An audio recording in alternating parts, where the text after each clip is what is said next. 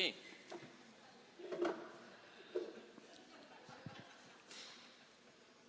Good morning, everybody. Can people hear me all right? Yeah? Okay, good. Is that okay? I'm just checking that's okay. Perfect. So, welcome to our very first Enable Scotland 2022 hustings event for the local elections that are taking place on Thursday, May the 5th. So we have a kind of hybrid event going on today. So we've got some people joining us in person here at 870 South Street. And we have some people joining us online from home.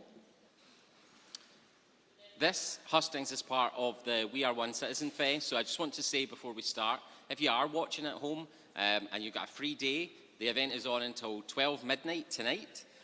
So please, if you've got an open day ahead, come down and join us for the other events that are taking place after the hustings. How today's event is going to work is that we will ask each of the candidates that have joined us just to introduce themselves and a little bit about what their party is standing for in the local elections. And then we're going to open the floor to questions from the audience. We're joined by some Enable members who have prepared some questions today. And we may also have some questions coming in through the chat function of the stream. I promise to the people at home, if we have time, we will get to the questions on the stream, but it is just about time, really. So if you send a question and it doesn't get asked, please bear with us. That is just because we are running low on time, probably. Okay? We are joined by 3 candidates today. I just want to say before we start, we did invite all the parties to attend today's hustings. Some of them weren't able to join us, so we don't have anybody here from the Scottish Lib Dems or the Scottish National Party, but we do have 3 candidates from Scottish Labour, from the Scottish Greens and from the Scottish Conservatives. So we're joined by Malcolm. We're joined by Martha from Scottish Greens, and we're joined by Pauline from the Scottish Conservatives. So what I'm going to do, just to kick us off, is ask Malcolm, if you don't mind going first, Malcolm, is that all right? No, but my name's Malcolm, obviously. I've been introduced already. And thank you very much for this invite. Before I go on to saying anything particularly about the Labour Party and the Labour Party offer here in Glasgow, can I just briefly say that the sector of support and work with people with learning disabilities is something that I have been involved in one way or another since I was 17 years old. As a 17-year-old, my first job was as a nursing assistant in a hospital called Ladysbridge, just outside Banff in the northeast of Scotland. And hospitals like Ladysbridge in those days were lovingly, using language that hopefully will never be used again, were described as long-stay hospitals for the mentally defective. And it has to be said, I earned very good money there and kept working there every summer and every Christmas, New Year while I was a student. And it was a great employer in the area.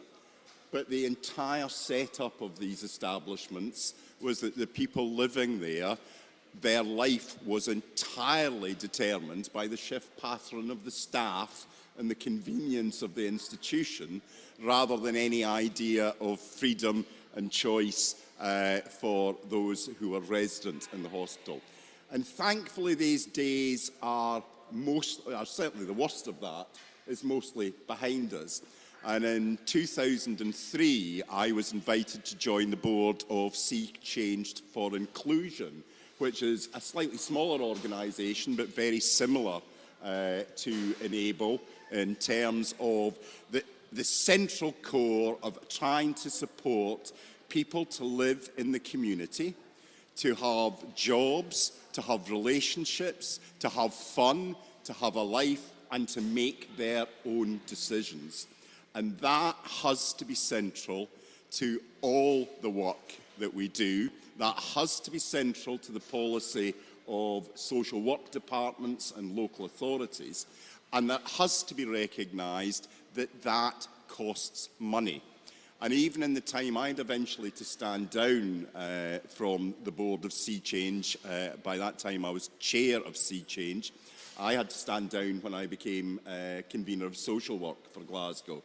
And I do know the huge pressures that are on the budgets of local authorities, but that supporting people in their home, whether it's the elderly and infirm, whether it's people with physical disabilities, whether it's people with learning disabilities, or sometimes you get people with all three.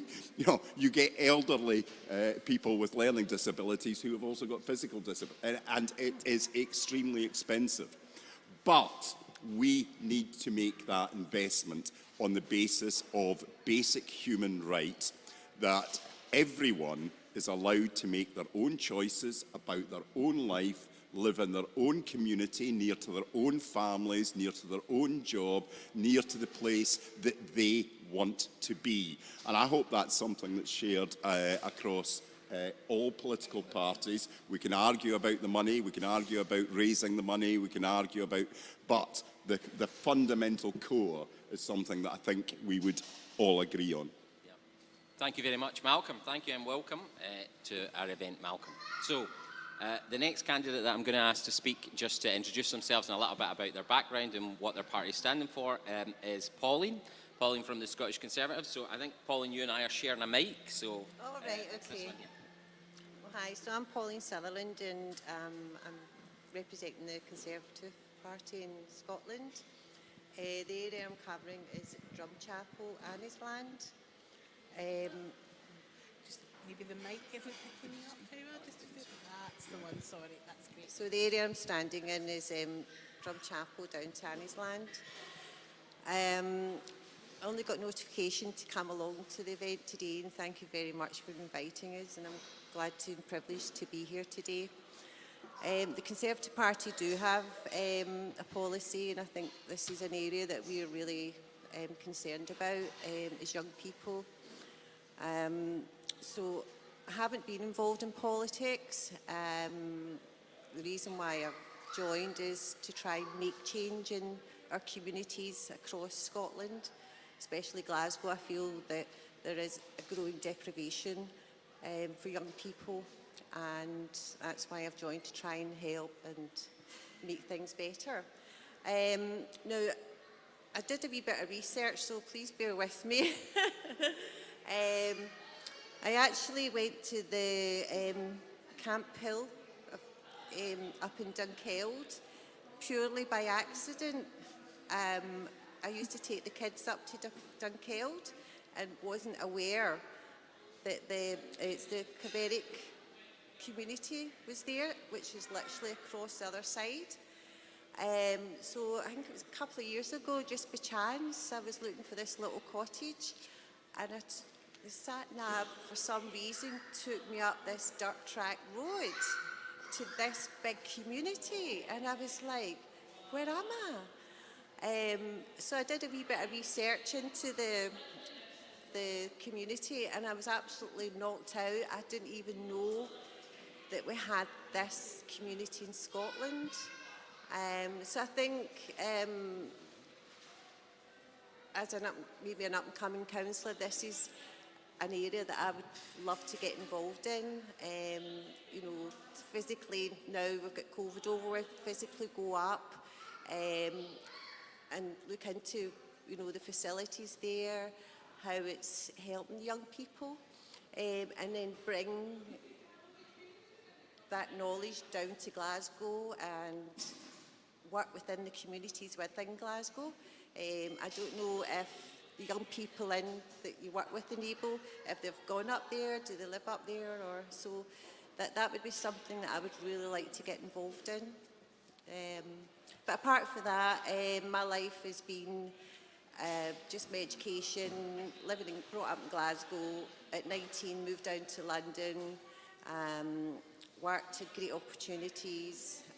So, you know, with my life experience, I would like to pass on to the young people that have disabilities and try and get them into work, support that. And I know Pam, the MSP in Parliament, has got a bill through, which is fantastic. So we've got cross-party support for people with disabilities. So I would like to see that in Scotland, in Glasgow, that the parties work together on this for young people, and not just be on a selfish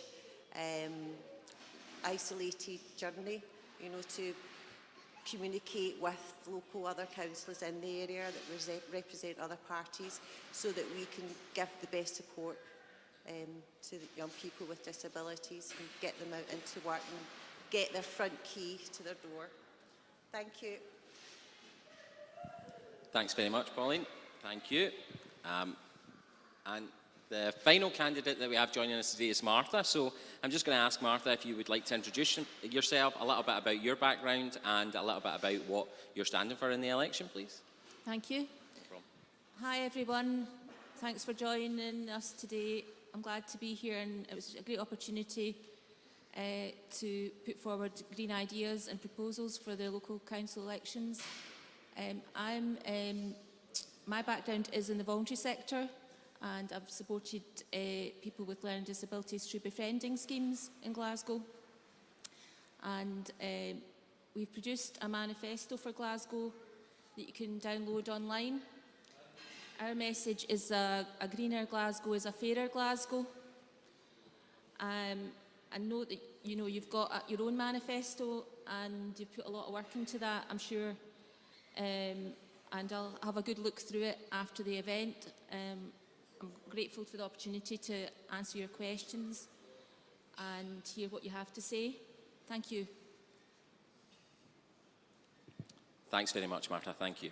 So, thanks and welcome to all our candidates, and welcome to our in-person audience as well. You guys have been working really hard this morning, prepping some questions for candidates. A lot of it based on the Enable Scotland Members Manifesto. If anybody watching on the stream wants to have a read of to enable.org.uk, and you'll find all the links and information there. Most of our questions have kind of been formed from that, so I'm going to hand over to a colleague of mine, Charlotte Scott from Enable, who's going to introduce us to the first person that's going to ask us a question this morning. Thanks. Thank you, Gary. Ooh, I'm loud. So the first question this morning is going to come from Paul. Okay, and we're going to work on that one together. If you are elected, how would you make sure that people who have learning disabilities are supported to take part in planning in your local area, especially when it comes to learning disability plans?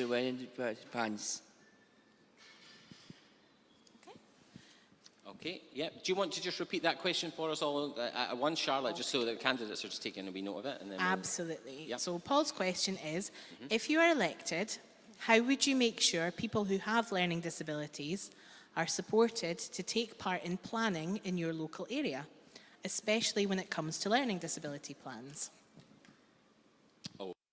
So what we're going to do is just give a minute or two for each candidate to answer Paul's question.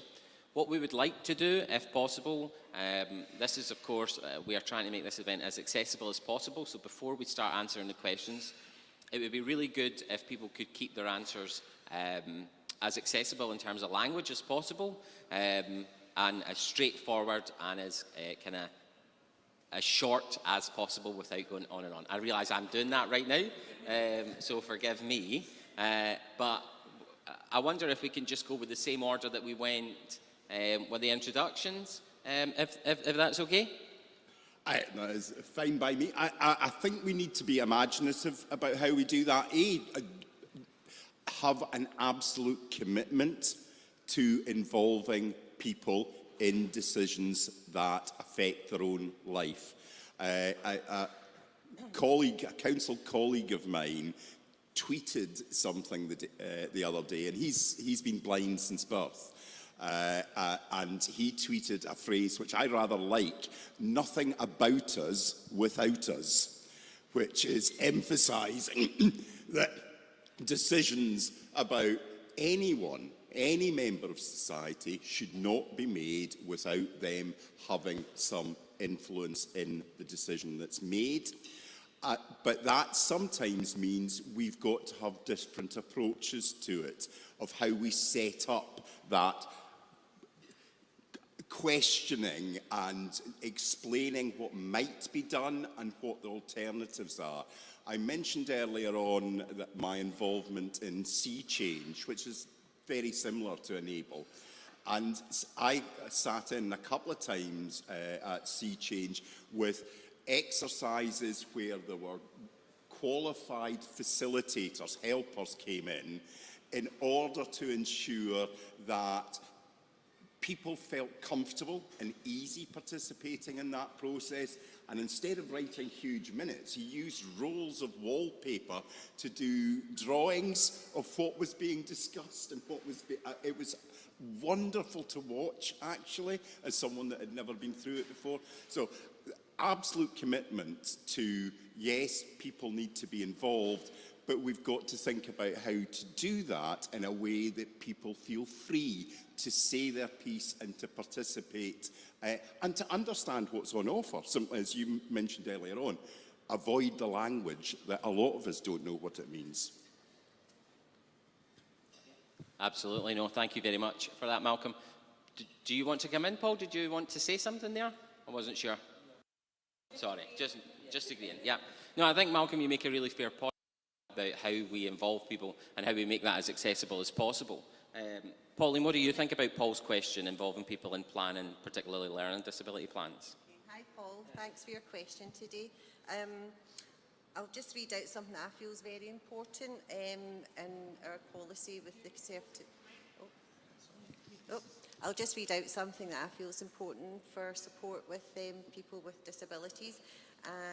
This is we have the Conservative Party policy that we would put in place. So pupils with additional support needs are being let down by shortages in speciality staff and adequate services. Scottish Conservative councillors will ensure that teachers in their local authority area receive the appropriate training to identify and support children with conditions such as dyslexia and autism. They will also press the government for funding to grow the school support staff workforce for children with additional support needs. If I was a councillor, I can imagine, Paul, you've got a great support in your family, and I'm sure you sit down with them and make decisions with them, and then you've got Enable and there's other charity groups. There's policies changing all the time, so I'm the sort of person that would like to, you know, when things do change, I don't feel it gets filtered out to people like yourself. So as a councillor, I would, you know, bring those policies to you, your family, your support group, so that you'd be involved in the discussions to make a decision on your future regards to, because at the end of the day, policies that happen in Westminster and our own Scottish Parliament have an impact on you, and I feel it's important. I mean, policies get passed that I don't even know about until I research and find out that's had a big impact on my life and it'll have a big impact on you. So I think communication and understanding the support network that you have just now and keeping you up to date in what you want to do. And sit and talk to you just as I would anyone else. Thank you. Sorry, bear with me, just a lot of switching backwards and forwards, me and Paul and sharing a mic here. Martha, I wonder if you would like to come in now and answer Paul's question. So it is really about how do we involve people with a learning disability in planning, really, in community planning. What do you think? Yeah, I think that obviously your human rights are the priority here, and making sure that services meet your needs and that you're listened to. And I think the pandemic has made that very difficult for a lot of people, feeling isolated, and there's been cuts and changes in services because of the COVID pandemic. And you've maybe, obviously through social care workers and voluntary organisations, as well as carers and yourselves, it's been a struggle for a lot of people. And so I think the next 5 years of the Council is going to be crucial in supporting people that have been most disadvantaged, like yourselves, during the pandemic. We have got to produce a new strategic plan, and all councillors should be working across all their areas of the city. I suppose it's looking at where you live at the moment. Whoever gets elected as your local councillor, it's going to them and asking for their support and putting forward your concerns and discussing it with your local councillor for wherever you live, but also enable supporting you to represent your views when it comes to meetings of the council. We've got committees, we've got different groups meet. One of the big ones has been the Disability Task Force. Hopefully Enable was involved in some of the discussions so far through community planning. We've got a lot of people spending time planning services and allocating money and budgets. But if you feel you're not part of that, then obviously we want to hear from you and make sure that you are in the next few months, that we take on board any issues and make sure that you are involved in discussions, because the next strategic plan for the council, and then also how we allocate our money. We allocate our money every February through the budget, and Greens want to make sure that the budget process is much more transparent and you get a chance to influence it more. There will be local area partnerships, so there's money allocated for each ward of the city that councillors are involved with as well. So there's small pots of money that you could potentially bid for as well. If you've got activities that you want funded for your own community where you live, or any activities that you want linked to Enable, there are opportunities to apply for funding as well. So I think it's just keeping in touch with your local councillors and making sure that we know what your concerns are, and we asking us to act and take on board your concerns. Thank you. Okay, thank you very much for that answer, Martha. Thank you. I'm going to hand over to Charlotte now then for the next question. Charlotte? Lovely. Over here and stand behind Heather, maybe. Just while Charlotte's doing that, I want to say someone has posted a wee comment saying they're looking forward to coming down to the festival later, so I just want to give a wee shout out to David and say, David, thanks for joining us and watching online, and we are looking forward to seeing you later tonight as well. Okay, hi, my name is Hannah Gilchrist, and I'm a member of Enable Scotland, and also I work alongside Lucy in my master role. The question I would like to ask, how would you encourage your local authority and social workers to make sure they think community first when commissioning services, so people in your local authority area are able to be supported to live in a home they choose and a community they choose? Lovely, thank you. I'm not sure, we've got a bit of background noise, so do you want me just to run through that one again a wee Yes, bit please do closer? Is that. that Yeah, helpful? yeah. Okay, so Heather's question was, okay, sorry. So how would you encourage your local authority, social workers, to make sure that they think community first when commissioning services? So people in your local authority are able to be supported to live in the home they choose, in the community they choose. Okay, thank you very much for your question, Heather. As Charlotte said, we are coming to you this morning from a kind of in-use community space, so there might be some background noise, some repeating things, so just bear with us. That's more for the people in person. If you're watching online, you won't be able to hear any of that, but for us, that might be why we're just kind of going over things again and again. So I'm going to switch up the order this time. I wonder, Martha, if we could come to you first for Heather's question. So it's about the commissioning of services. Local authorities obviously control a lot of that. And what Heather is asking is, how do we make sure that local authority commissioners are thinking community first when it comes to commissioning services for people with a learning disability? Yeah. So I think obviously it's important to work with community organisations like yourselves. It's a partnership between the social work services and the staff there, yourselves and carers, and doing a proper needs assessment and understanding what activities and what support you actually need in the development of any kind of commissioned service. A lot of it is obviously down to funding as well. We've seen huge changes in the cost of living, and appreciate that energy, your rent, transport, housing, food, all these issues are becoming really critical at the moment. And you want to make, so we're going to have to adapt our services going over to take into account the rising cost of living and the changes that have taken place because of the pandemic as well. So there is a process of developing services. It's through the Health and Social Care Partnership, and there are community engagement groups there so you need to get involved in the community engagement groups at the Health and Social Care Partnership. Make sure that you're represented in discussions about what services are needed prior to the development of any commissioning process or procurement.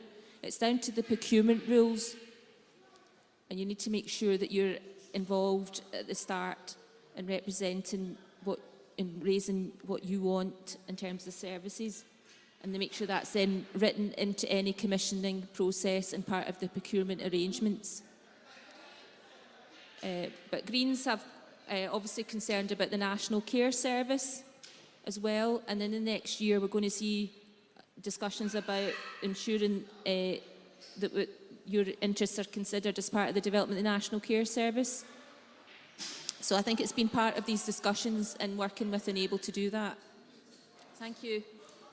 Thanks very much, Martha. I think next, Pauline, if you don't mind, we'll come to you with Heather's question. So it's about the commissioning of services locally. How do you make sure that they are kind of community first? Hi Charlotte, thanks for your question. Well, we're looking to do a pilot programme for family hubs to bring health, education and social care services, provide a one-stop shop to support parents and kids. I mean, down to finance, funding, you know, I just find it all very frustrating. When you look at Glasgow, what a great city it is, and you hear we've got 200 million cut from our budget, and it's like, how are we going to support all the services in our community with these cuts? And then you've got council tax increases, they're putting tax on your car when you go to work. So how do we sit down and get funding for other services that we want to do for people with disabilities? You know, I really don't feel that something that people in Scotland should have to face. You know, people with disabilities need help now, and it's ongoing, and I just feel passionate that, you know, money should be there, and there should be no excuses. You know, the Glasgow City Council should be challenging their Scottish Parliament and saying, you know, why are you cutting 200 million off our budget when we have all these charities and centres that within their communities that need extra money? So that's what I would be looking at, and that's what I would be concerned about if I was a councillor, to get money for you, Charlotte, so that you can, you know, get the facilities that you need to live a good quality life like everyone in this country deserves. Thank you very much, Pauline. And Malcolm, do you want to come in on this one? So, absolutely. And yeah. Thank you for your question, because you raise issues that seriously worry me, not only about services for those with learning disabilities, but with everyone that is dependent or uses or accesses social services in the city of Glasgow. Because the localism in it, the local accountability, is rapidly disappearing. I was the last councillor to have political responsibility for social work in Glasgow. Responsibility for social work now really rests with what is called the integrated, sorry to use these, towards integrated joint board, which brings together bits of the health service and bits of the council's social work department. And as Martha has just referred to, the Scottish Government wishes now to set up a national care service, and that will be a care service which is run from Edinburgh by a chief executive appointed by the Scottish Government, not by Glasgow councillors, not by citizens of Glasgow, not by service users in Glasgow, but by a minister in Edinburgh. And I find that really worrying. During the pandemic, the actual knowledge of the community was hugely important to how quickly we could respond to individual needs and individual problems. And if we start having policies set from the centre with no idea of what is happening in each locality, there is a danger of getting what is a one-size-fits-all approach to social work provision across Scotland. What works in Highland, Aberdeenshire does not necessarily work in Glasgow. What works for you does not necessarily work for you.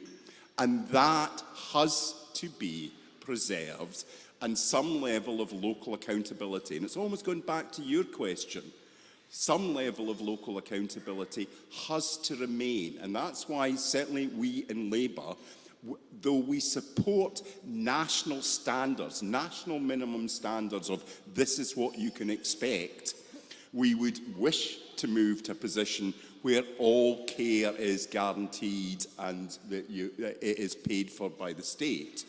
But what we will not do is support a system where decisions for local people in Glasgow are made in an office somewhere in Edinburgh. Thanks very much, Malcolm. Oh, Heather, do you want to come in here? I can see you itching to come in and say Thank something. you for, even though I work with charities like Enable Scotland, they are limited on what they can do for our members, because obviously a lot of it has to be done through social work and stuff. So we're very thankful to have our Lauren Redmond, who works with our SCS service. She's going to kill me for this announcement, but I just want to say a big thank you to Lauren, because without her support or anything like that, honestly, I don't know where I'd be without Lauren. So thank you, Lauren, if you're listening, or anyway, I'm going to hand it back to Charlotte now. Thank you, everyone. Thanks, Heather. Thank you. For a wee shout out, Heather, why no? I know, Definitely. I enjoyed that. Free advert there. Absolutely, yeah. Lauren will be, our ears will be ringing. Definitely. Okay, ready for the next question, Charlotte? Yeah, I'm going to scoot over this side and come to the lovely Holly. And Holly's got her own question that's really important to her. Quite nervous, so go easy. Okay, so I've been waiting a few years for. It's okay. It's okay. You're doing fine. It's absolutely fine. Come back to you later. You're doing really good. Okay. Don't worry. Don't worry. I'm going to come to Lisa, I think, and then we'll come back to that one. And okay.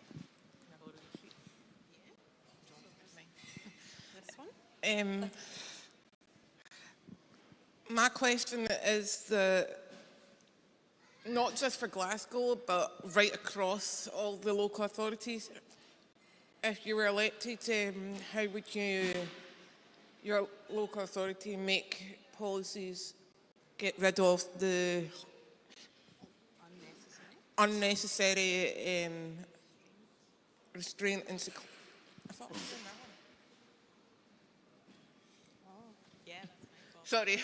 Scrap that. Start again. It's Charlotte's handwriting that's the problem, I guess. Well, to be fair, they're both. Yeah, go for that one. How would you, also in the local authorities, how would you work with the local authorities to get the good quality social care staff recruited and ensure to remain in their jobs, because I'm in East Wren and it's proven tough for my direct support, but I know other people across Scotland are having this issue. And I know that Brexit and COVID has put, as well as cost of living, has put that strain on, but it was already struggling before all these latest challenges were thrown at us. Thank you. Did we hear that one okay, or? Yeah. Can you just anyway, Charlotte, to we'll recap it. just do that Yeah. as kind of default. So Lisa's question really is about what you would do to make sure that the local authority can recruit and retain good quality social care staff. I think you'll be aware there's a lot of challenges around that just now.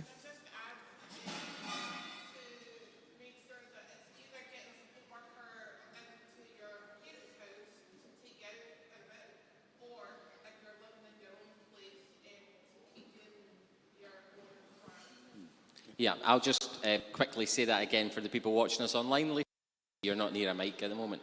But yeah, so Lisa's question is really about the ability to hire and then to support that person to stay in the job of supporting someone with a learning disability. Is that it? So either that's someone that comes to your house to help you, or that comes to your house and then supports you to take part in the community as a support worker or personal assistant. And one of the big challenges that people have right now is finding staff that want to come and work in that role, and secondly, keeping staff. So once you actually have a team of people that are there to support you, how do you make sure that they don't go and get a job elsewhere? So that's really the question. I wonder, Martha, if we could come to you first this time and address Lisa's question of kind of retaining social care staff. Yeah, thanks very much. This is obviously an ongoing issue. It's been really difficult to recruit the staff at the moment that are urgently needed, and there's a growing need, as you say, to support people like yourselves, to make sure you can participate, even getting out and about, and getting, obviously with the summer and weather and everything, you want to be getting out and about and being involved in community activities and going to events like this event that's on today. So in our manifesto, we've made a very clear commitment to valuing health and social care staff. We'll prioritise the well-being of the workers who have worked so hard to keep us safe and well through the pandemic by ensuring access to dedicated mental health support and counselling, and a focus on well-being in the workplace. Support more flexible hours for health and social care staff. Ensure that the pay and conditions of paid carers reflect their expertise. And we support calls for social care workers to be paid at least £15 an hour. Create more opportunities for staff to develop their skills, gain qualifications and plan their career in the health and social care sector. Promote continuity of care, keeping carers and people they support connected and tackling loneliness. And we support all health and social care staff to make sustainable travel choices, including making travel free at the point of use, including public transport, providing them with equipment and all the assistance that they need to do their job properly. So I hope that reassures you that we take this valuing health and social care staff very seriously. Okay, thank you very much, Martha. Malcolm, can we come to you next, please? Yes, thank you. And there's nothing that Martha's said that I would disagree with, but I think there's a core problem. And the core problem is the money that is available both to social work, but more important, the money that is available to the organisations like Enable, See Change, to provide the support to those who need it. Because effectively what is handed over as that's the budget for so-and-so makes it extremely difficult for those organisations. And an awful lot of the support is coming from charities and organisations contracted by social work rather than directly by social work itself. And we're maybe paying our social workers or our own social care staff £15 an hour, but we're not giving Enable, in many instances, enough money to pay more than the Glasgow minimum wage. And it does, in the end, for most people, come down to how much am I getting paid to do this job? Because if you're getting paid what is effectively a minimum wage, there are loads of alternatives out there where you can get better paid. And that's why there's a turnover of staff, because actually we're looking for very good, high-quality, dedicated people, and we're paying them a pittance. And that cannot sustain a continuity of support for people living in the community. It just doesn't, because they have to make decisions about their own family, about their own mortgage, about their own rent, about their own electricity bills, and we know what's happening with them. And that does mean we have to find some additional money in the system to actually give care packages and budgets within the care packages that actually pay a decent professional wage. And there are all sorts of additional issues that I won't go into them in great detail, but I know, again, from my own involvement, some of the issues about those who require 24-hour care, and when you're talking about overnight care and the payment for that, that's caused huge issues with trade unions and others because of some of the changes and the attempts to save money in that process. And we really need to look at that in very great detail and, in the end, stump up the resources to be able to make it work. Thank you very much for that answer, Malcolm. Finally, Pauline. Hi, Lisa. Thanks for your question.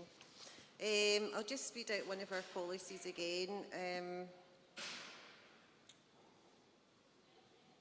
So we believe that the issue of access to approximately trained staff is paramount if we want to protect the rights of vulnerable children and prevent the need of restraint.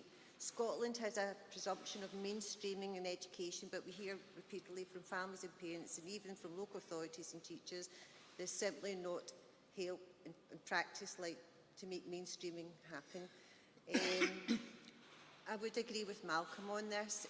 You need to feel safe, and to achieve that, you need to be in a safe environment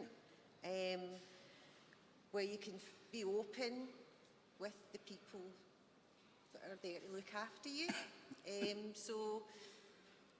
Oh, can you not hear me? Yeah, so I think safety for you guys is priority, and trust. You know, you want to feel that we're there to support you, help you, and it does cost money. So I think working with Enable and all the charities, these guys, you know, have worked with your mums and dads and know what your needs are. So in the government, we need to communicate with Enable and all the other charity groups to see what your needs are, and then we need to challenge the government and say, you know, sorry? But that's where the communication, local councillors and your government need to get that to us, so we can say, well, why aren't these charities in place to support groups in your area, in your community? Would you agree with that, or what is it you would? Do you want the mic, Lisa? There's also people that use the SDS budget that's local councillors provide in social care, and people will hire their own, but again that brings other challenges. So it's not just through the support workers, through charities, but other private sectors. I mean, we've got members who come, and actually David, who's just said he was online, he gets a service out with Enable through a private system, and he's told us at Enable that he's got the same challenges of getting support workers to come in. So it's right across, because at the end of the day, whether you use your local councillor money to pay a charity like Enable, or you use it for SDS and then employ your own, or pay a private sector, it still comes under the same problem. So it's what you guys are going to do for that. Can I just reply a wee bit? Thanks, Lisa. So your question, you've now answered it for us. There's an area missing, and that's great. That's why these hustings and meetings are good, so that we can then see areas that are gapped for you. Yep. No, thank you very much. So, Lisa, you're talking about, obviously, different options in self-directed support. So, if someone is given a budget by a local authority to get some support, then they have different options on how they want to go forward with that. They can employ an organisation to deliver the support. They can employ their own personal assistants directly. They can use a kind of mixture of different options, and they can leave it up to the local authority to organise that support on their behalf. But I'm just interested, Lisa, your question was about how do you find good quality staff and how do you keep them employed? What do you think the answer is? We've had a few different things kind of discussed. What is the answer, do you think? I think it's a mixture of what you guys have said, but also, like, I had a support worker, I thought I was connecting well with them, and they told their boss, my team leader, that it wasn't going to work, but they're staying within Enable. So it works both ways. I think staff need to say to you, if you're able to answer, like myself, I know that some people are non-verbal, but if you're able to answer, I think the support workers need to say, look, I don't think it's going to work out. But also that we are loud enough or get someone to speak on our behalf to say, look, it's not going to work out, but also to understand the bigger picture, because you might provide the social support and the personal support of either getting ready in the morning or whether it is prepping meals, because I'm not getting as much just now, so I'm not able to cook fresh meals as often as I would like. So it's that sort of compromising way and believing what the individual wants, because I've said my point of view to Enable, but they seem to listen a bit more carefully if my mum speaks on my behalf. So it's like that sort of trust build, that if the individual says something's needing to be adjusted, that you follow it through and don't wait until the care is available. So I think it is a compromise of both sides. Okay, thank you very much. You can see, I know a lot of the Enable members in the audience, and I can just tell that John Fian is absolutely itching to come in and say something here. So I was going to fly over there. Looks like you're going to explode. Go for it. Yeah, it's kind of sort of directed to the guy in the middle. You said you used to be the last councillor in charge of social work.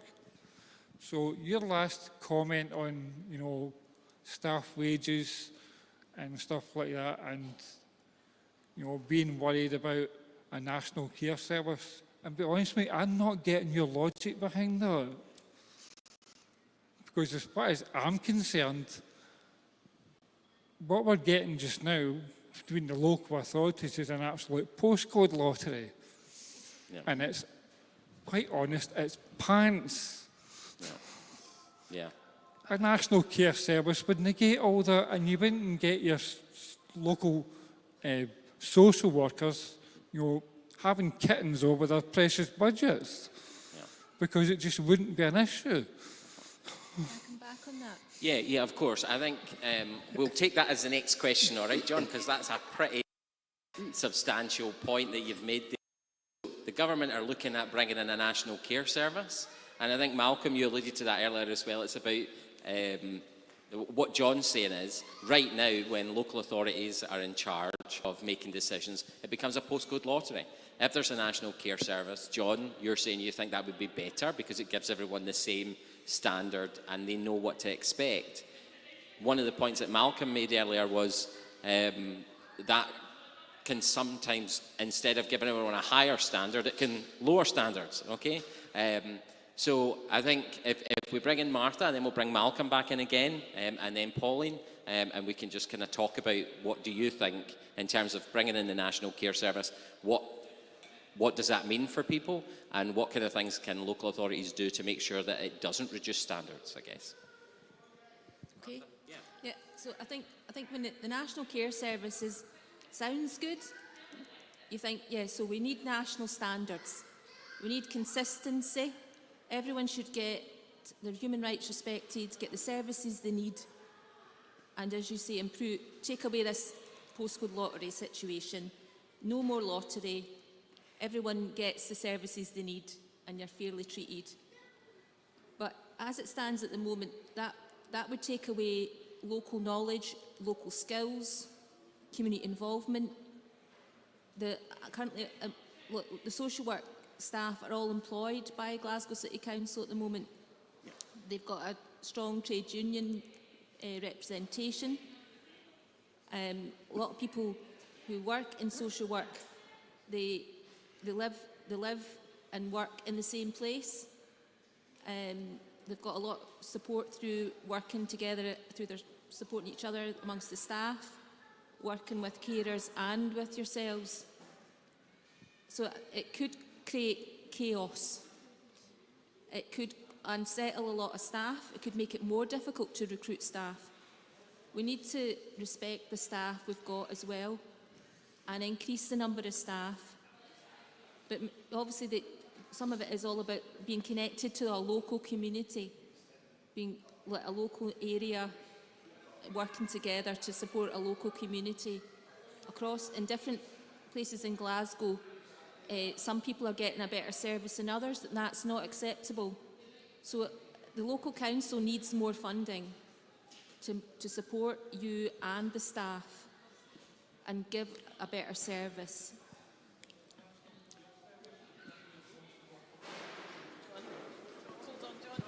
Sorry, John, 2 seconds just till we get a mic to you. A national care service would free your social workers up to do the job of being a social worker. It's a bit of a no-brainer, really. It's the National Care Service to take away all the local decisions being made locally. And? So that would reduce your influence. It would mean less influence of staff at local council level, less influence of local councillors. It would be in the hands of the Cabinet Secretary for Social Care. That's increasing their power, taking power away from local communities.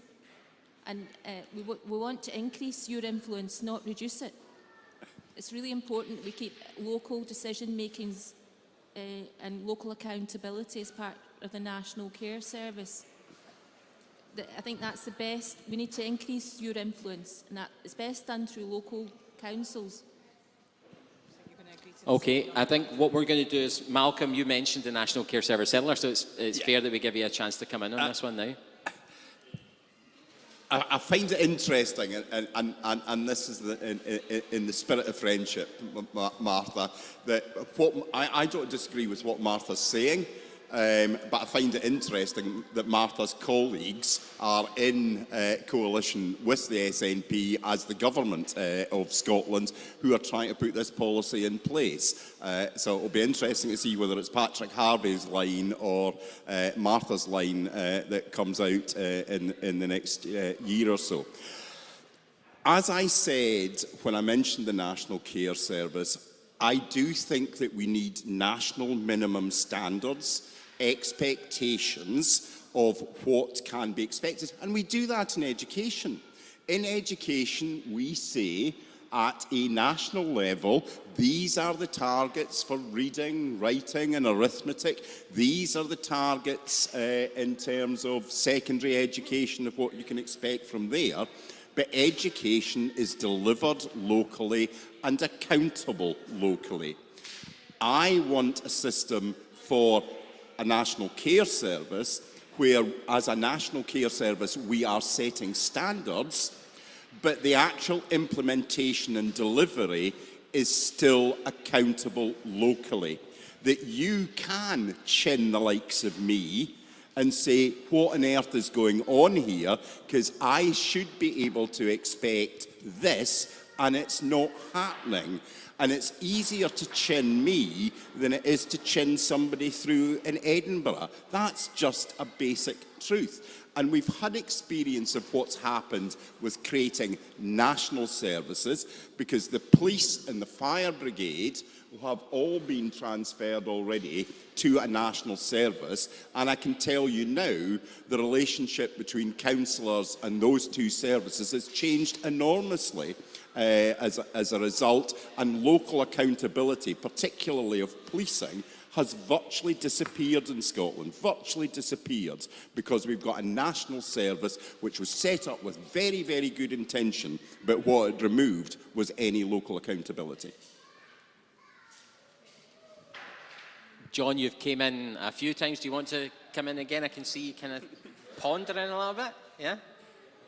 No? Okay. Pauline, do you want to come in on this discussion around the National Care Service and local accountability? I would just say that I think it should stay local.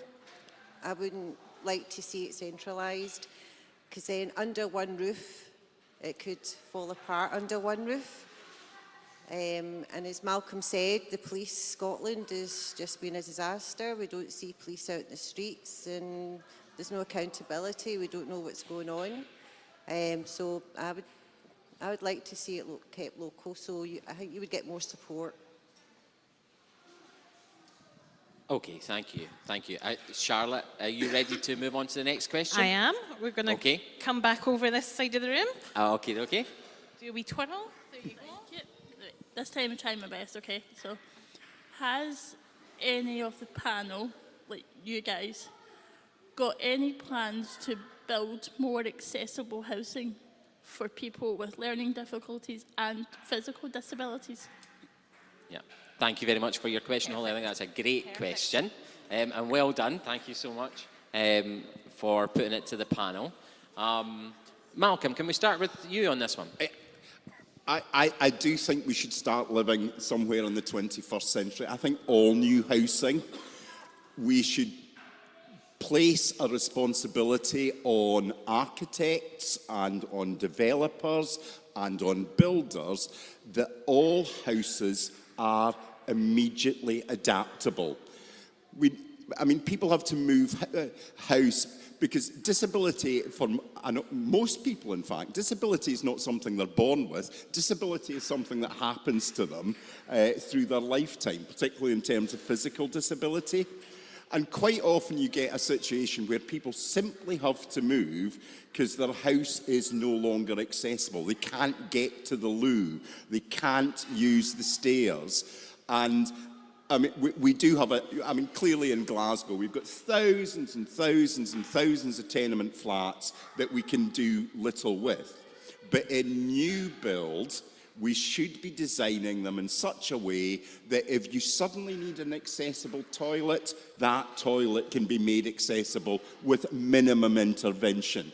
If you suddenly have a mobility difficulty in getting in and out, then putting in a ramp or putting in a stair lift is absolutely simple. And that should be built into what are called building regulations from now on.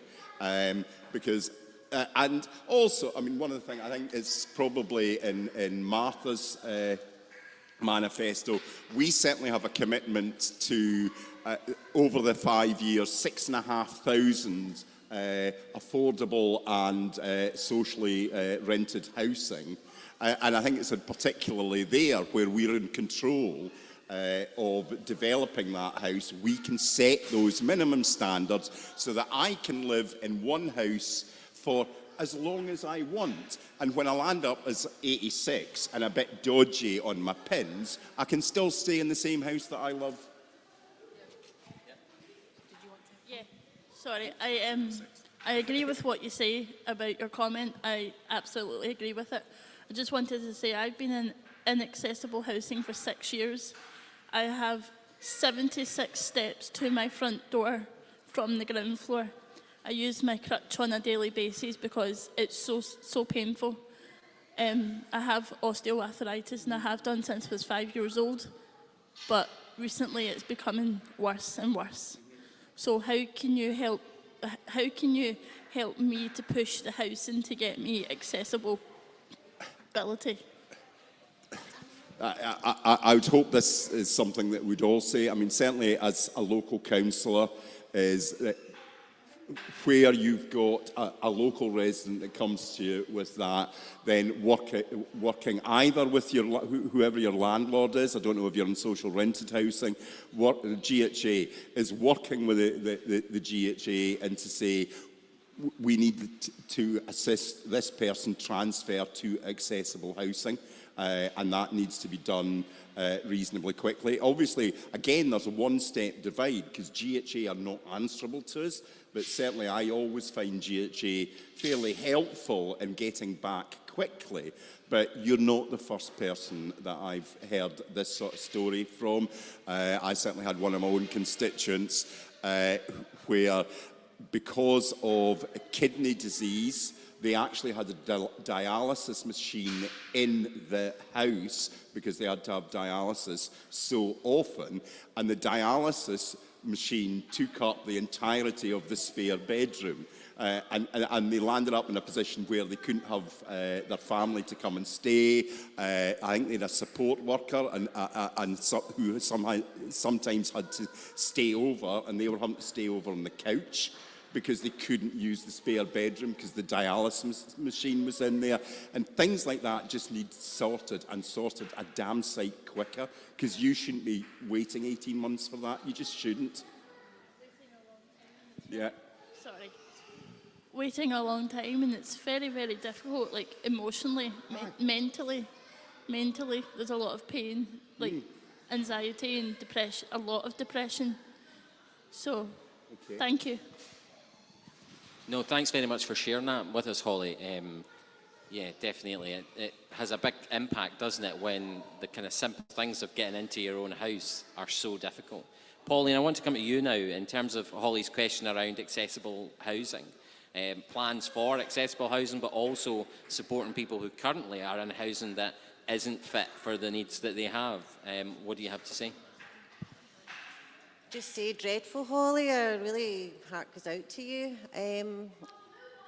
You know, I think with the housing, they should have a register for people like you when you go into a property, know your disability needs, and be prepared for changes so that when you do end up where your disability gets worse, that they've now made arrangements somewhere down the line so that you're not, you know, at a stage where you're saying, right, I've now got this, it's got worse, and then it's a panic and you're sitting there for 18 months.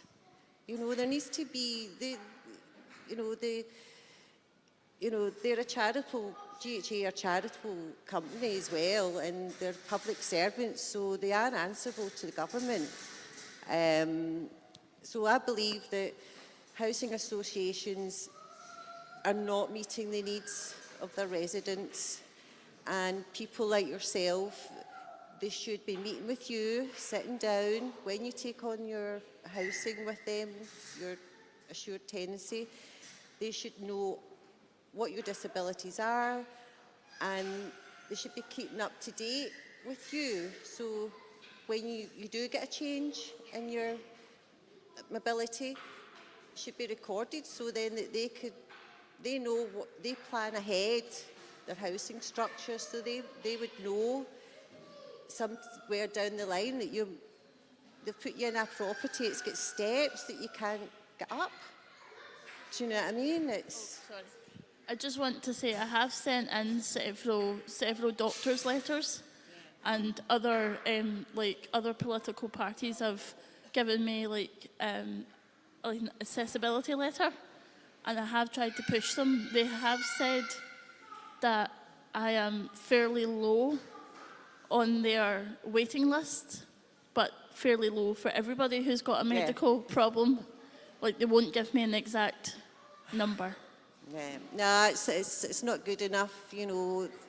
it's not good enough. They, you know, you as a tenant, you take on that lease, you know, they should know exactly what your physical needs are, and they should be keeping up to date with you. They know your needs are going to change, so they should be prepared for that. And I'm sorry that you're not getting that support from them. And to say that you're on a low priority. What area are you in? Pollokshaws, like between Pollokshaws and Shorlands, so I would be wanting to stay in that area because that's the only area that I would know. Totally. Yep. So I don't want to move away. No, I know. Yep, totally agree with you. The south side's brilliant. Oh, absolutely. Yeah. No, you shouldn't have to move. I need to like have 2 bedrooms because my mum is my full-time carer. So she needs to stay with me to look after me because I can't look after myself.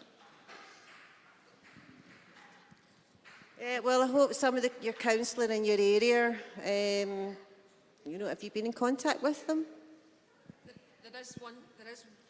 There is one particular party who have been excellent, I have to say, trying to help Holly.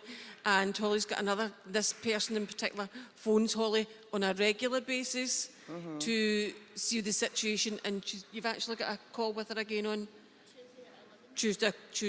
So there's one particular political party that have went above and beyond, I have to say. That's good. But we're still not there.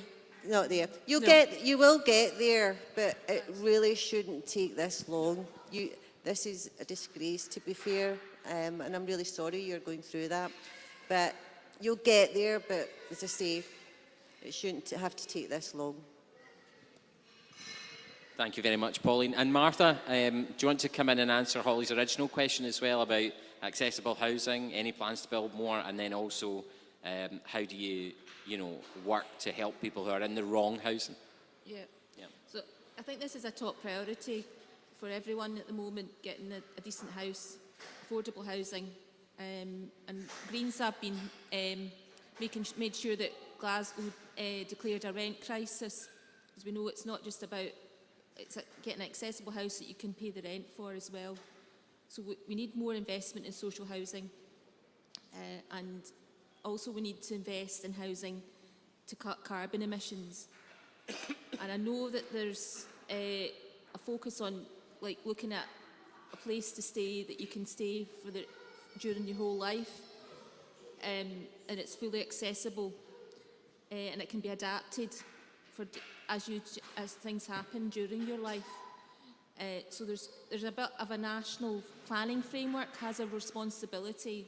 There's a new one being rolled out, and we've got a new city plan. So a lot of it's down to the planning rules for each area, and making sure that we've got the plan. So any planning applications for new housing, you need to look out for them.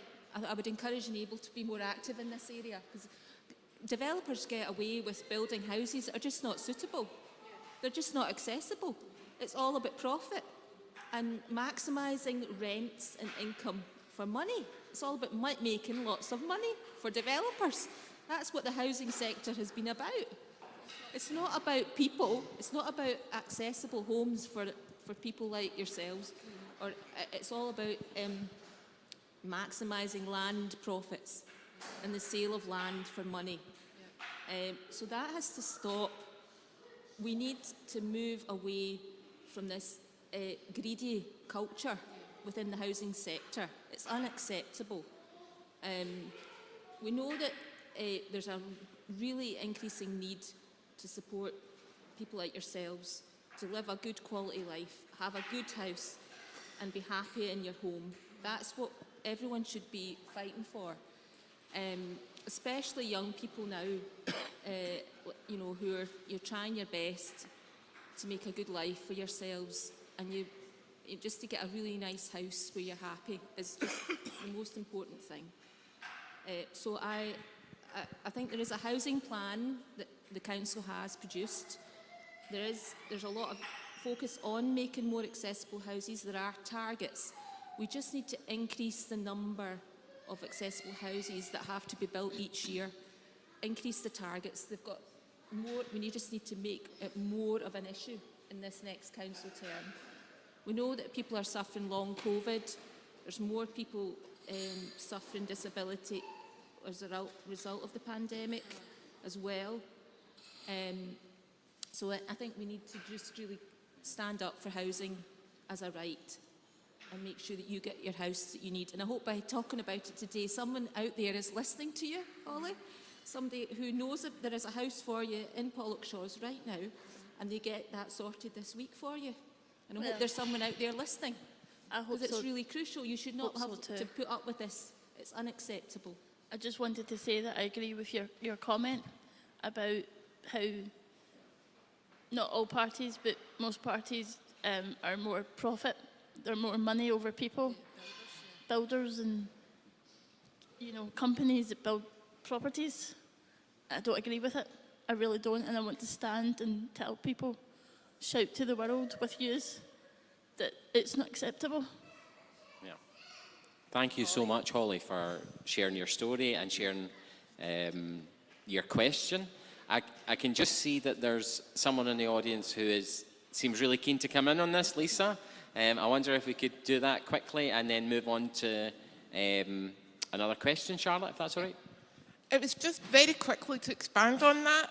I've noticed, it shouldn't happen anywhere, but I've noticed that we've heard from Enable that there seems to, whatever it is, whether it's the support workers, whether it's housing, that it seems to be better in certain local authorities and then other local authorities, or it could be like brilliant in the Pollokshields area of Glasgow, but in the East End it might be a bit more pants. So like even within the local authorities, there seems to be a big gap in whatever it is, whether it's housing, whether it's getting support workers. Like, why do you think it's so spread out? Because there's so many challenges with any of the stuff that we've mentioned in all our local authorities.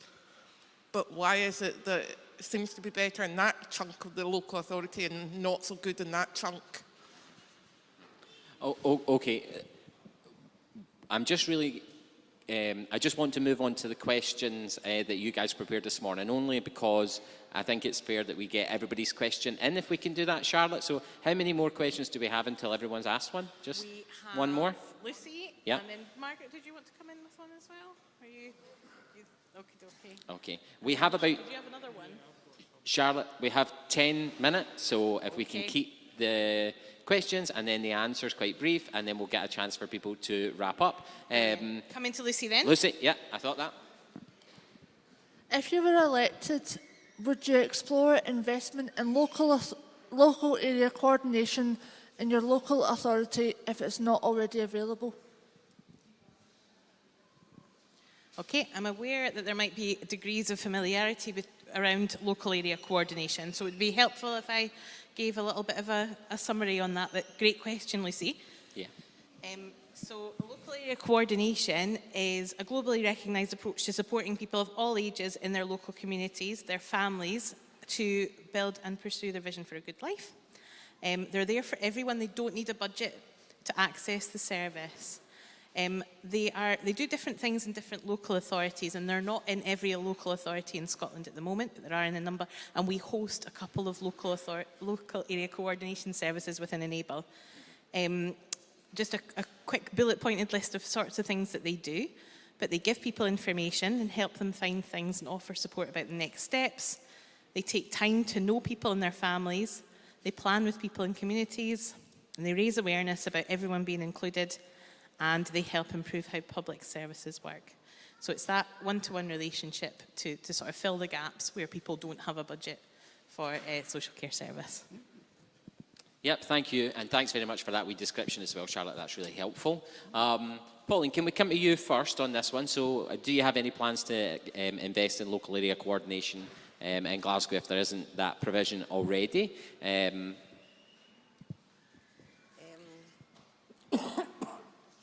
What area are you in just now? And how's that going for you? To be honest, I'm not really using it, but I'm seeing that other people in my area are, and it's dreadful. Some of what I'm hearing is that they're not having a good experience with it, and I feel that it should be kept better, and Yeah. that's what I'm going to fight with Enable to change. Yeah, I mean, I think realistically, what one has to do if you're representing your community is go around your area and look at the facilities that you've got, go to another area, look at the facilities there, and then get it all balanced up so everyone is getting the same service equally. That's how I would approach it, because I wouldn't like to isolate myself in one community and say, right, let's get this done, let's get that done, and wow, when Eastern Bartonshire, the East End is not got the same.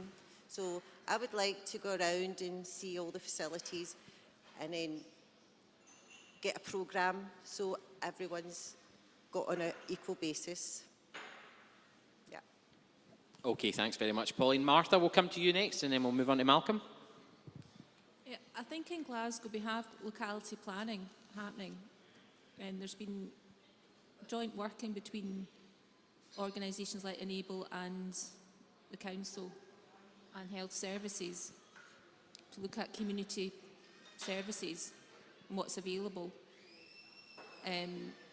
But as you say, it's not properly coordinated because the changes in staff, not everyone keeping everything up to date, make sure all the information is easily accessible.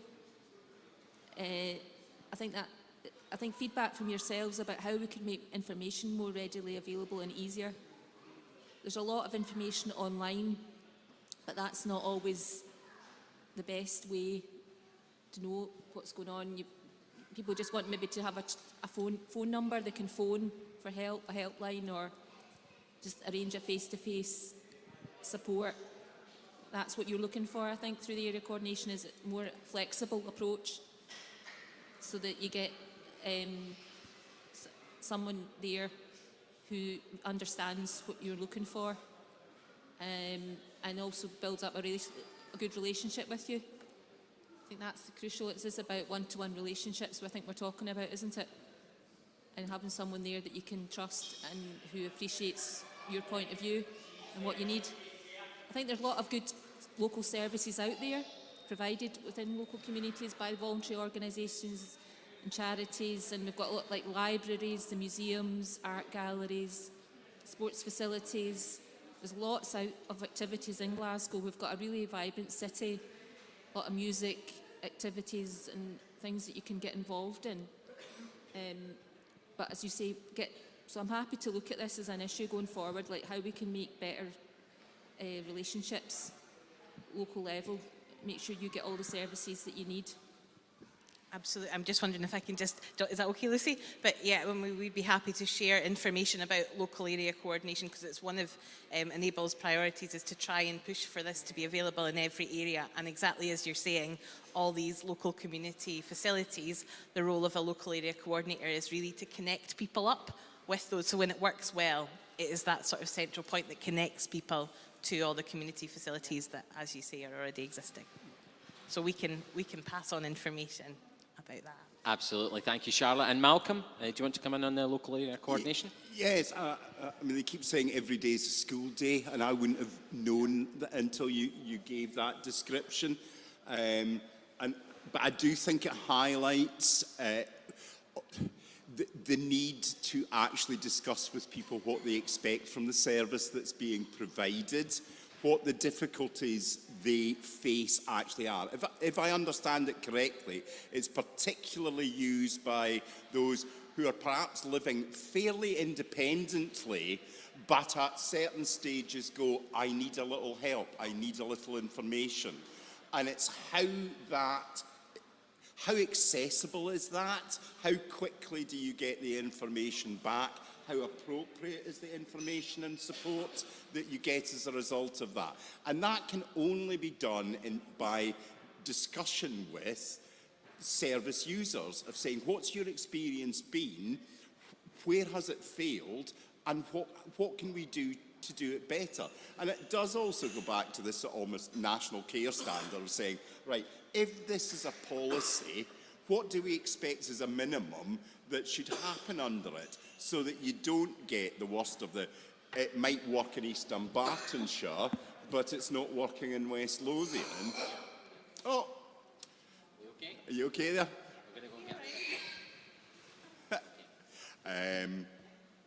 It's something where I think that work should be going on within social work, etc. But I think it's also an area where councillors should know that's what's happening, so that we can have our tuppence worth of saying to the folk that we employ, I understand this is not working, can we sort it out, please? Yeah, absolutely, absolutely.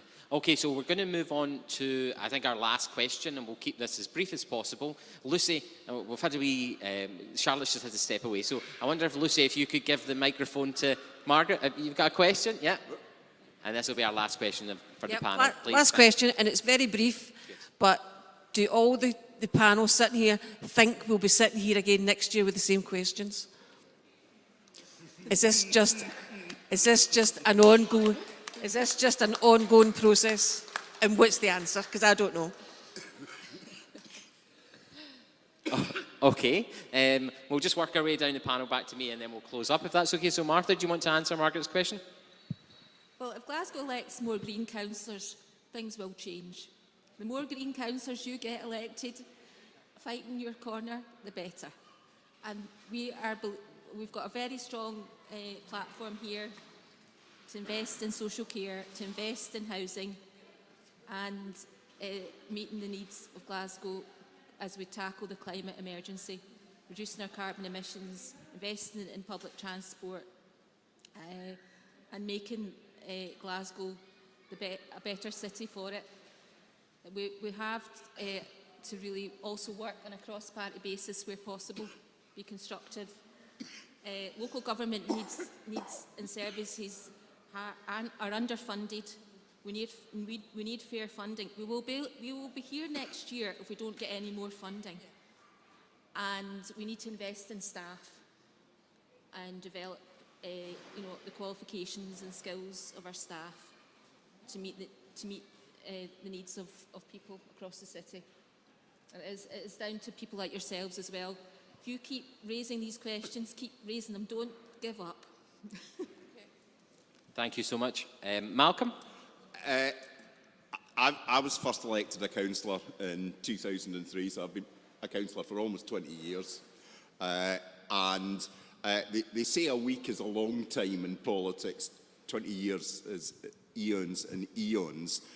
But to get significant change in huge, important areas within 12 months is very, very difficult in a huge organisation like the council.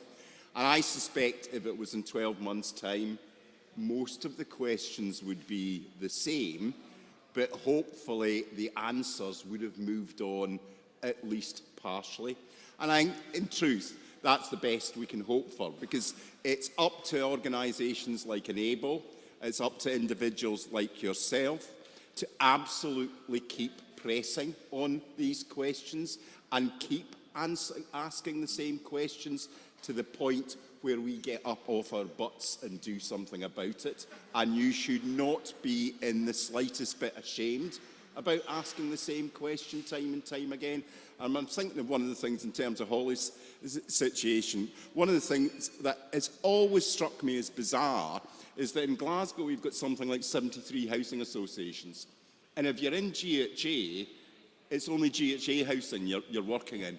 There should be a common register where you say, I have this housing need, and any of the housing associations should come forward and say, well, we've actually got a spare place in a suitable house. You can have it now without having to make 75. And I've been asking about a common housing register for Lord knows how long now, and it still hasn't happened. But I promise you, if I land up because I'm leader of the Labour group, and if Labour win the election, I'll be leader of the council. If I'm leader of the council, I'll be saying, we want a common housing register, and we want it now. Now might mean 18 months, but it'll still happen. Thank you so much. And Pauline? Hi, Margaret. Thanks for your question. Yeah, I think questions that have been asked today won't be asked next year, I think. Especially with you, I'm sure you'll be in your new house within a year. So I was doing some research for in my constituency that I'm sitting. Young boy's got autism and there was parking problems. And I went to meet the mum and sorted out how to try and stop people parking up outside our driveway. So we put a sign up, 24-hour access required. And I said, what about getting a blue badge? And she was, I won't qualify.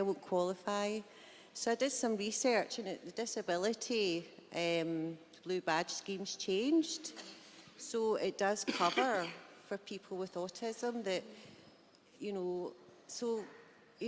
things are moving in the right direction. And your counsellors have to play a big part in that, like going round to your constituents, looking at, because she didn't realise she could get a blue badge and how easy this was going to make her life, and the worry taken off her about her son maybe parking up outside the supermarket, runs off, or when she's going to take him to school, he's running out in the road. There's a lot of charities, companies out with you, making changes now. So I think some of the questions that has been asked will not be asked next year. And that's through us all working together and staying positive and helping each other and working together for the better good. Thank you. Thank you so much to our candidates for kind of using Margaret's question as a kind of something to kind of round off the list of questions. So thank you very much. That saves me going back down for closing statements. But listen, I just want to end with a few thank yous, if you don't mind bearing with me. Thank you to Martha, thank you to Malcolm, and thank you to Pauline for giving up your time on a Saturday morning to spend it with us. I want to say thanks to Charlotte for helping with the roving mic. And I also want to say thank you to everybody that's joined us on the stream, but particularly thank you to the people that made the effort to come and see us in person this morning as well. So thank you to our audience. Now, just before we wrap up, I need to let you know that you're going to be, if you're joining us on the stream, enjoying some music in the background, and the live part of today will start back up at 1 o'clock. I think I'm right in saying that? Yep, absolutely. So thank you very much for joining us for the hustings this morning. Please stay around. We'll be back at 1 o'clock. Thank you. Cheers. Thank you. Thank you, Chair. Thank you. And I'm an Australian country singer-songwriter. I was fortunate enough to get to play the We Are One Citizens Festival last year, and you guys made me feel so warm and welcomed, and you gave me a standing ovation, and it's a show I'll never forget, and I appreciate it very much. And I was very, very sad to not be able to join you this year in person. However, I'm very grateful to be able to bring you some music virtually. So in store, I have some new originals, some stuff you'll have heard, some stuff you won't have heard, and some cover stuff in there as well. So I hope you enjoy, and thank you guys again for being here. Thanks for having me. Stay safe, and hopefully we'll get to see you on the road sometime soon.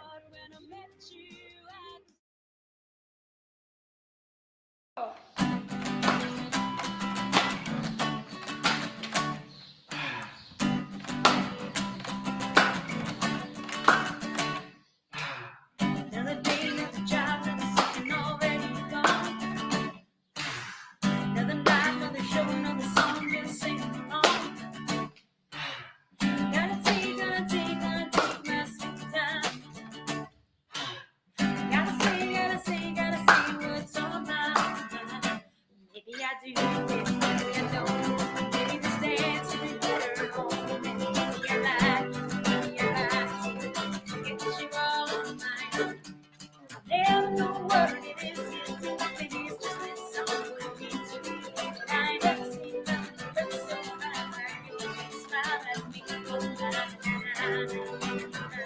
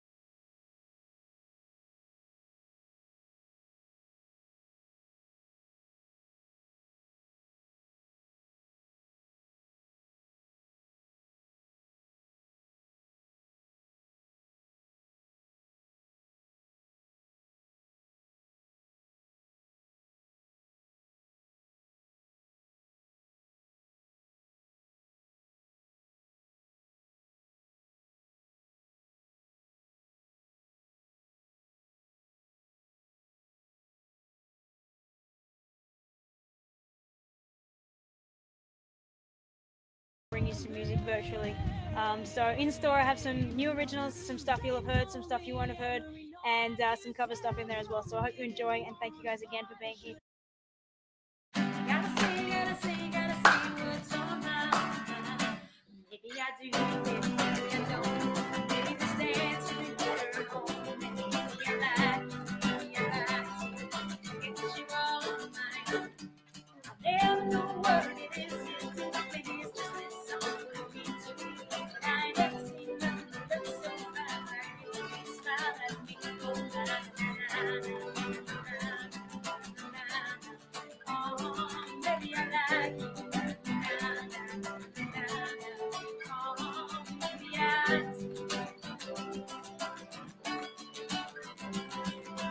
Another city, another coast, another red light, green light. Another face up, turn the phone off and let's just roll. No one will catch me looking twice, but baby, once suffice. I can see your smile when that whole life. It's like, oh my God, right? Maybe I do, maybe I don't. Maybe this dance will be better at home. Maybe I like, get you all night. I'll never know what it is you do. Maybe it's just this song for me to me that I ain't never seen nothing that's so fine like your big smile and me. Oh, na na na na na. Oh, maybe I like you. Oh, maybe I.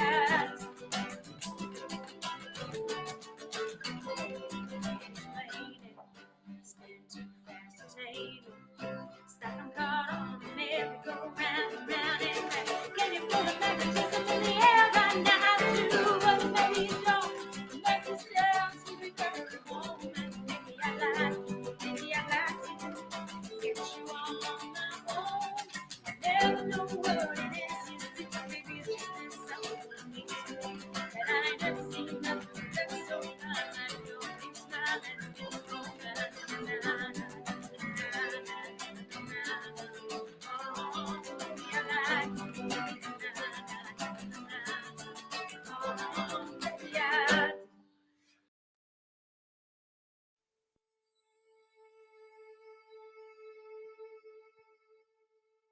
I can feel you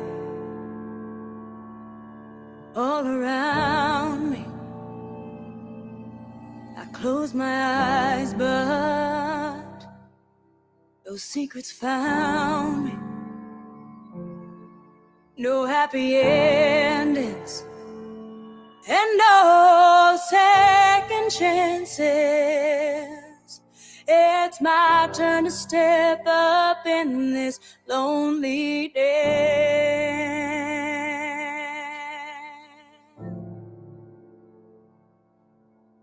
And I can't breathe without the sound. Haunted inside, there's a storm rolling in. The thunder's loud. The voices shouting out to the depths of this town. Caught in the river of thoughts and drowning in my mind. Little girl, all the tears fall, haunted inside. There's a storm rolling in. The thunder's loud. Voices shouting out to the depths of this town. Caught in the river of thoughts and drowning in my mind. The widow cries into the morning light. Through the window she's looking. The blackbird flies.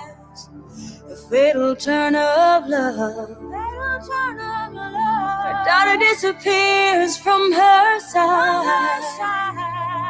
The Wind is howling so strong like a song into the night. And I can't breathe without the sound. Haunting inside, there's a storm rolling in. The thunder's alive. Voices shouting out to the depths of this town. Caught in the river flows and drowning in my mind.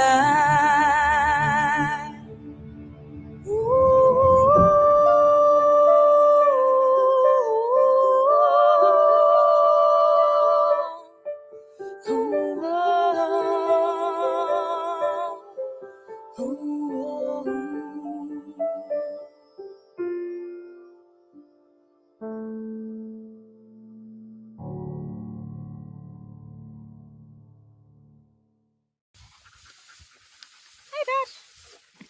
Hey. Hi, Jana. Oh, how you doing? Well, what you doing?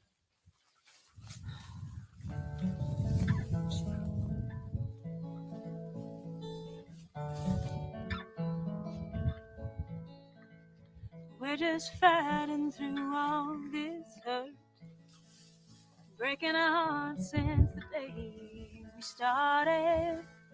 We're all children on inside, and the world keeps breaking us down. We're just running from what we are, hoping that someday we'll make it through the golden gates of happiness. So I remember that's where I lost you. This time I'm gonna run instead of crawl, and this time the bells are gonna sing, and this time I'll look before I fall again. 'Cause this time will change everything. What a time.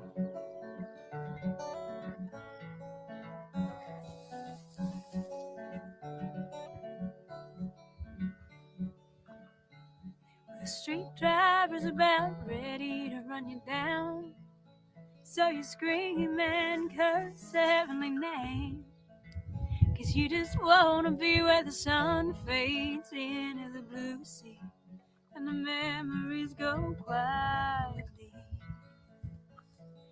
This time you're gonna run instead of crawl, and this time the bells are gonna sing, and this time you'll look before you fall again.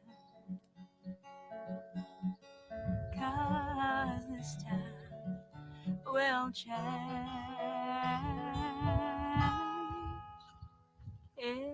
everything. Oh, oh, oh,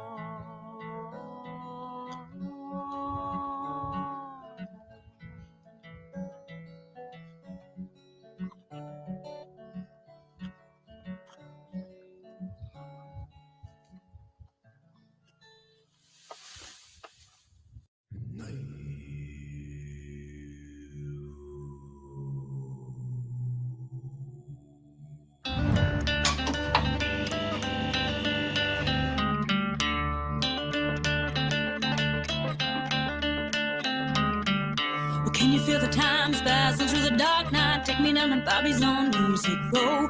I can feel the drum dancing on the river, calling out my name, and it feels like home.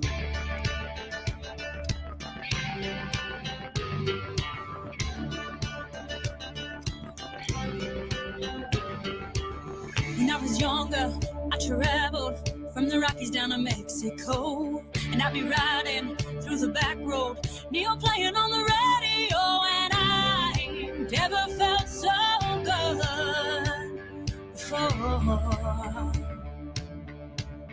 Until I heard that song, and I start to sing along, and I'm back where where I was before. So I guess I'm going to Nashville, Tennessee, where the music sounds like home to me. Yeah, I guess I'm going to Nashville, Tennessee, where the music sounds like home to me.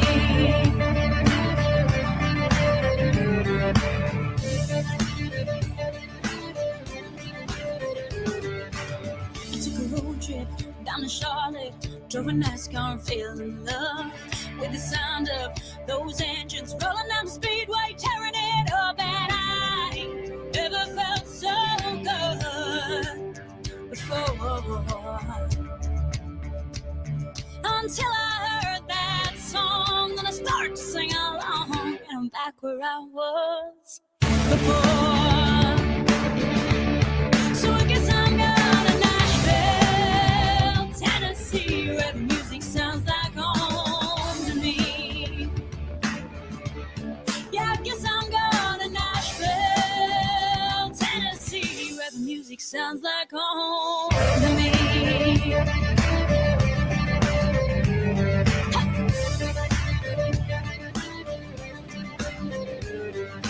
Nashville, Nashville, Tennessee, Nashville, Nashville, Tennessee, Nashville, Nashville, Tennessee, Nashville.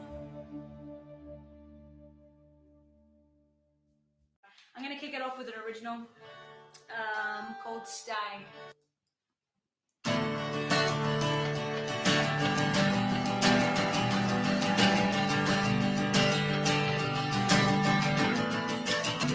Tiny twist of love in fate's pocket.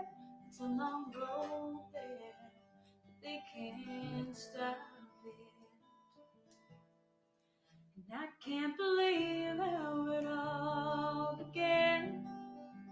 Never looking for love, then love walked in. And suddenly my everything became my brand new. The light I was searching for was shining through. And I can't believe it's real. No, I can't believe those kind of things never happened to me.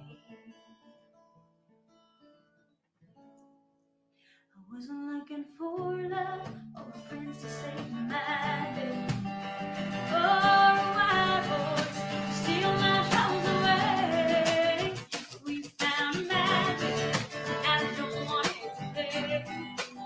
I wasn't looking for love, baby, I just stayed.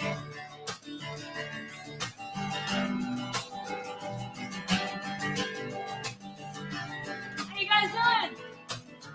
And the music played in the back of the taxi. Along these cobblestone streets, people ride next to me. Getting lost in the wild green eyes, I didn't mean to be restless. It's a crazy world, still the star shine bright. Two different cities, we're both waking up alone. Laying under different skies, both feel alive at home. But in my dreams, you're still singing your song to me.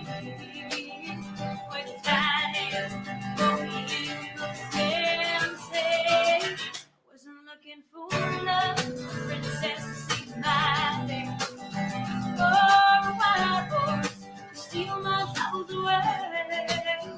We found a magic, and I don't want it to fade. I wasn't looking for love, but baby, can I stay? How you guys doing? Whereabouts are you tuning in from? If you like commenting in the comments, do that. I'm going to read some comments in a little bit. It's great to have you all here, and it's great to meet you guys.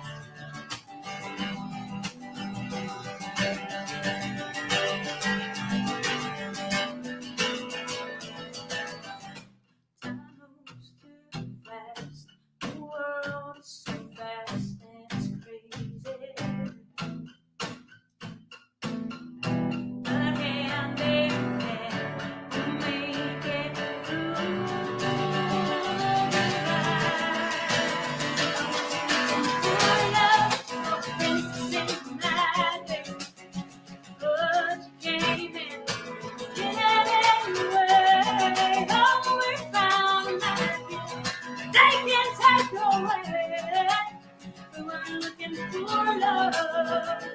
Oh, my baby should stay.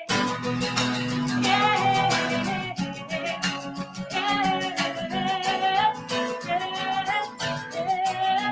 lost in love, lost in love.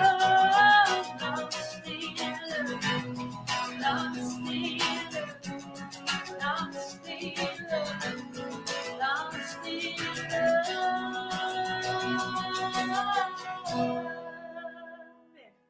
I'm going to play a song. For those of you who do know country, you probably would have seen the TV show Nashville. And while I was in Nashville, everybody just loved my song called Nashville, and then they wanted to know if I knew any songs out of the show and all that kind of fun stuff. So I ended up learning one of the songs from the show, and this one was one of my favorites, and it was by Juliet Barnes on the show, and I'm going to give it a run and see how we go. It's called On My Way. So here we go.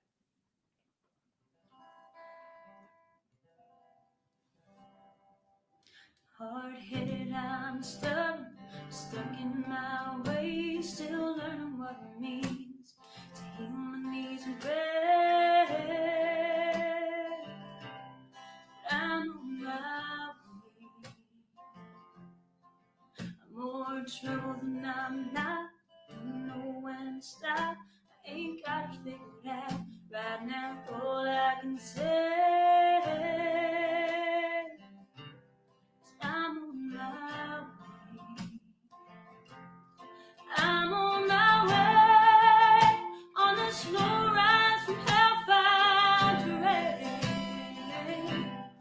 If you could just wait, I know I can ride this rail change. Might not be today. I'm on my way.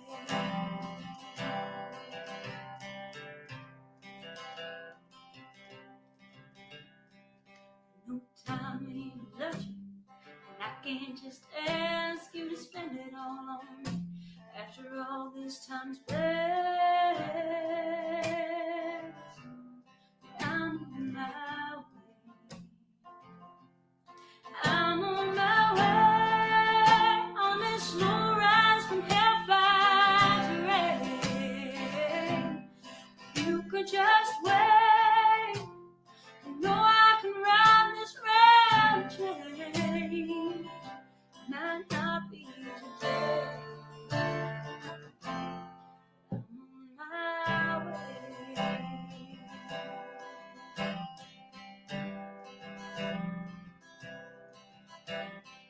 Time. I know you shouldn't, but maybe you can.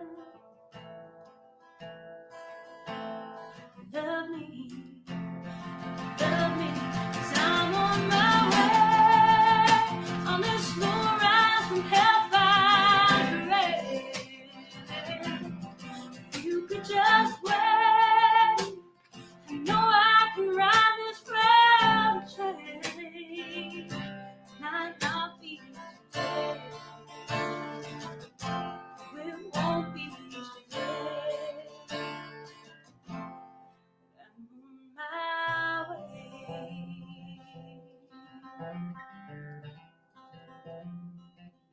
Yeah, I'm on my way. What I'm gonna do is an original song, and I only play this one when it's really acoustic, and I sometimes play it with a band, but I thought for tonight it'd be kind of fun. It's an original one. It's called Just a Little Bit Longer, and it was a song that I wrote a few years ago now, back out in America when I was doing a road trip through from, I don't remember exactly where from, but it was from somewhere towards, I think it was top end of Canada, heading down from Vancouver and was heading down to Nashville, and was heading down to go and do some stuff down at the Bluebird Cafe and a little place called Bobby's Idle Hour down there, and it was a beautiful, beautiful road trip. And I just remember when it came to an end, how much I didn't want it to end, and it was such a, just, I don't know, something about a good open road and good music and great company that you just want to hold close to your heart, and that's what this song is. So I hope you like it. Sunsets in the night sky, my thoughts they're still asking me why days are flying so fast, and I only wanted it to last just a little bit longer, just a little while. And now it's all gone, and I don't know why. Just a little bit longer, just a little while. I'll wake up and still miss your smile. Heartbreak always hurts in the mornings when I wake up crying over you. With time, memories will fade, but the feelings still feel the same. Just a little bit longer, just a little while, and now it's all gone, and I don't know why. Just a little bit longer, just a little while. I wake up and still miss your smile.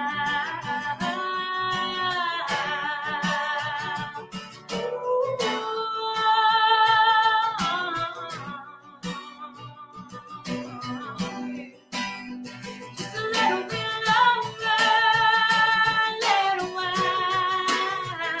Now it's all gone, I don't know why. Don't know why.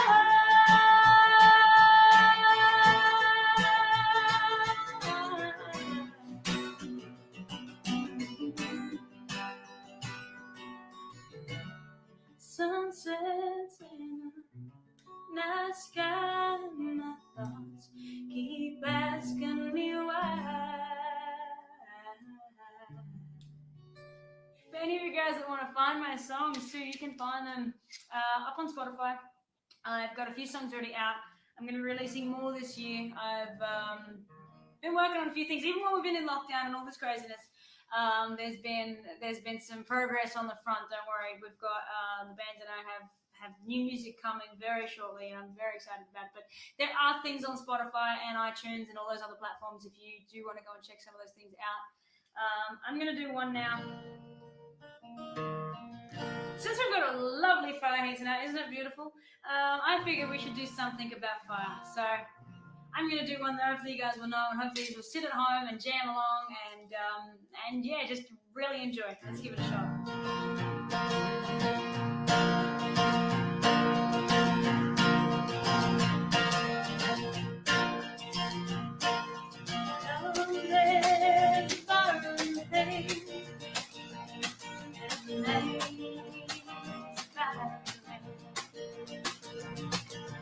Bringing her to the heart's desire.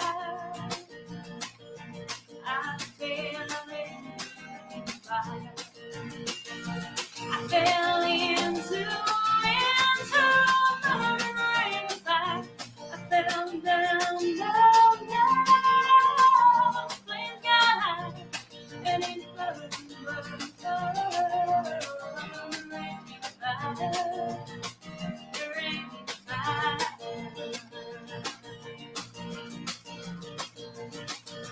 Taste of love is sweet. Two hearts like me. Felt for you like a child. Oh, I went wild.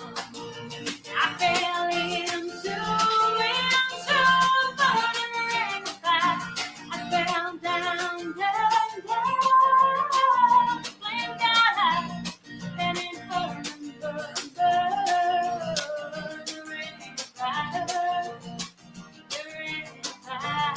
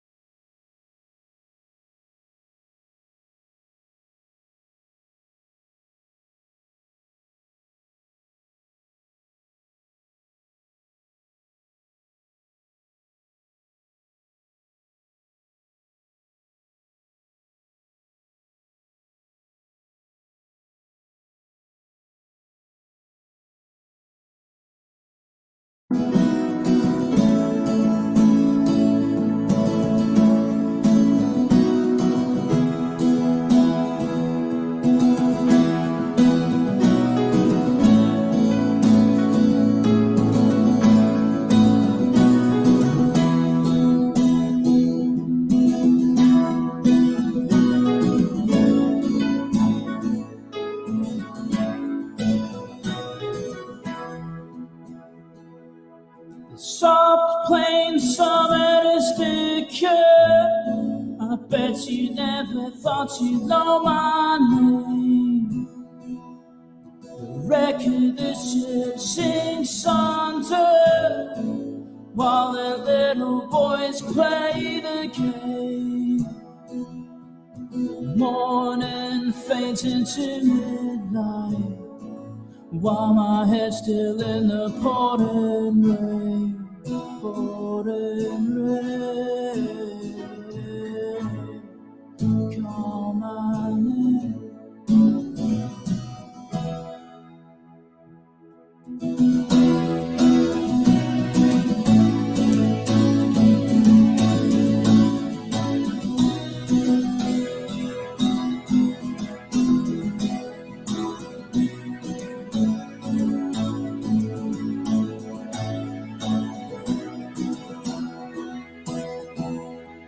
Newfound happier lifestyle made up of aftershave and cigarettes.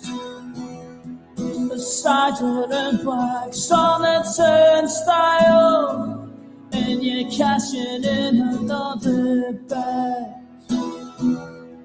Accumulating too many late nights, then falling out of someone else's bed.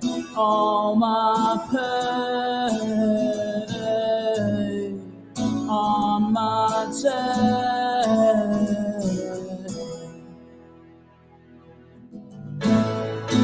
Is it cleaner when you talk?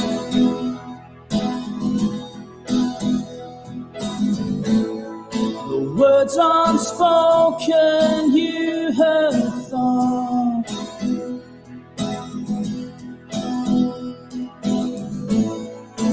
Just remember not to waste another day remembering things we used to say on Charlton Lane.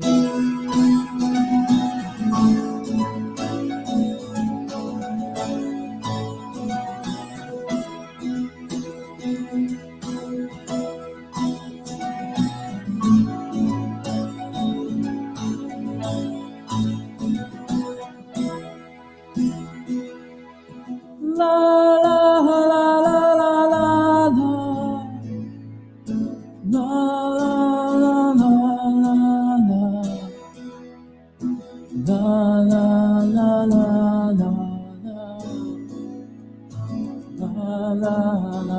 la And so you sort all the tales that I told you and left them in another year. Good times turned into scrapbooks in the back of your head with a cheer. We made only the good ones while the rest could just flutter near Charlton Lane. I can't stand.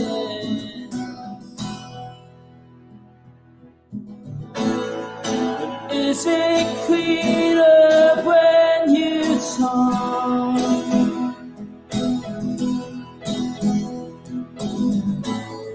The words unspoken you have thought.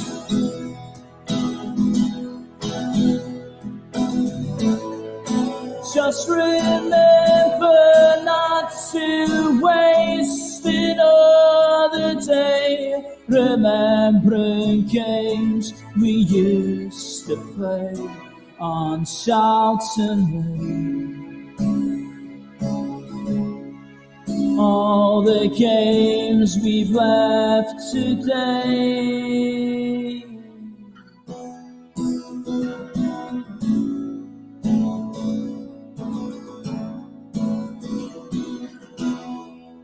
Charlton Lane, I can't stay.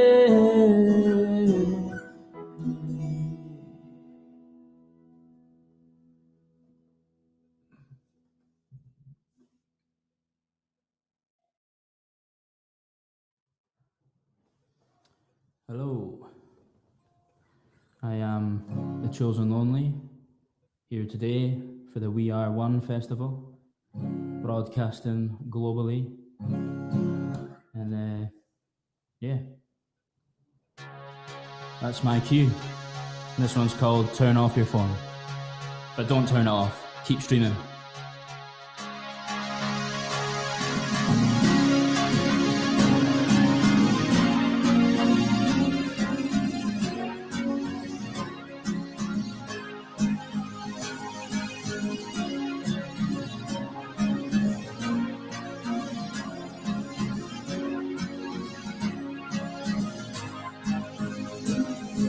So it's time to move it over, growing a taste for time.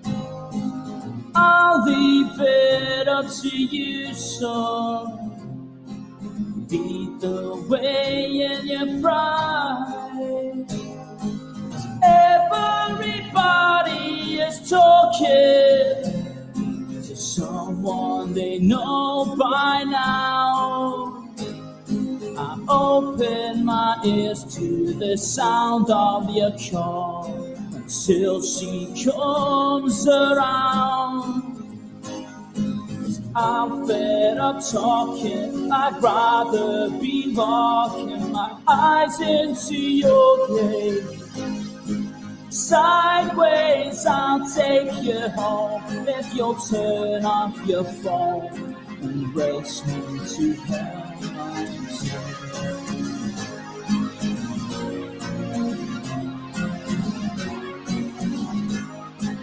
When we're caught up in the pillow, I never wanted to leave. When we come to a standstill, I hate how you breathe. I love the way that you feel good. It allows me to taste the pride. I dial it up for the sound of your call. I'm in it for the ride. Lose it all to have seen that big tornado coming. Realize with a broken pedal in the morning.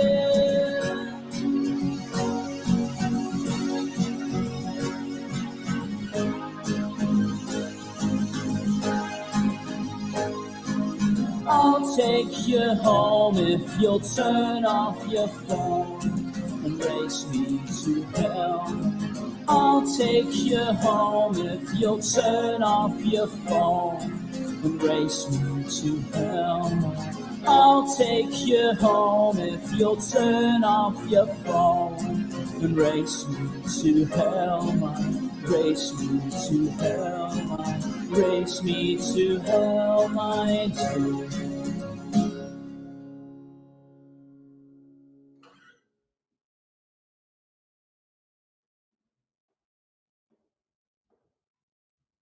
Some of you might know this next one.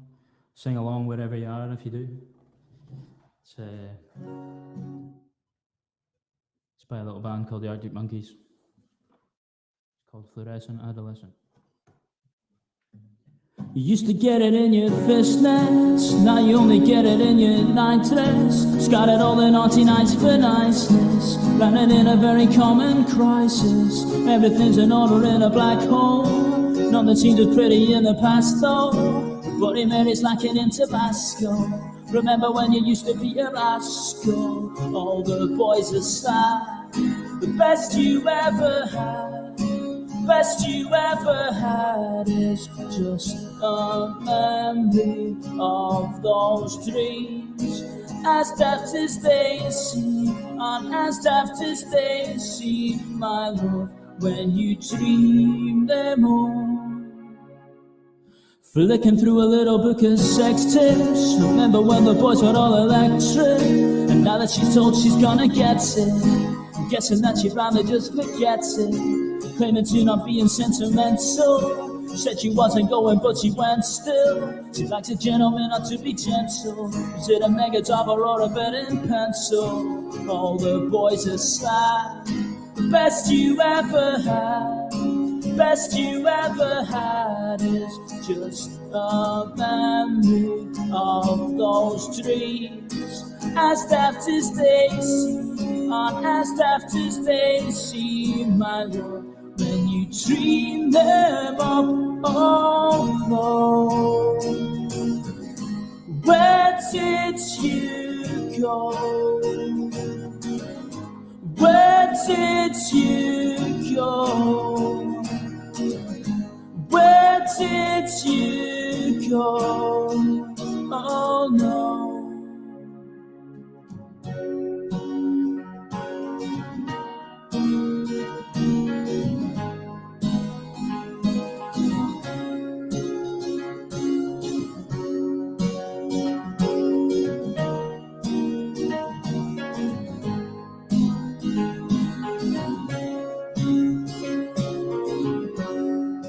Falling about.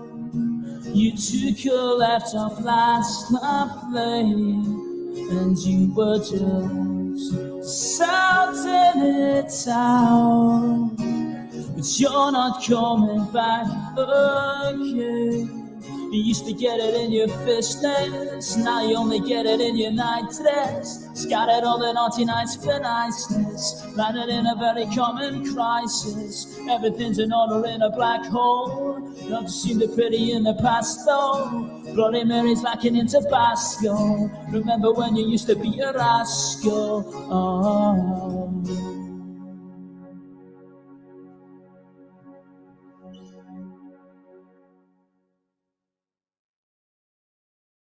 Well, I hope you're all enjoying yourselves wherever you are.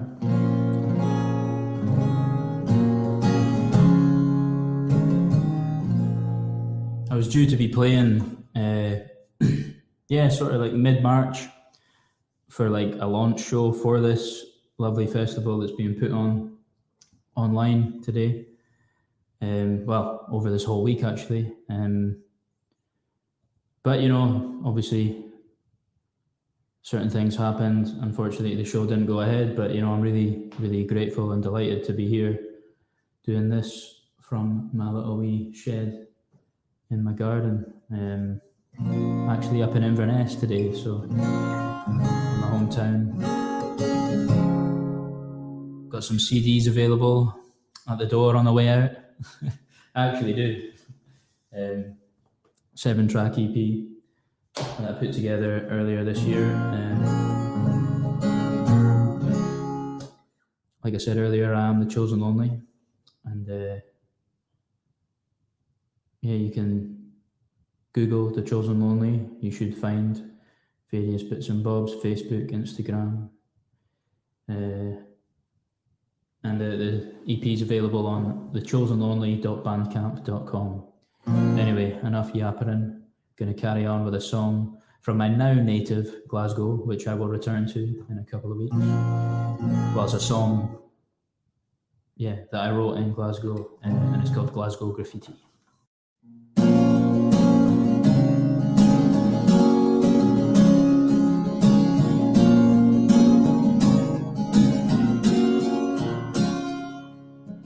I've been over to the back of the room to get a clearer sense of how it feels to be like you. Fed up of looking forward at the plans I was gave. I'm gonna hang around the back where I can misbehave.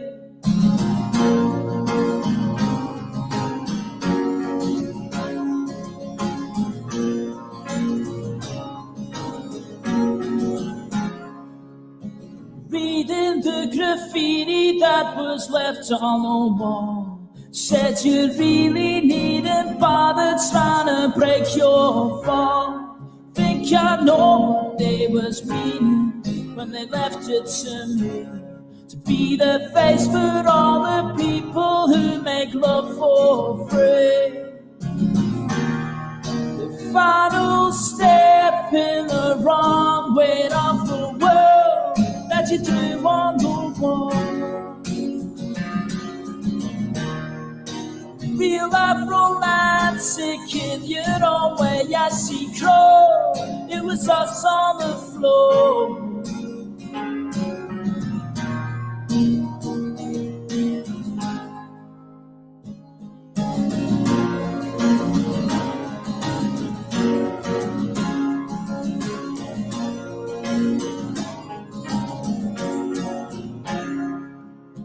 Wrapped around your finger like the mother of tongues. She said you shouldn't have to worry about having some fun. I wanna take away the silence with a lot of noise, but how I can't see no difference between girls and the boys.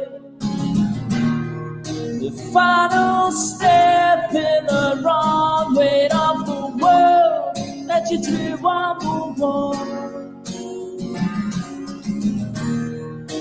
Real life romantic in your own way, I see close. It was us on the floor. I don't think I want this anymore.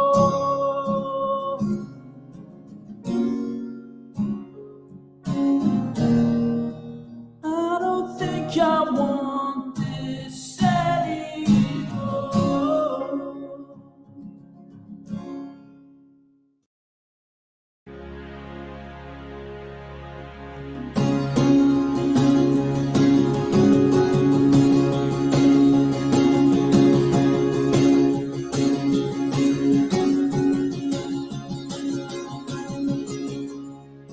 She said it seemed to come from nowhere, and that he'd never usually go there. He would like to try the fast lane and change perceptions of his surname. Sick of slipping under radars. He's got a face you won't remember as he falls for broken sweet girls. They only sold him to the ghost of another cold Monday morning spent in life. It's too deep to realize.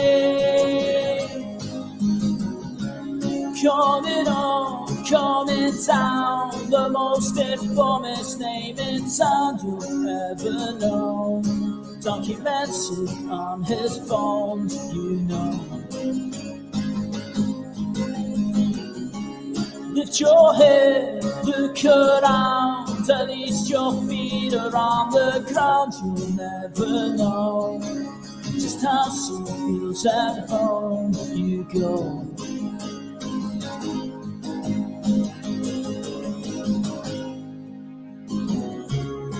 She thought she'd found her way out of this. He seemed so well-spoken and weightless. Was this an angel sent to save her from her dreams of going nowhere? Sick of slipping in the fast lane and the perceptions of her last name. She could even see him naked. She get a break from all the ghosts of another cold Monday morning spent in life. It's too deep to question why.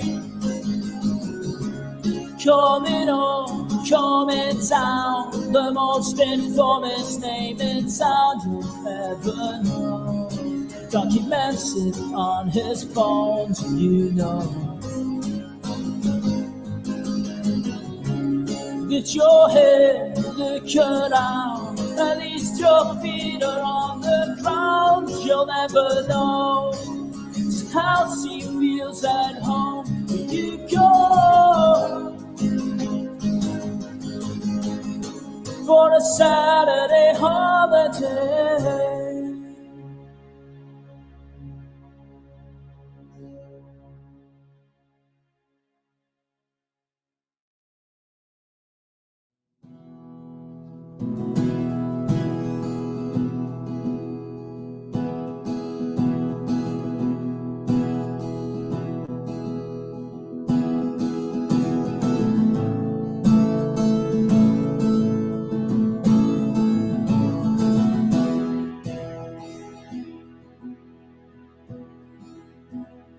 feel like a drop in the ocean, but you've never been overseas.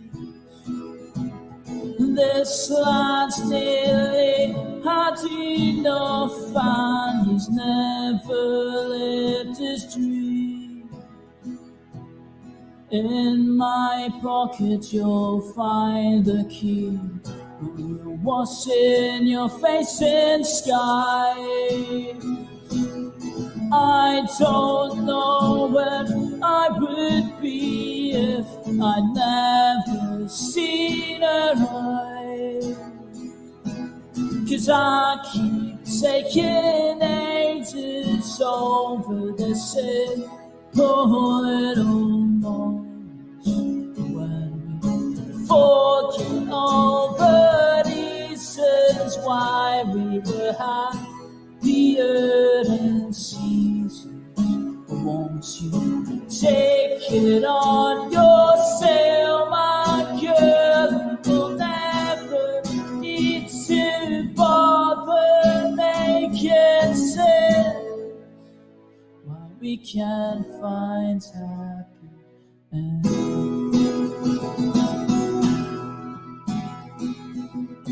Don't keep your past in your pocket, 'cause you ain't got the time for me. Take me every place you've been, but we'd better be home for tea. Way up where we'll find the light, but ain't no way up there. Take 5 minutes to live a dream and sail on without a care. 'Cause I keep taking ages over the simple little moments when we forget all the reasons why we were happier in seasons. Won't you take it on yourself, my girl? We'll never need to bother making sense why we can't find happiness.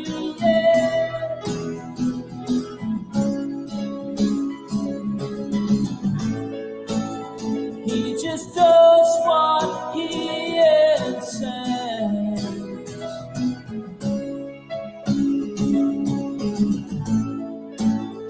Taking markings out of sand.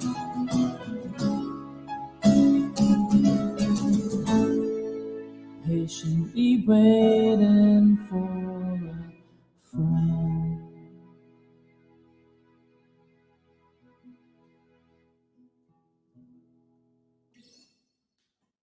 Well, thanks everyone for tuning in during this half hour or so.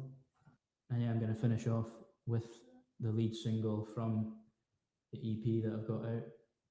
It's called Tenerife. Thanks again. Cheers.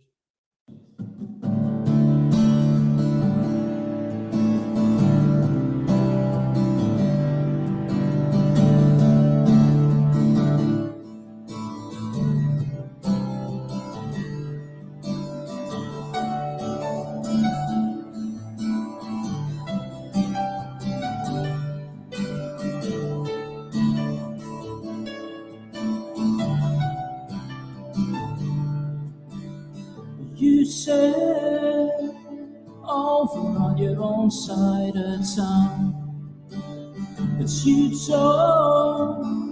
don't realize you're bringing us down. You couldn't last a moment, you'll be even in the morning when I pull through.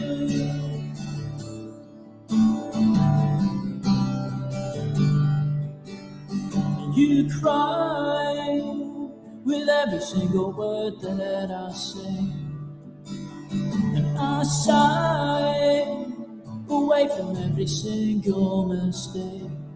I keep it in the mind.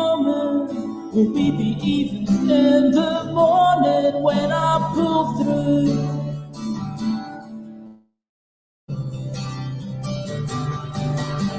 'Cause you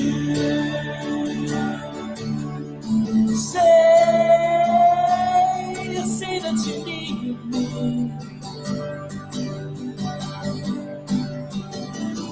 I keep hearing the words that you say when I wait for the day and I have to get thrown. Guess that's why you never believe me.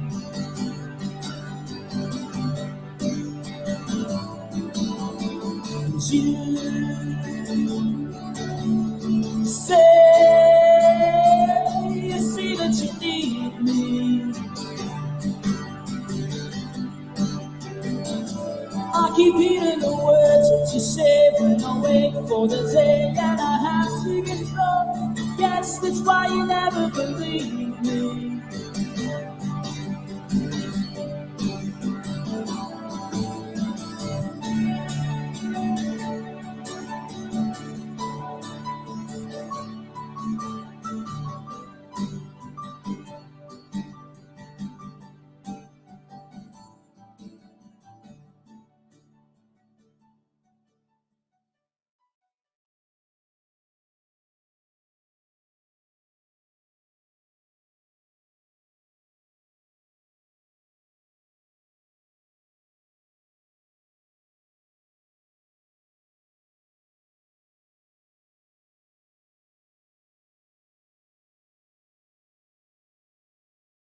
Birds, I'm Sterling Gorman, this is my brother Charlie.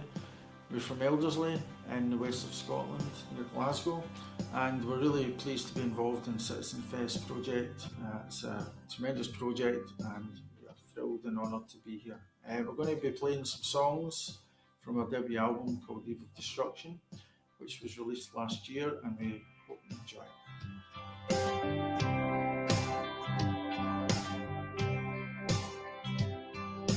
Blackbird coming down, teardrops on the ground, crashing through the ceiling. There's a healing here that never will be found.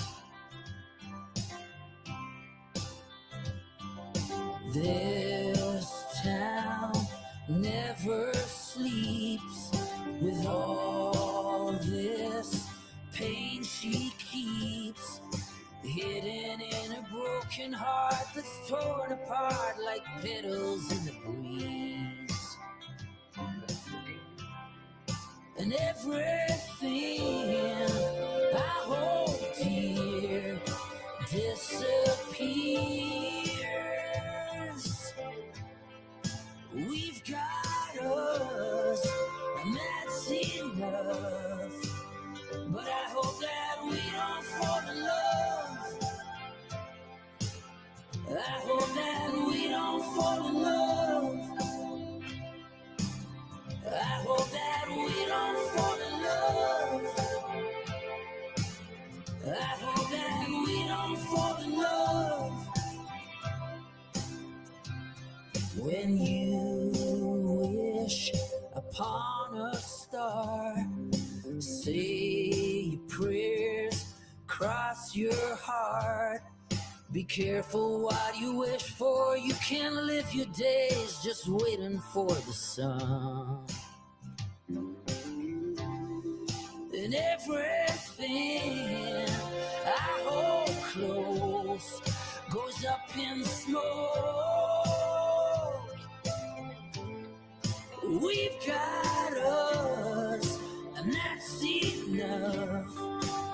But I hope that we don't fall in love. I hope that we don't fall in love. I hope that we don't fall in love. I hope that we don't fall in love. 'Cause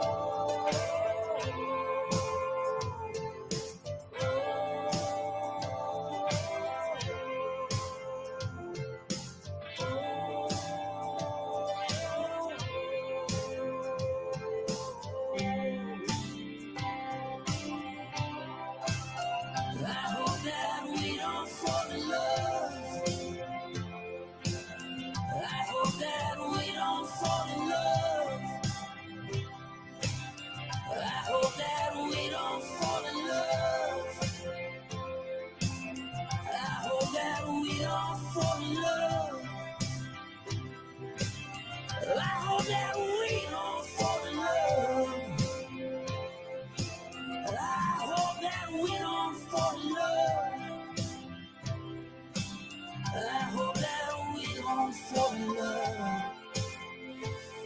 I hope that we don't fall in love. Yeah.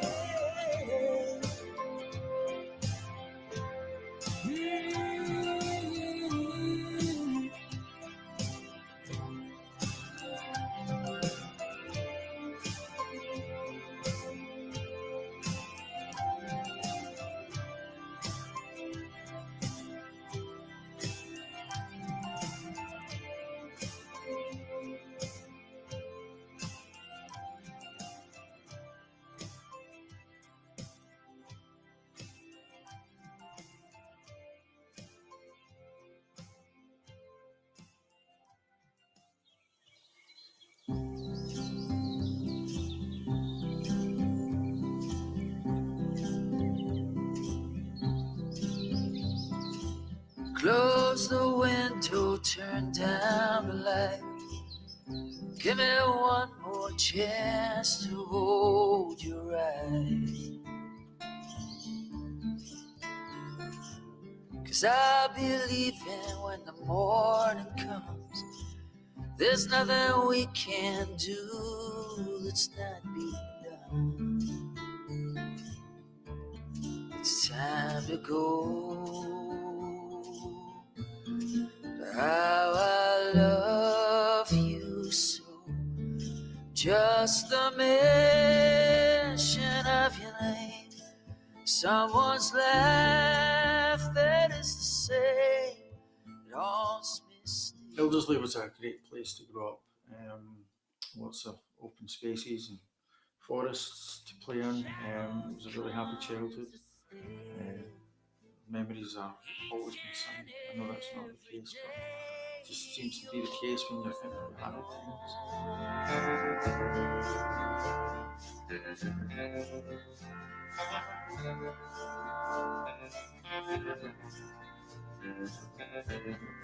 Just the mention of your name, or someone's laugh that is the same. It haunts me still. You're my one and only thrill. You're my one and only thrill. And two, good to go from this end.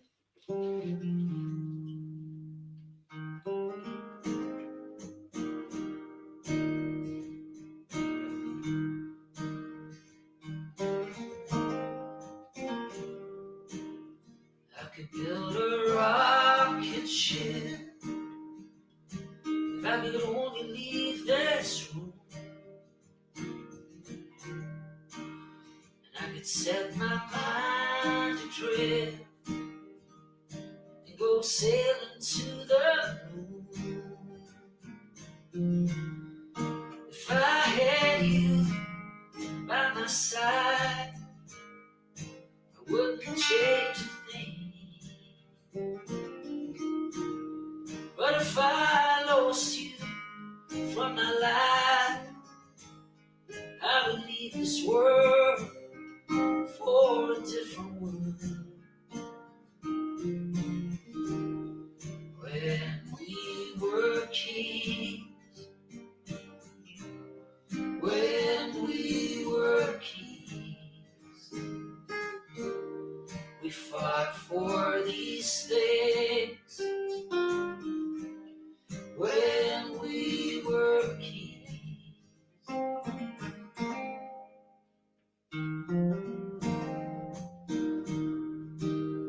I could dig this river if I would only lift my hands, and I could see forever if I just open up my eyes. If I had you by my side, I wouldn't change a thing.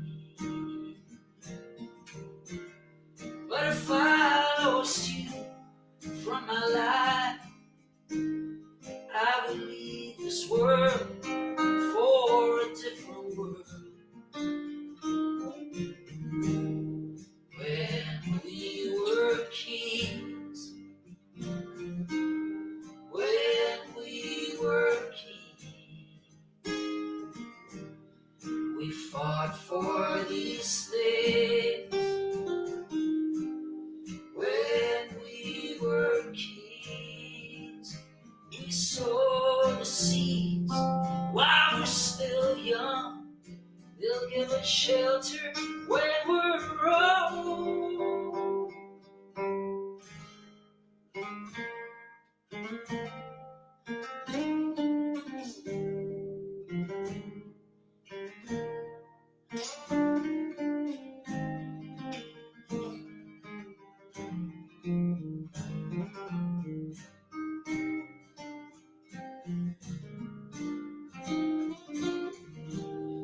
When we were kings,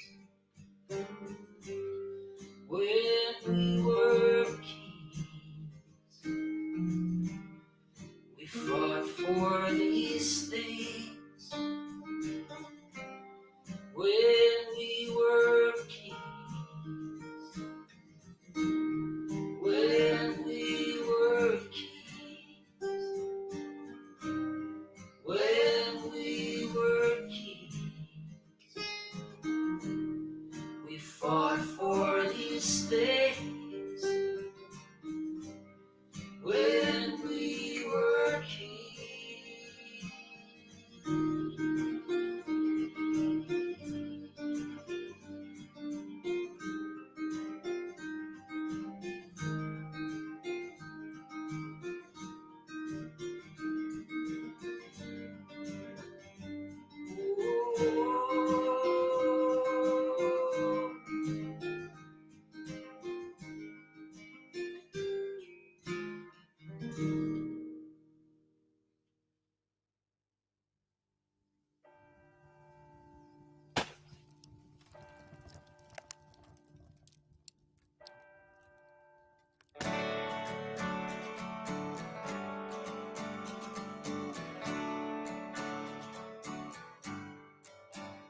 Some swear they have been healed in a house across the fields. They say all will. Welcome back, everybody, to Citizenfest Day 3. Myself, Pauline, and my colleague here, Emma, are going to take you through this next few sessions, aren't we? Yeah, it's good to see everybody back. It's lovely to see so many of you here with us today. I can't quite believe it's Day 3 already. I know. It's just gone in an absolute flash. For those of you that were tuning in yesterday, we had a fantastic programme yesterday that was a brilliant mixture of learning stuff, being entertained by stuff, having a laugh at stuff. We had some really fantastic music yesterday, so please check out what's already happened as well, because there might be other acts that you want to catch up on, re-watch, and you'll be missing out if you don't, because we had some cracking acts on yesterday. We also had a bit of comedy last night. It was nice just to get a laugh, wasn't it? It was, yeah, they were brilliant, fantastic. So it was good to just bring us all together with a bit of a giggle after such a busy day. So today, no exception. Great big packed day today, and we're going to kick off with a fantastic Glasgow band. Yeah, so a big round of applause as we welcome at Citizenfest the Tufty Club. Thank you. Thank you.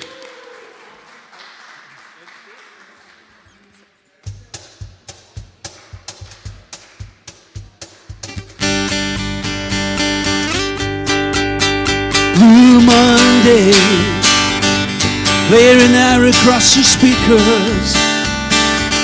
Room dancing in the speaker. Another night has gone too far. She said, I don't usually do this kind of thing. And will it change the way you think of me? Thinking was it a sporting? She said, if you dance with me, darling, if you take me home, will we talk in the morning?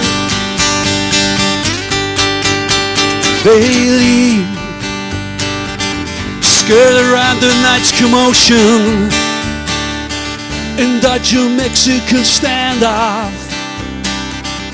Take a cab back to his flat. There's no romance. Sprawled out across the couch. Can't even make his face out. an age-old ritual. She said, if you dance with me, darling, if you take me home, will we talk in the morning? Sometimes I close my eyes, sometimes I see your face. She said, if you dance with me, darling, if you take me home, will we talk in the morning? She said, if you dance with me, darling, if you take me home, will we talk in the morning? Thank you. We're the Tufty Club. This is one of our own. This is called The President Will Call.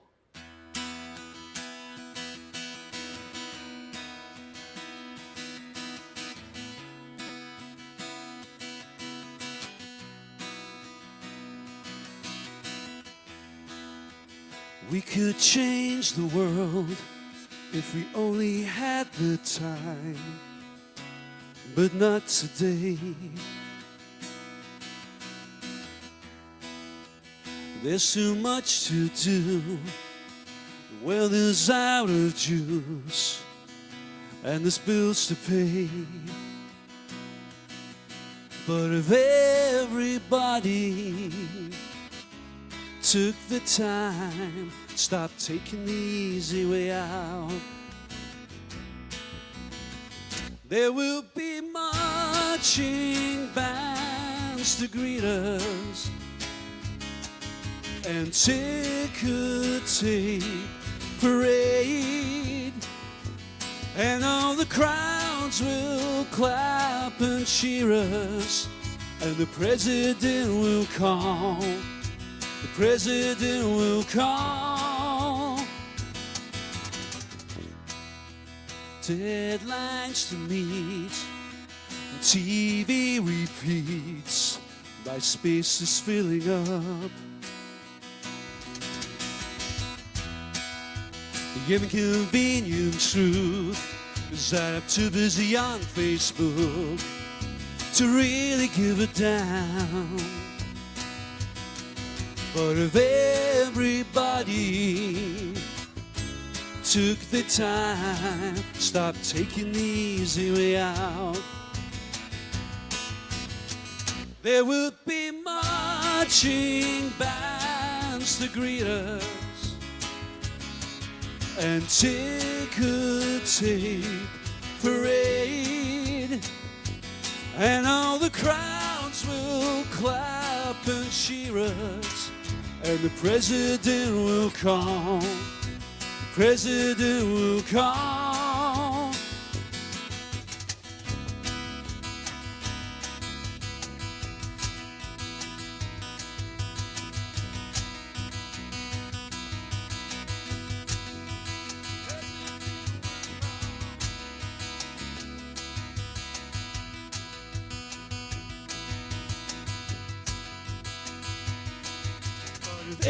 Everybody took the time, stopped taking the easy way out, taking the easy way out, there would be marching bands to greet us,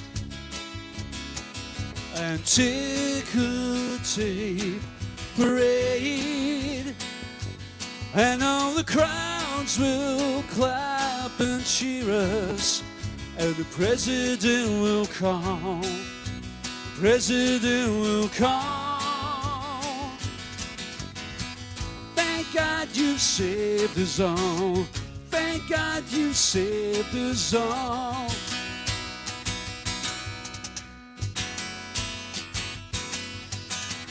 Thank God you saved us all, thank God you saved us all.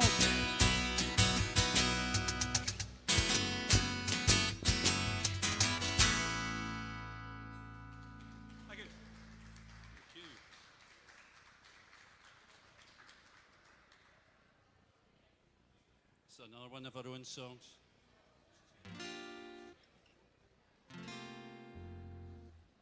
This is called Fall Away.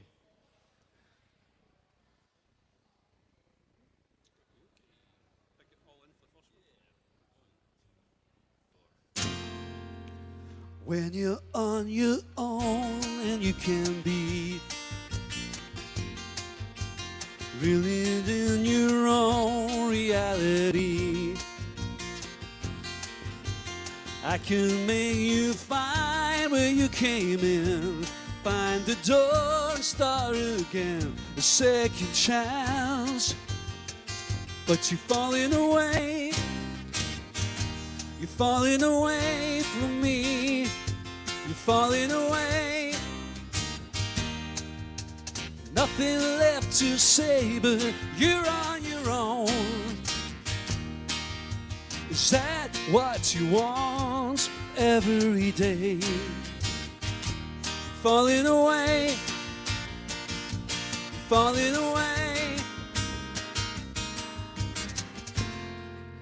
But I will always try to see your side, really looking in from the outside. Listen to the lessons you have learned. Give me one that will help you step away. But you're falling away, you're falling away from me, you're falling away. Nothing left to say, but you're on your own. Is that what you want every day? You're falling away, you're falling away.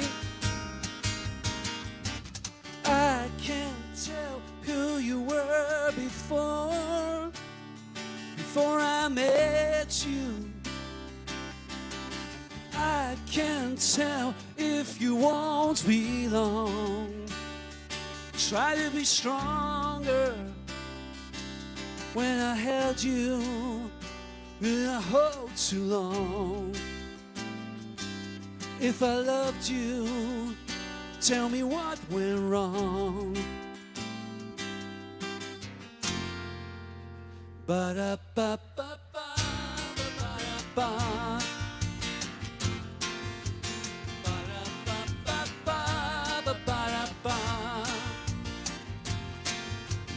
I will help you find where you came in, find the door and start again, a second chance. But you're falling away from me, you're falling away. Nothing left to say, but you're on your own. Is that what you want every day? You're falling away, looks like you're falling away.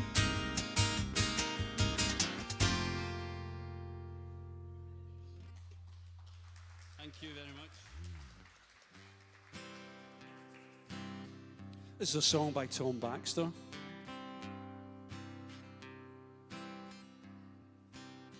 Our love has changed. It's not the same. I guess it's time that I reveal it, 'cause I believe it. It's better. I can't conceal this way I feel. All the time we've been together,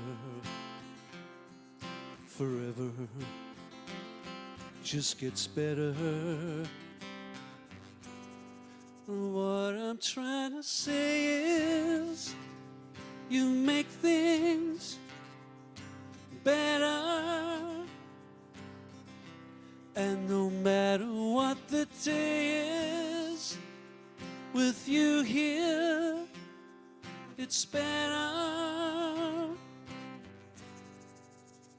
I'll stand by you. Stand by me. I guess it's time that I reveal it, 'cause I believe it just gets better. So what I'm trying to say is, we'll make things better. And no matter what the day is, with you here, it's better. Oh, the more I talk to you,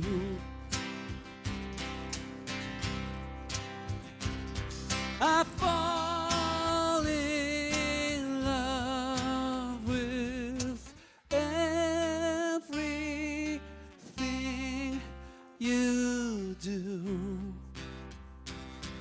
Oh, do do do do do do do do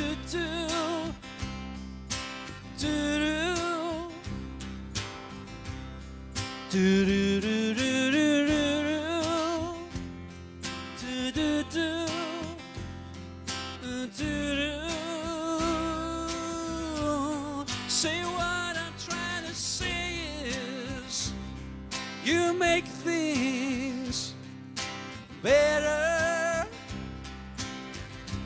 And no matter what the day is, with you here, it's better.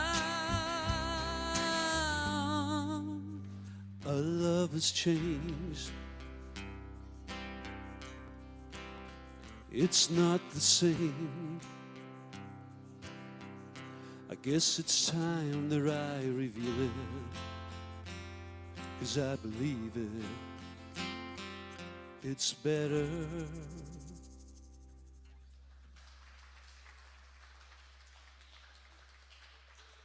Thank you.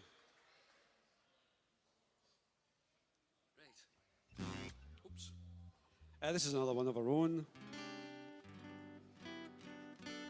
And it's called Hollow.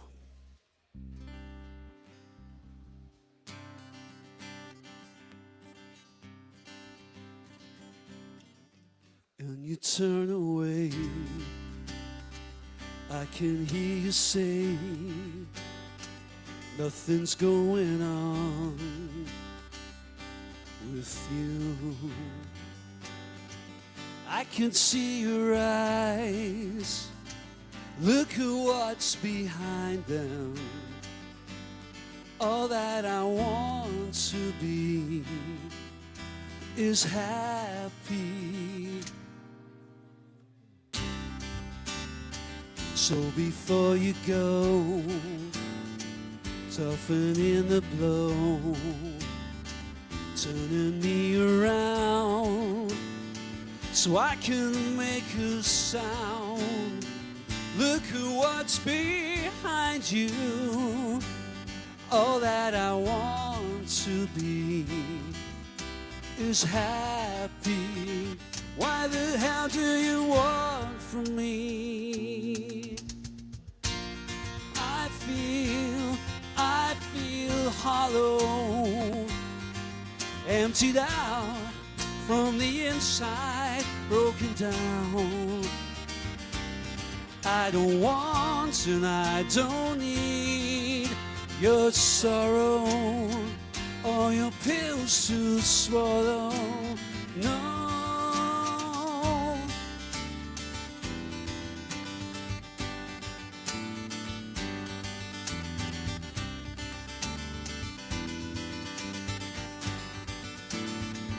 I can see your eyes, look at what's behind them.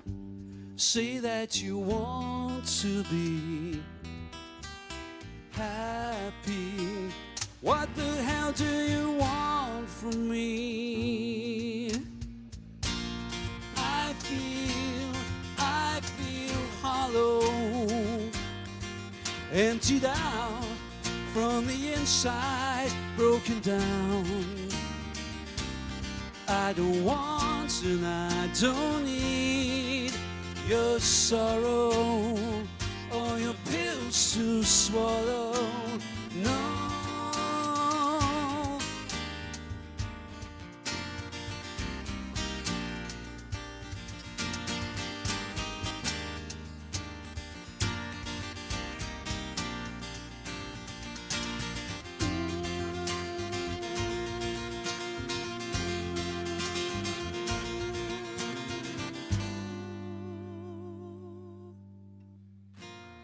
I feel, because again, feel hollow, not finished yet, emptied out from the inside, broken down. Here we go. I feel hollow, emptied out from the inside, worn down on the outside, and I don't want and I don't need your sorrow or your pills to swallow. No.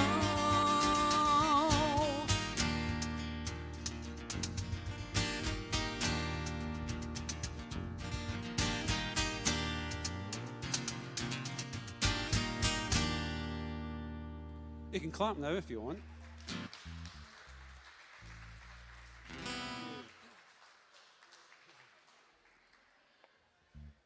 You might know this song. You might not.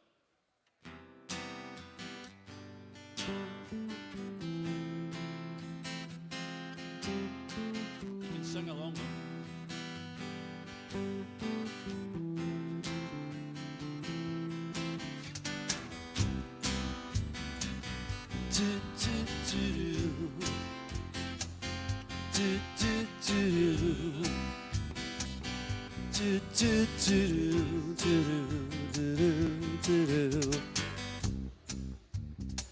I couldn't turn around 'cause we were upside down.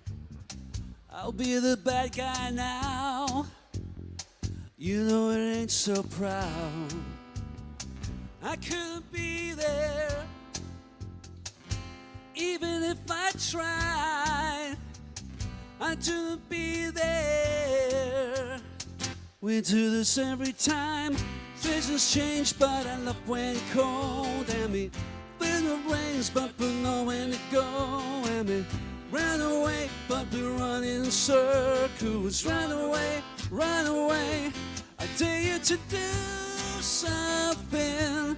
I'm waiting on you again, 'cause I won't take the blame. Run away, but we're running in circles. Run away, run away. Let go. You got to say you know your time to let it go. I know I said so. I should have known that it was from the get-go.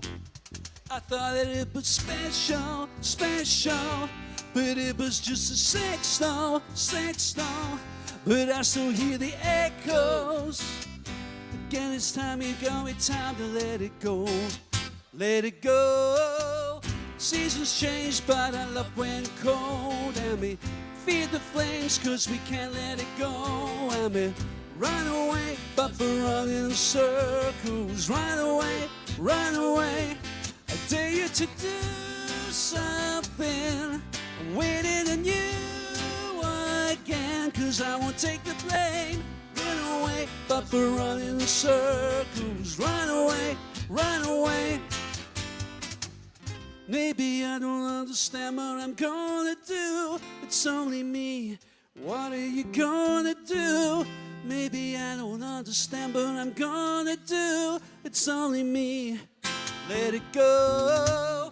Seasons change, but I love when cold. And me feed the flame, but we can't let it go. And me run away, but we're running in circles. Run away, run away. I dare you to do something. I'm waiting on you again, 'cause I won't take the blame.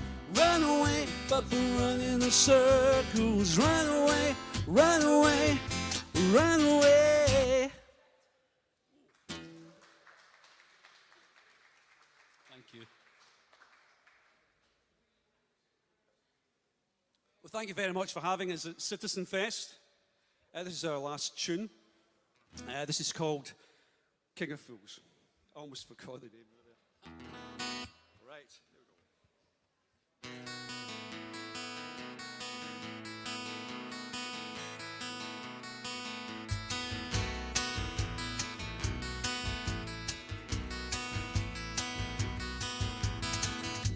Quarter to 9, he's not home till 2 in the morning. Always on his own again. I never know where he goes. He's happy but lonely, living on his own again. I've heard it's said so. He might be the king of fools again. So sad, I know. In the kingdom of the fool, he might be the king of fools again.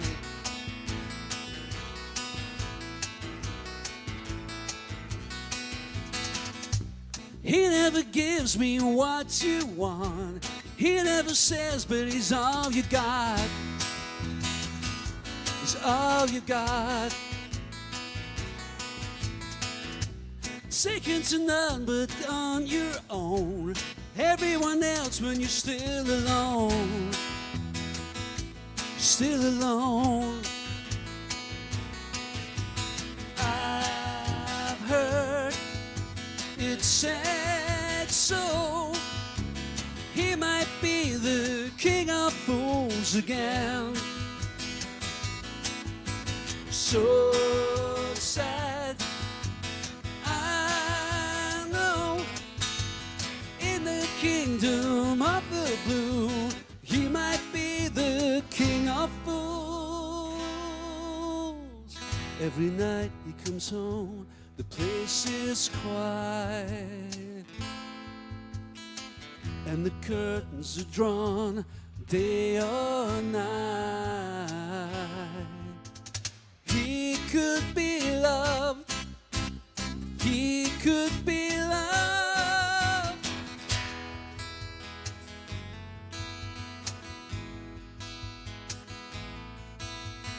He might be the king of fools again and again. I've heard it's said so, that in the kingdom of the blue, he might be the, he might be the, he might be the king of fools. King of fools, King of fools, King of fools. Thank you. Thanks for having us. See you again sometime. Bye bye.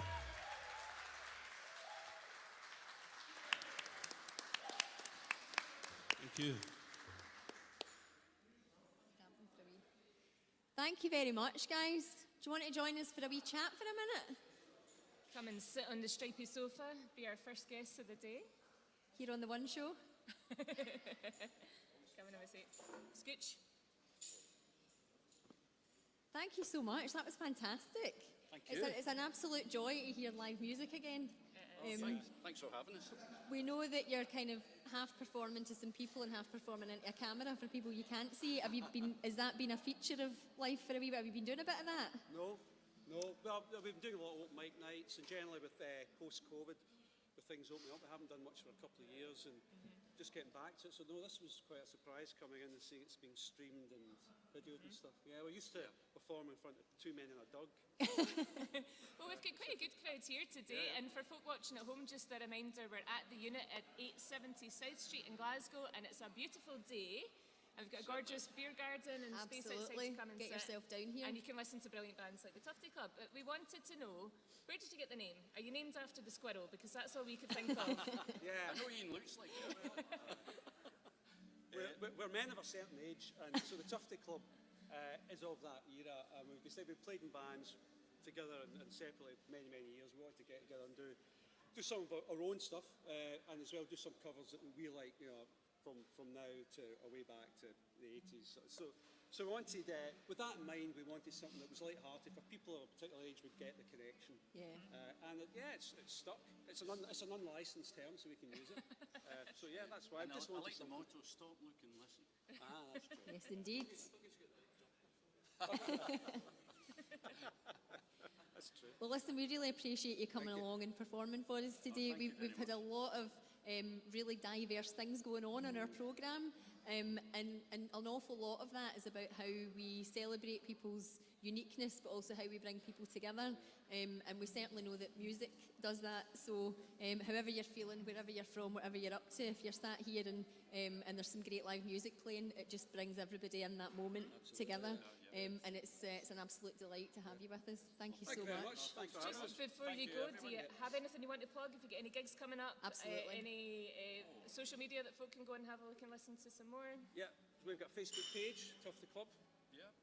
Gigs-wise, Bongo in the Lanes on June the 18th. Oh, excellent. In South Bongo, we're doing that.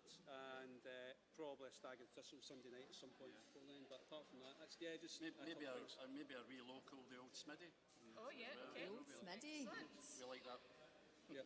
Excellent. So Well, she's kicking about the south side. Right. If you like what you heard, please look them up online at Tufty Club and go and see them. Absolutely. Thank you very much, guys. Thank Lovely you. to meet Thanks you for all. having Can we have another big round of applause? Thank you so much, Tufty Club. Thanks very much. Thank you so much.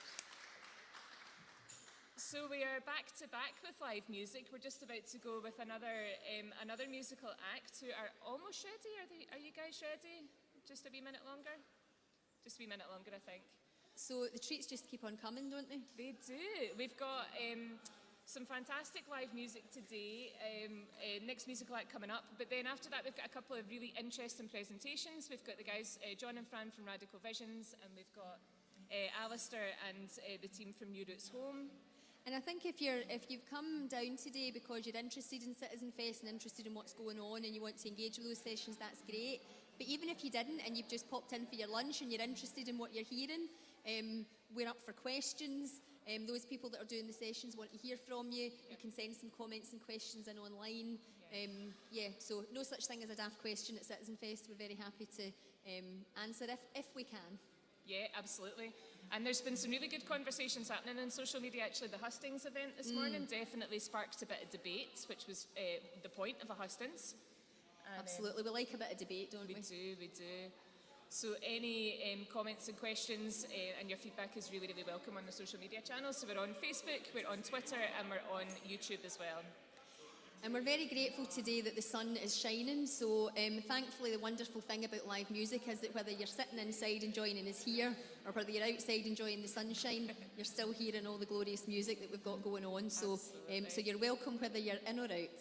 Definitely.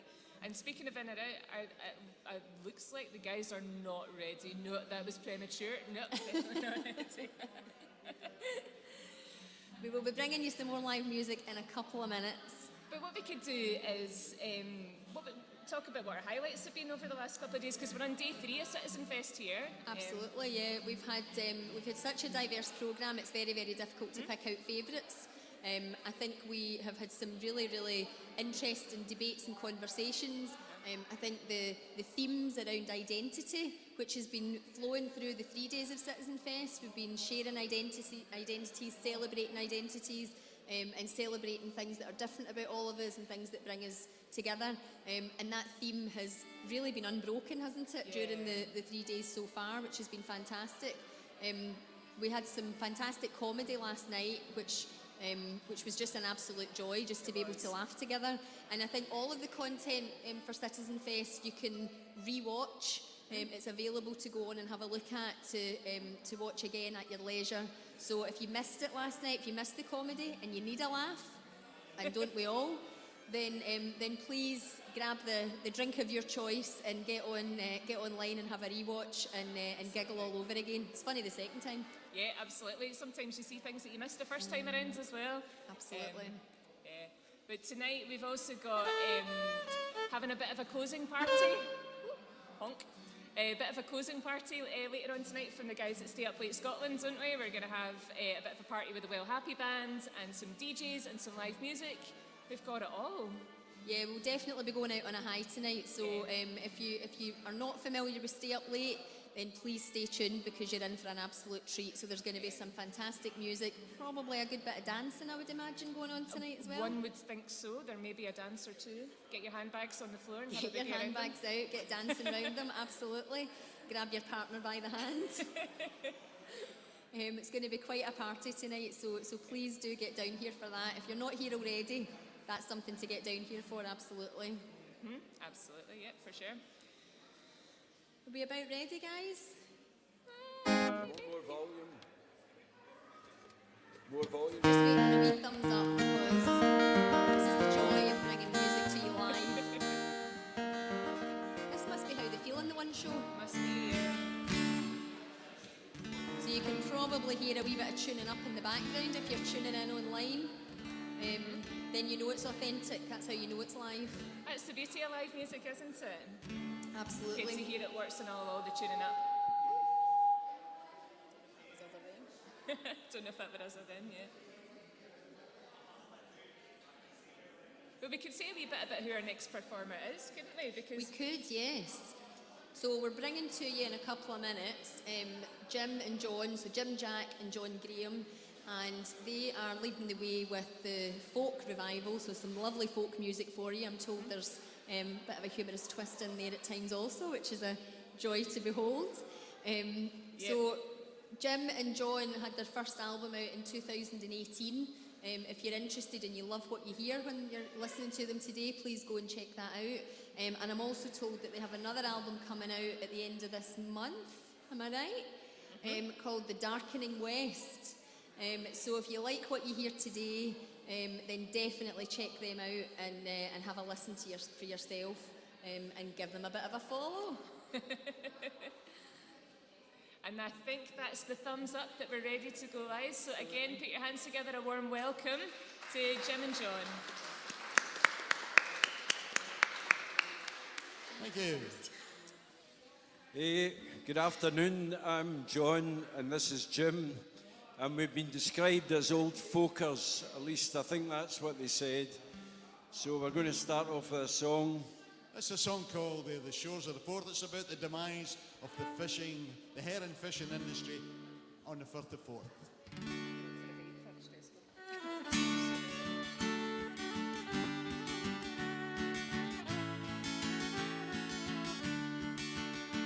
Come all ye snook fishing lads that stand in the prime of your youth. Come sit a while I'll tell you some the truth, for I've loved you by for all my days. I lang ye staying sturgeon, though I'm tiny bead of in my breed on the cold hard herring guns, on the old strong nets and the langsing nets. I is the ball of my youth. The herring grunts, they made a fun along the shores of the Forth.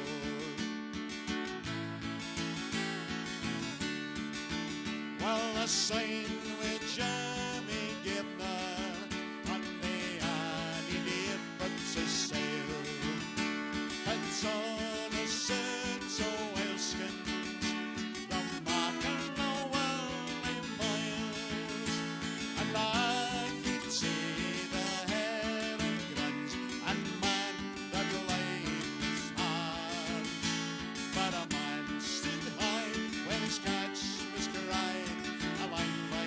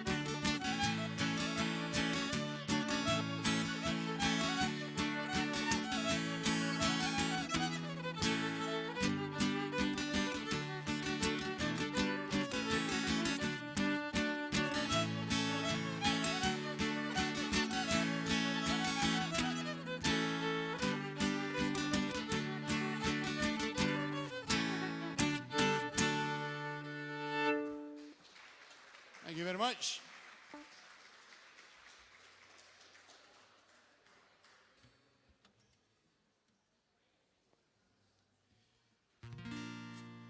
Now, this is a song about a place that's very close to my heart, a wee village in the Kyles of Bute called Tinnebruich. And this was written by a pal of mine called Duncan McCrone. It's called Home to the Kyles.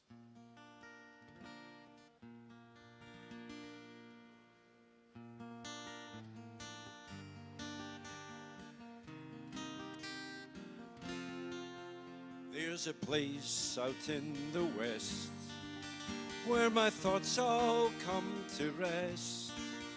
Rugged grandeur seen throughout the countryside.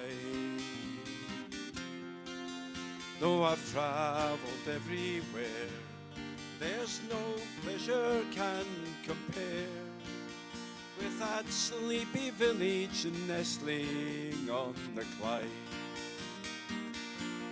Feast your eyes on beauty rare, free for all the world to share. See the Kyles of Bute, skies of hazy blue. Will you come along with me to that haven by the sea? We'll go back to Tinnebruich, you and I. Take the high road from Dunoon on a sunny afternoon. At the crest the view brings light to weary eye, where the islands dot the sea and the yachts glide with the breeze through the narrows to a waiting paradise. While the blackbird in the tree hums his haunting melody, how I wish that I could sing such songs for you.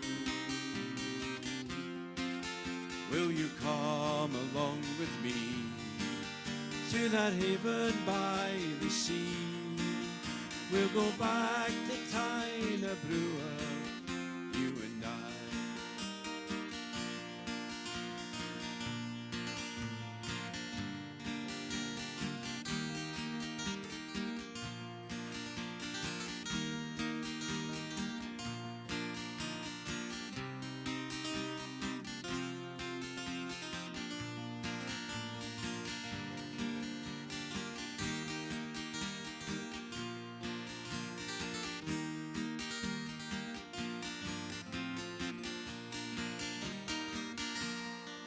Where the sky's so bright and clear, tell that summertime is here.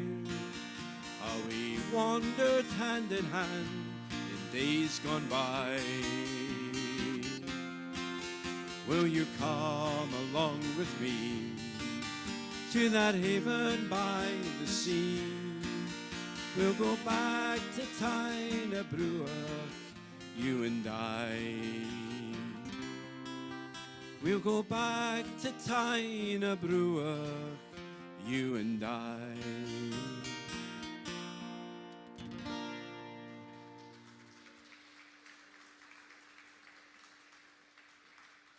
Now, this is another song that was written by a pal of mine, a guy Ian Walker, and it was based on the Twilight Zone series, which some of you older people might remember. You'll all look too young to remember it. But it's kind of science fiction, and it's about a man who can go into an old folks' home and he makes everybody young for the night, so they go out and they play children's games outside, and he's called Mr. Bloom. And it's very relevant for people of our age, and it's called Sing Me a Song, Mr. Bloom. And if you felt inclined, you could join in the chorus, which you'll not know.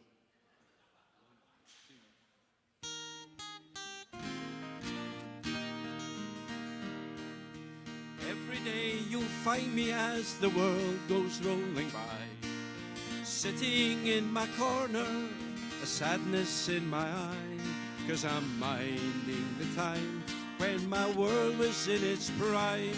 Oh, where did it go, Mr. Bloom? Sing me a song, Mr. Bloom. You sing and I'll dance around the room. You roll back the years, dry up my tears when you sing me a song, Mr. Bloom. Well, I played life to the limit, I know it's hard to understand. Dancing through the night times, singing with the band. Now the voice is gone, and my dancing days were done, till you came along, Mr. Bloom. Sing me a song, Mr. Bloom. You sing and I'll dance around the room. You roll back the years, dry up my tears when you sing me a song, Mr. Bloom. The family and friends I knew, I never see them now, but I'd welcome them with open arms if they could come somehow. 'Cause I'm always at home, always alone, except when you call round, Mr. Bloom. Sing me a song, Mr. Bloom.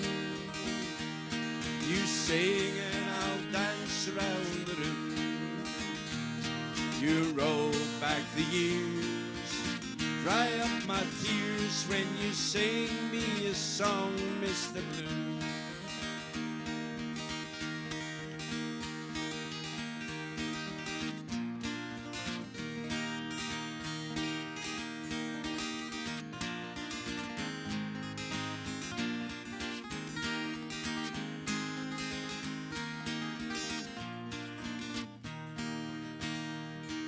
The sun smiling from your face when you walked through my door.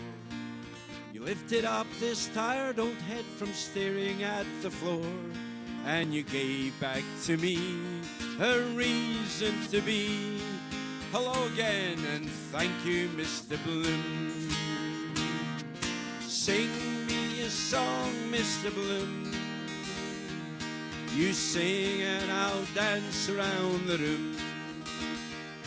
You roll back the years, dry up my tears when you sing me a song, Mr. Bloom.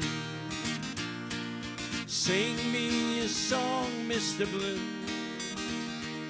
You sing and I'll dance around the room. You roll back the years, dry up my tears when you sing me a song, Mr. Sing me a song, Mr. Sing me a song, Mr. Bloom.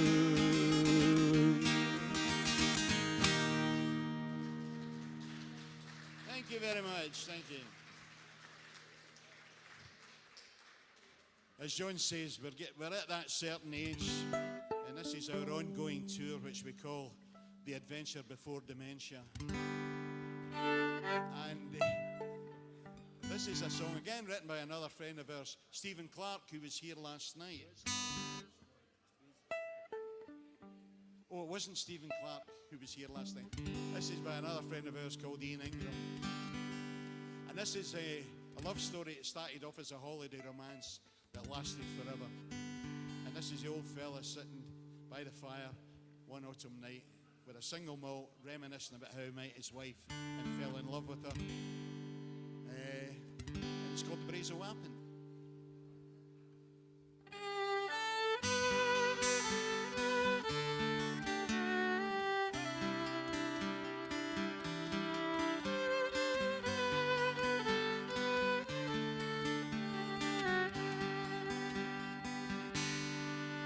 With the darkness of winter drawing near, when autumn leaves are falling and the swallows disappear, when the love o'er nights the fire glow, like setting suns, remember when we babe were young.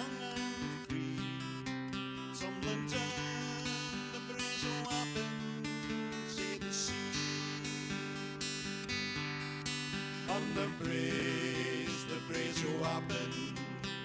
I fell in love with you, love I thought would last the summer. Never dreamt a lifetime through. Laughing children and once was you and me. Tumbling down the brazen weapon to the sea.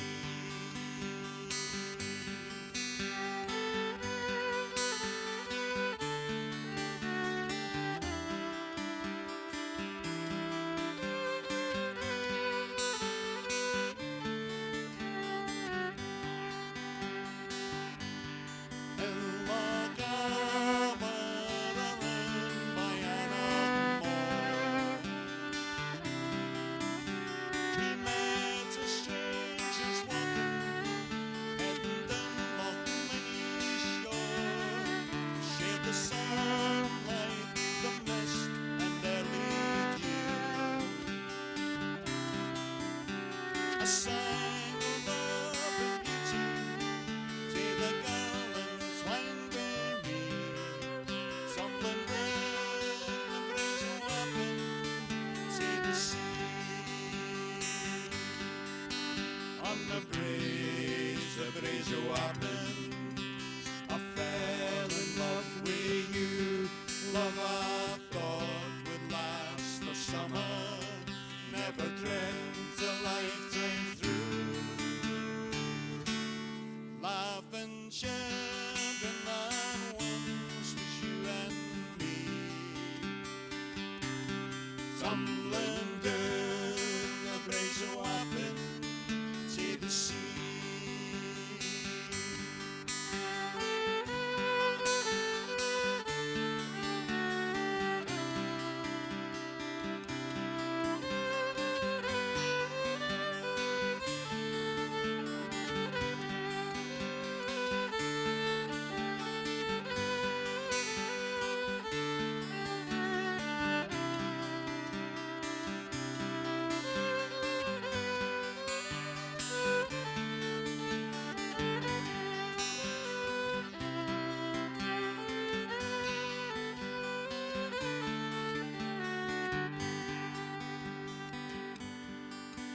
In the shadows of Marvin nestled down,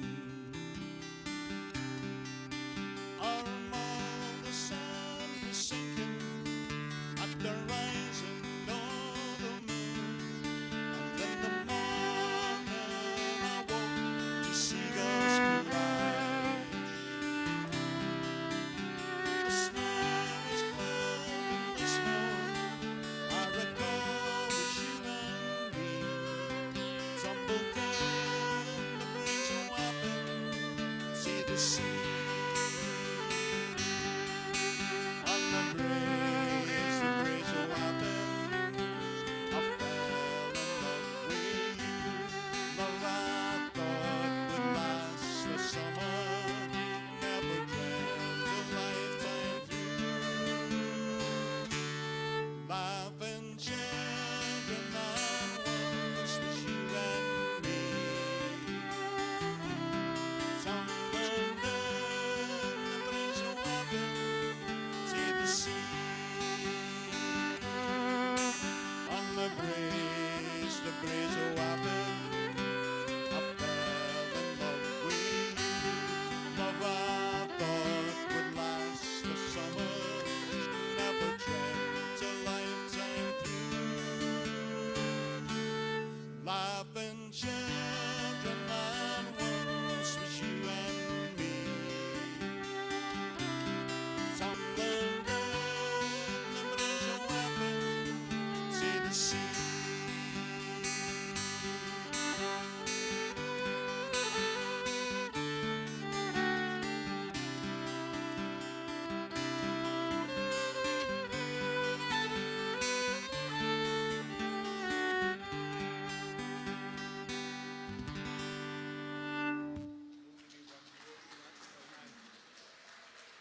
Thank you very much. You're too kind.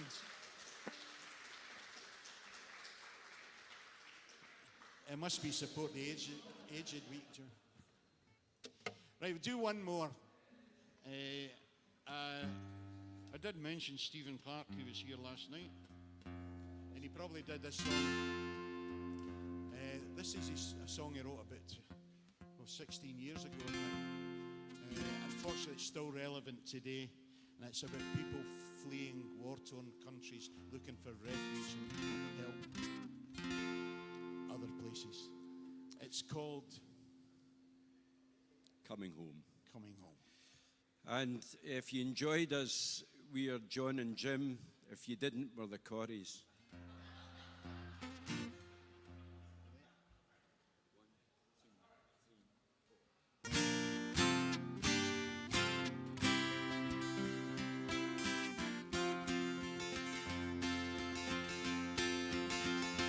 Puts a light in the window, your brother's coming home. Sets a meal on the table, your brother's coming home. He'll be tired and weary after all these years alone. Coming home, your brother's coming home. Take the chain from the door, your sister's coming home. Open wide your arms, your sister's coming home. Don't leave her standing there after all the pain she's known. Coming home, your sister's coming home. Coming home to a place they've never been. Coming home to a land they've never seen.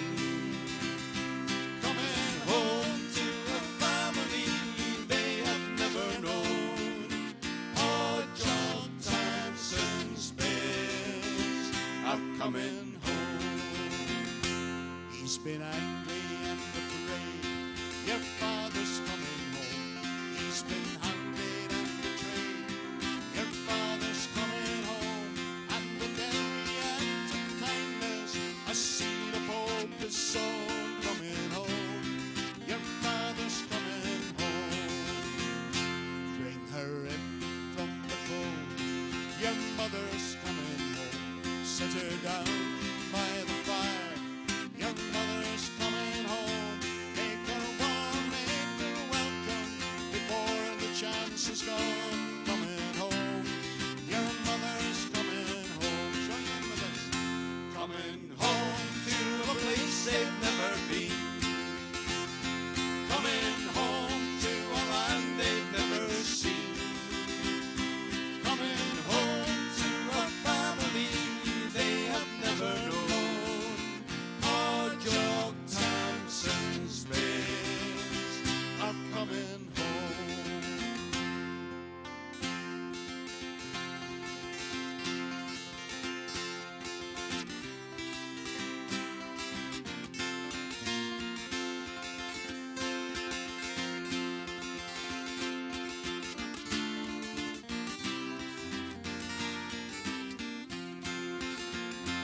From Ukraine and Somalia, your family's coming home.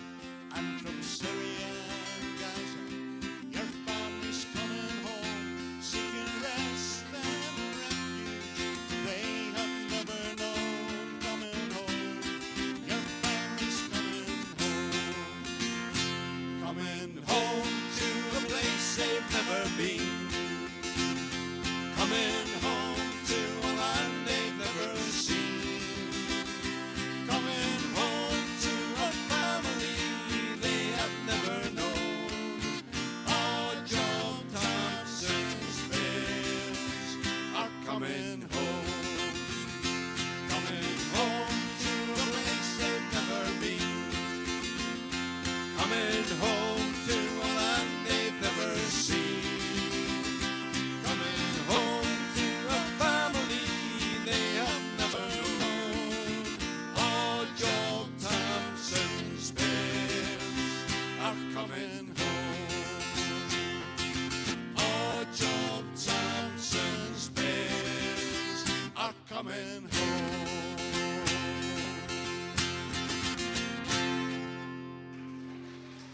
Thank you very much. Thanks.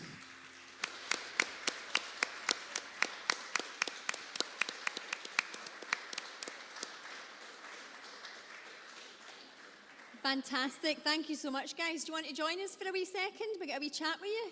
Excellent. Come on over to the Come and stripy grab a couches. seat. Aye, come and have a seat. Well, not bite. Come in, come in. Thank you very much. That was just perfect vibes for a gorgeous sunny day. I wish I had a wee whiskey in my hand actually to enjoy. I'm driving. Oh, it's not fair, is it? So tell us, how long have you guys been performing together? 12 years maybe. Speak in, you move a wee bit closer. Come on in. Yeah, I would say about 10 to 12 years we've probably been working together, yeah.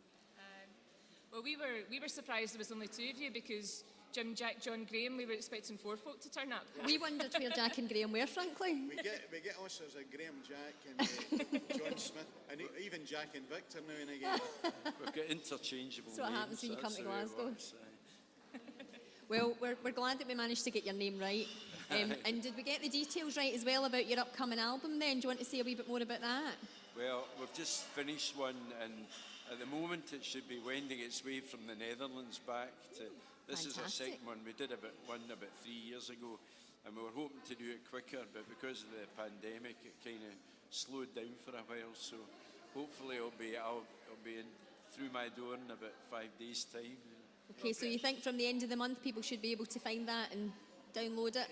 I don't know where we'll find it, John. You'll probably need to write Well, to you. we really just do it through our own. It's mostly gigs and then through our Facebook. You know, Okay. We don't have a website, but we're kind of old, so we're slow in that kind of thing. But we're John Graham and Jim Jack on Facebook. John Graham and Jim Jack on Facebook. We've got a Facebook page, and we Smashing. do a lot of folk clubs and stuff like that. And it's basically just to sell them there. Fantastic. Yeah, we're looking forward to it. Well, listen, we really appreciate you coming in. You were sounding gorgeous. It was, as Thanks very Pauline said, much. perfect for a beautiful sunny day. Very kind of you. Thank you. Thank you very much indeed. So a nice warm thanks again to Jim and John. Thank you. So me and Emma were saying, just as that last song was finishing, that the last song was about coming home, which seems an absolutely perfect segue on to our next wee segment. Absolutely, we couldn't have planned it better if we tried, could we? So we've got a short video to play you now from one of our Citizenfest contributors, Refugee. Some of you from Glasgow will be familiar with Refugee, and if you're interested in how you can help to support people who are forcibly displaced and coming to Scotland looking for a warm welcome, which we're all famous for, then you should definitely get in touch with Refugee because they will tell you many, many ways in which you can do that in a really meaningful way. So please tune in, watch this wee video, find out a wee bit more about Refugee, get in touch with them if you want to, or get in touch with us and we'll put you in touch with them. Enjoy. Glasgow is based on west of Scotland and lies on River Clyde. It is the largest city in Scotland with a population of over 600,000 people. Around 5,000 asylum seekers currently live in Glasgow. Glasgow is known as the Deer Green Place, and with over 90 parks in the city, including Pollock Country Park, Glasgow Green and Kelvin Grove, it really lives up to its name. Refugee aims to give everyone the opportunity to extend their welcome to someone who has recently arrived in Glasgow, Scotland. That is why they include a welcome letter inside every welcome pack that they send out. The letters are written by people who are literally more familiar with Scotland and can't say anything from simple welcome to a lot of details and advice on places to visit and shops to use. A lot of schools across Scotland have used the letter written as a way to introduce children to learning about refugees and the humanitarian crisis. Hi, I'm Claire. My job title at Refugee is Education Coordinator. In my education role, I talk to schools, primary schools and secondary school children and their teachers about the work that we do at Refugee and just giving them a little bit more of an understanding of the people that we work with and the situations faced by people claiming asylum and people who are refugees here. And the rest of my time, I help build food packs, clothing packs, entertainment, anything that's happening within the office, I'm free and available to help. I'd been watching the news and just feeling horrified. We live in a world that at that point we were at something like 68 million people currently displaced from their homes. And then it wasn't until I caught a news clip of the closure of the Hungarian border, and a father stood at the border with a tiny baby in a papoose on his front. Someone grabbed the journalist's arm to turn the sort of journalist and the camera round to say, look at what is happening. I remember just watching it and being like, this isn't a world that I am happy sitting back in. The image of that father and his child will never ever leave me. I can't now not do something. This idea for Refugee became my full-time job, and that was never my plan, but it happened because I found something I really cared about. Hi, my name's Lily. I've been working for Refugee since about November. I wanted to join Refugee because when I was in high school, I used to volunteer with another charity and I would help Syrian children with their homework. It was like a homework club thing, and I really, really enjoyed that. But when I moved to Glasgow for uni, I read about Refugee and it seemed really lovely. I loved the idea of welcome packs and stuff. I met Selena and Hannah and they were super nice, and I started volunteering with them. My name's Hannah and I've worked at Refugee for the last 5 years. I'm the operations manager. That means that I make sure that everything gets to the right people in the right time in the easiest way possible. For the last year has mainly been food, toiletries and entertainment packs, or it could be prams. So I run the pram project. So that gives the existing community a way to donate prams and other baby items and stuff to people that have recently arrived. So we ask people to drop them off to our office, and then we use our volunteer drivers to deliver things to people's houses. My intention was to welcome people arriving to Glasgow, but actually what's happened is that we've become this organisation that, yes, we welcome people, but we also provide the existing community with a way to welcome people. And I think the simple ways that we did that really captured people's attention. So that gave people a way to welcome. A donation of toothpaste, a donation of an umbrella, an introduction to Scotland, a welcome letter from that person to a complete stranger, to somebody they wouldn't meet, but a message saying, I'm glad you're safe, welcome to Glasgow, sorry about the rain. Whatever that person wanted to communicate, it gave them an opportunity to do that. I think that's what captured people's attention, and I think that's what's made it the success it is simple, small acts of kindness that we are all capable of because we've all got access to a pen and a bit of paper. These simple, small acts showing the difference that that makes to somebody when they arrive here. Sharing across our social platforms and through our website, the impact that those small acts of kindness have hasn't just been important to the people receiving those gestures of kindness, it's also really important that people have the opportunity to do that. Working at Refugee has impacted my life in lots of nice ways. I really enjoy my work here. I love making up nice welcome packs and clothing packs, and we get lots of lovely donations. It's very, very rewarding, and my family and my friends are always keen to help out and pass along donations that we need. I'm Menesia Keister from Namibia. I'm an asylum seeker and I am here almost for a year in Glasgow since last year, February 21st. And I'm a mother of 3 children. Refugee has made me feel like I can ask anything, give me dignity back. It just gives me self-respect also. The difference they made is they made me feel my basic human right is taken care of. I have food, I can walk clean, and I felt like they care, they love what they are doing.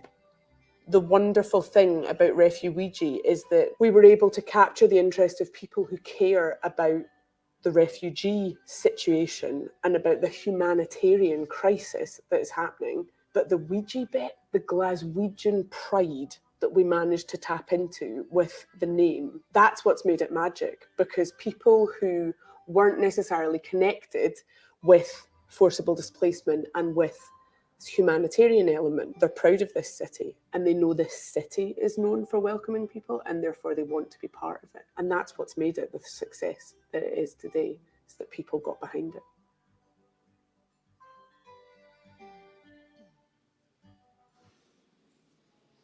Welcome back. I hope you enjoyed that video. So we've got something new for you now. We want to introduce you to New Roots Home. New Roots Home is a collective of people and organisations who are campaigning for the right of all disabled people to have their own home, to choose where that is, what that is, and who, if anyone, you might choose to live with.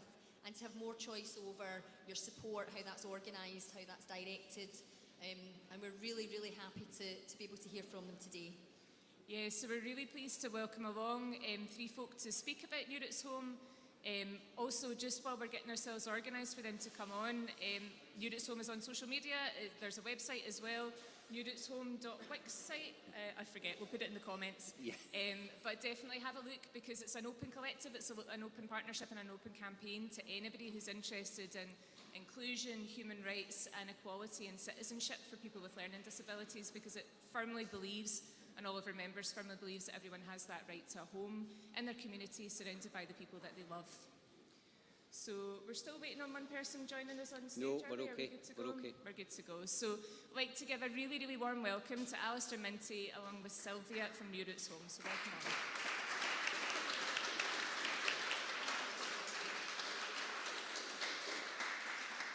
Okay, thanks very much, everyone. I guess the whole of We Are One Citizenfest is all about human rights, about equality, and the sense that we are all deserving of that feeling of welcoming, belonging, and a good meaning to life.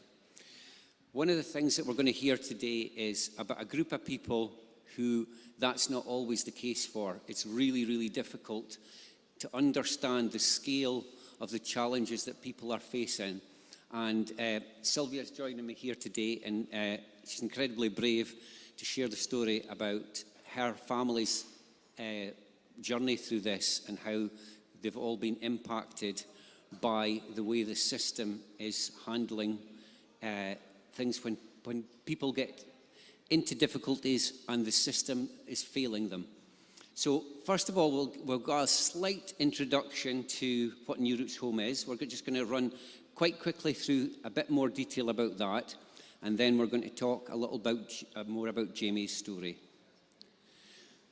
So, as we've said, it's a campaign about working together with people with learning disabilities, not for, but with. That's really important. So our group wants to make sure that everyone's human rights are really taken seriously, and many people with a learning disability haven't had much of a choice historically about where they live. Many have had to live in hospitals and other places that they didn't choose to live in. I myself worked in hospitals over 30 years ago and was involved in the closure of some of those. And it's really sad for me to say that some of the mindsets that we faced back then haven't really moved on in terms of when things get difficult, the approaches that continue to happen. So we call places where people don't have their rights met institutions. And institutions can be in hospitals, but they can also be in the community if we're not very careful. Some people need help to make sure they don't lose their home, and they can be in a place they didn't choose for a long time.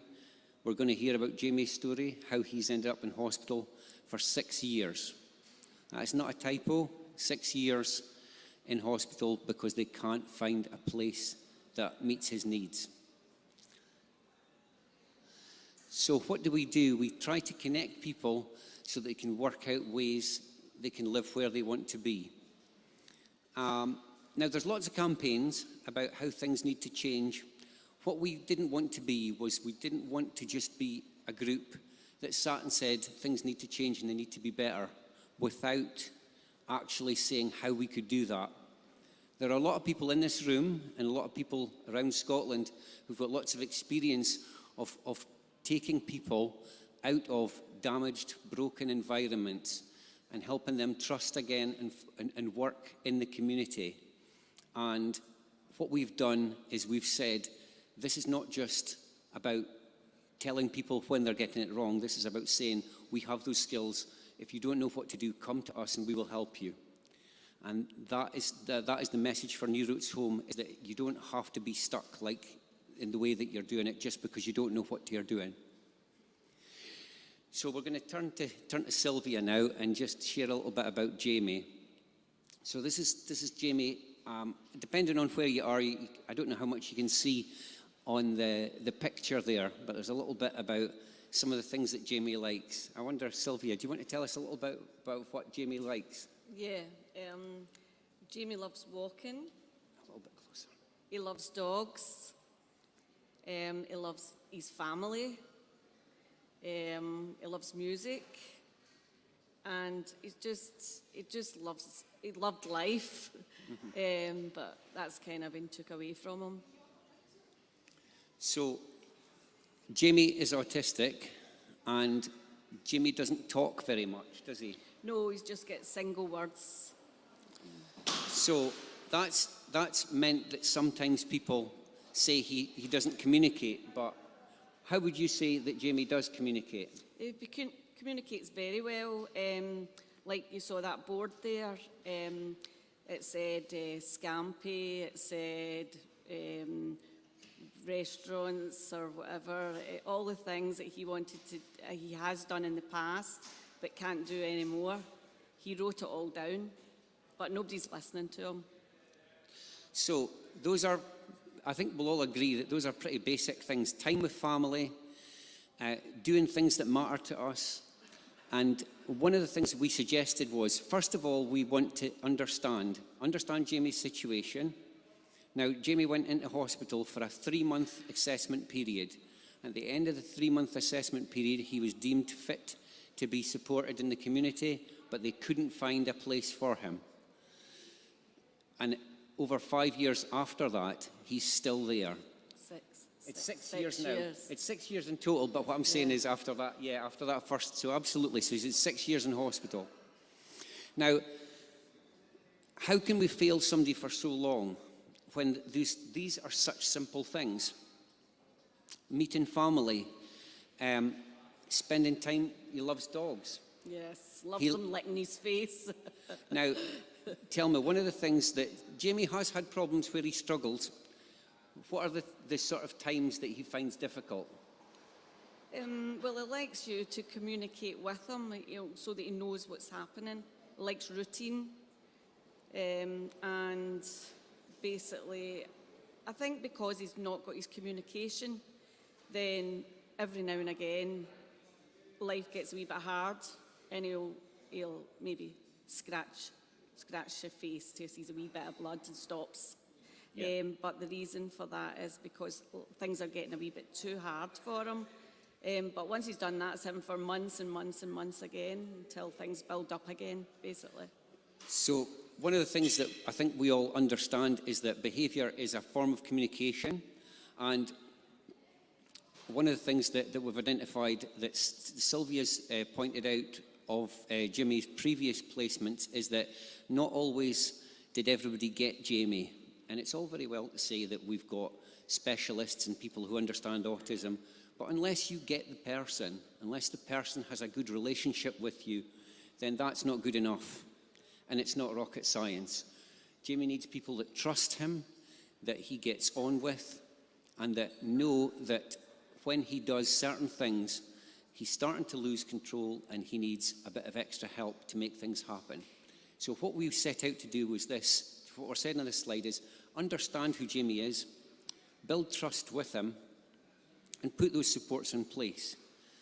Now, what we've got at the moment is that he's stuck in hospital, and John and Fran from Radical Visions have talked quite a lot about the readiness model, the fact that quite often there's a mistaken belief that when somebody's in an awful environment, we have to expect them to get better in order to allow them to move to a place that's more suitable. I mean, can you imagine being in, say, the Big Brother house, instead of being for weeks, but for years, having all the things that matter to you stripped away, and then people telling you that you're not well enough to move on? So what we've tried to do is we've tried to say, these are some of the things that we could do to introduce things into his life that matter to him. So at the moment, he's in the wrong place. So he's in a forensic ward where it's not a learning disability specialist ward, and they've said they can't do rehabilitation with him. That's what they've told you. That's right. They can't do anything with him. He's just in the wrong place. So one of the things he really likes is, for example, going out for a coffee. We've been promised that he should get at least once a week he should be able to go to just the coffee shop in the hospital. Has that been happening? They can't do that because they've not got the staff.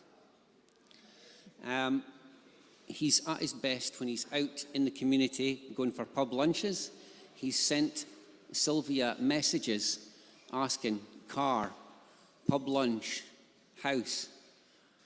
What have they said to that? Basically, they just tell them that we can't do that just now, and then they just leave it. So basically what he's asking for, and my worry is that's Jamie communicating. Is he going to stop writing things down?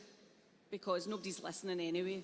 So tell me, Sylvia, in terms of over that 6 years, and particularly in the 2 years when COVID's been happening, and we understand that it's been difficult to manage situations with lots of people sharing and their health and safety, but how has the last 2 years in particular impacted on Jamie's life and his ability to see his family? Very, very much, because for 4 of the 6 years, Jamie was out with us 4 days out of the 7, and then COVID came along, family disappeared, outdoors disappeared, which is an outdoor boy. Just everything disappeared for him. And that's why his behaviour changed, because he didn't understand what was happening.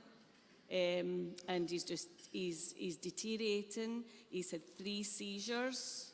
He's had a broken nose, a tooth missing. To me, is he self-harming, which he's never done. He's just a lost soul that doesn't know what's happening to his life. So absolutely. So he's hurting himself. He has hurt staff more than he's hurt staff in the past. He's on increased medication. And so what we've tried to say is that he's not coping. He's not safe. He's not. So what they've said is they won't consider that we can go in. So I've offered to go in and take Jamie out with Sylvia, because guess what? There's never been an incident where Jamie has been aggressive to anybody while he's been out. It's always in the hospital. It's always, before that, it was always at home when he hasn't been able to get out. So what I've said is, if you don't have the staff to do this, we'll do it for you. We'll help you. And part of what we said is that if we do this, then we go to providers. Providers will see that this isn't Jamie. This is Jamie in a bad situation. You show Jamie in a good situation, and then they'll be more happy to work with him. And they've told us that they have clinical governance. They have rules about who they can have in the hospital and who can work where. And despite the fact that there's been lots of people worked, alongside patients in the hospital from external providers before, and despite the fact that I am still, although I don't practice as a nurse, I'm still a registered learning disability nurse 35 years after I started my training, still nothing's good enough. We're still told that's too much of a risk, we can't take that risk. So they're quite prepared to leave him in that risk until something better comes up. This is the even more shocking part here. So we've presented solutions. We've said we will do some planning together. We will show you how Jamie can behave differently with more of these things being introduced back into his life on a routine basis. We will go with you. We will help providers to provide something in the community with him. We've got examples of how this has worked. This is what they're proposing instead. The wording in red is direct quotes from the CQC most recent report. Now that's the equivalent of the Care Inspectorate, the official body that inspects hospitals and care homes in England. They've said the only place in Britain, the only place, it's not even in Scotland, is to send him hundreds of miles away to this place where the specialist support will be so good that he will be able to return home after a period of 12 to 18 months. First quote here is, people were not always kept safe from abuse or avoidable harm. There were instances where people who used the service had unexplained marks on their body which were not known to staff how they occurred.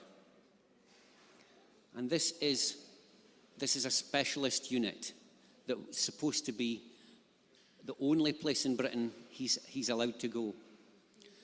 There's not a robust system in place that was adhered to for staff to raise concerns, including verbal and written, without fear of retribution.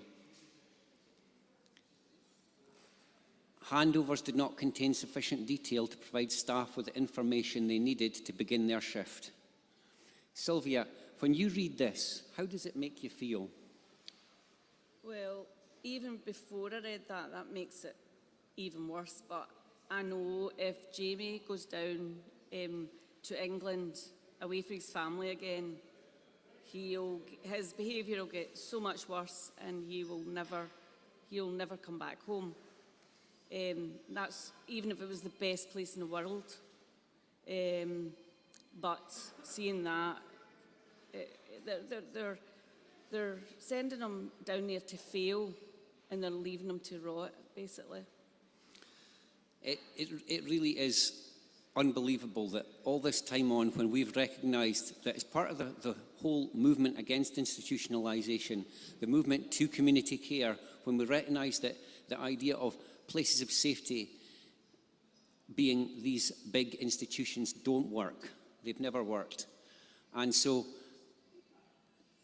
what we're left with is this mindset that we have to keep people safe by controlling them, by making their life small, by giving them more medication, more restraint, and that's what's happened to Jamie.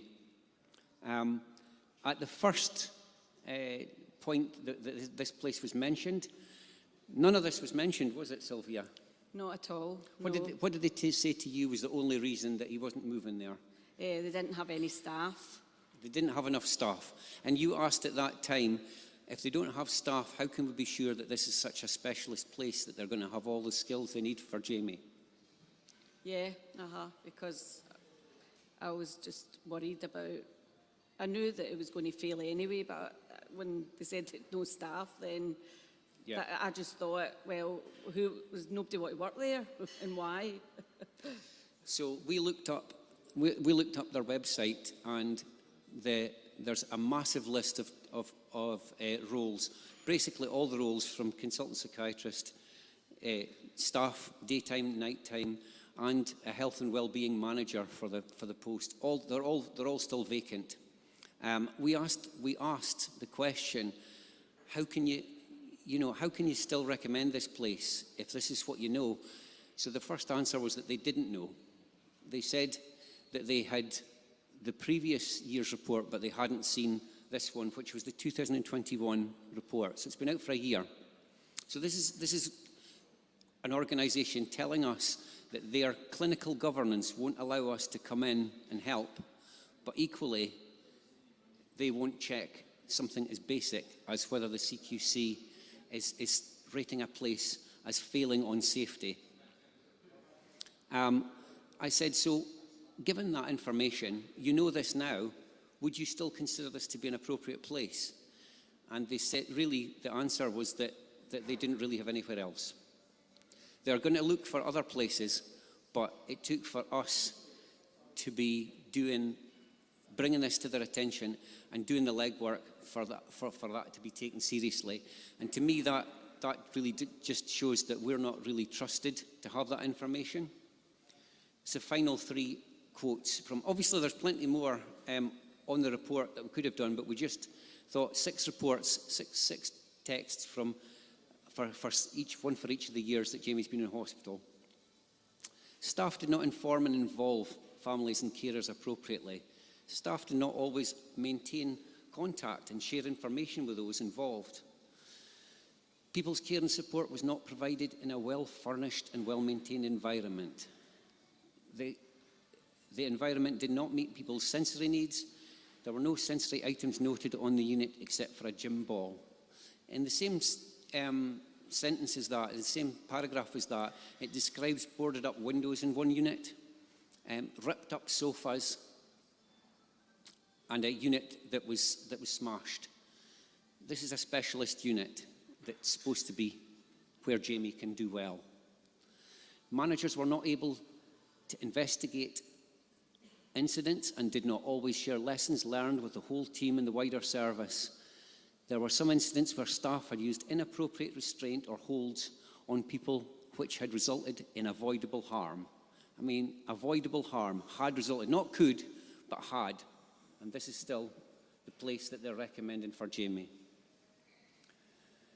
Yeah, it's just, I wouldn't let it happen, but I know that if it does happen, my boy will not last long. Something will happen, and he'll just not be here anymore.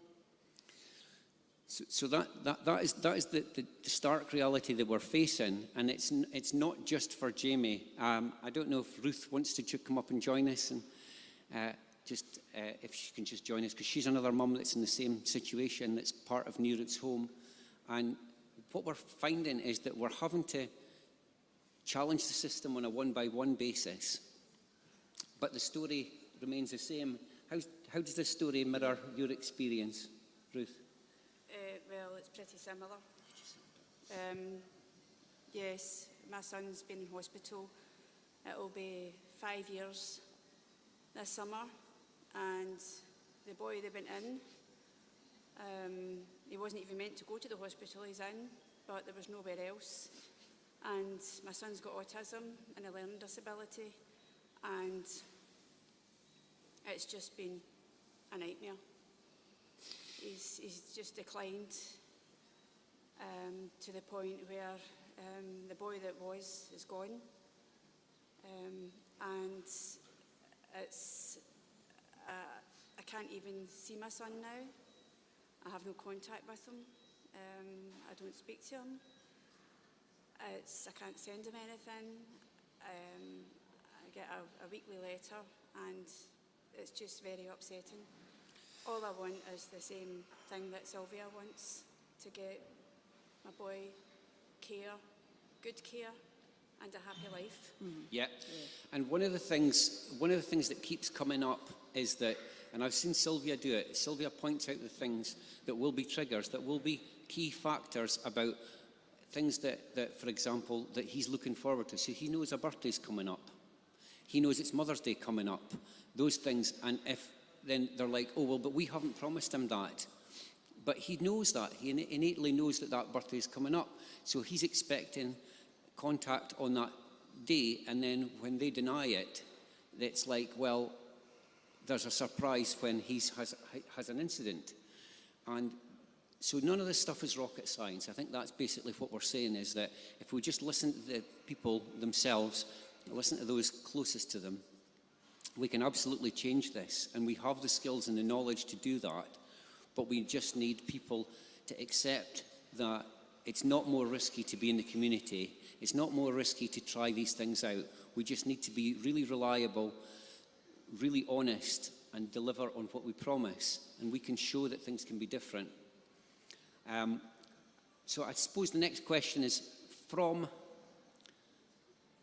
individual fights to struggles, to a wider appreciation of this needing to shift. And we've got self-directed support. Is there anybody got any questions or any thoughts about how we can move on, given how little we've moved in terms of attitudes in the last 30 odd years? Anybody got any questions or any thoughts about what you've heard? Yep. Ewan, go for it.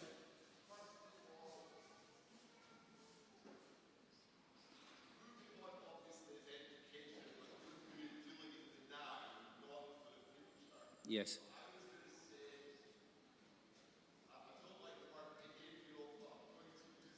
Uh-huh.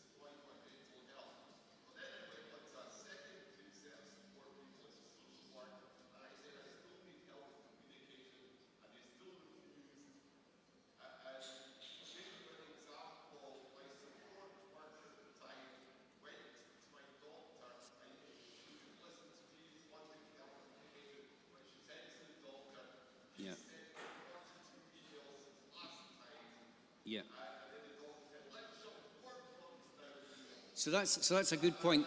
Yeah.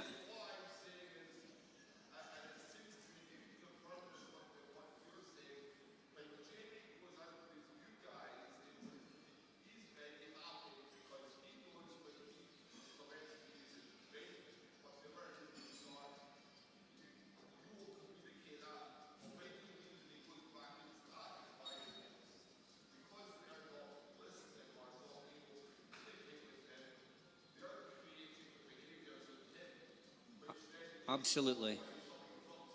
Yeah. It's a fundamental. So that's some really good points, Ewan. And I guess one of the things is about the power dynamic. One of the ways that traditionally we've responded to people who aren't coping is to make their lives smaller. We put them in locked environments. We give them 2-to-1 staff, sometimes 3-to-1. We restrain them physically. We pump them full of medication. And all that does is make people either more angry or they just give up. And I think that's...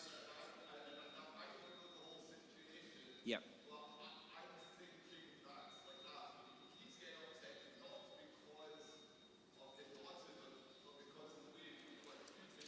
Exactly. Yeah. So for example, I just gave them one example because they said, okay, he won't have a problem when he's out, but what when he's coming back in? And I said, well, but if we know that he's going to go out next week and he can be sure that that's not a false promise, then that'll hopefully be enough for him to cope and manage that situation. If he does, and one of the things he'll do is he will try and run, then their response was to put hands on him, restrain him, and take him back. Now, one of the things I said is that what I would do is I wouldn't do that because I'm an okay runner, so I can just run and walk alongside somebody until they get tired and until they calm down naturally, and then we just call Sylvia and then get her to take the car, and we'll go back when they're calm. So it's just a fundamental difference in terms of we manage by putting hands on, by controlling you, or we listen to you and we go at your pace.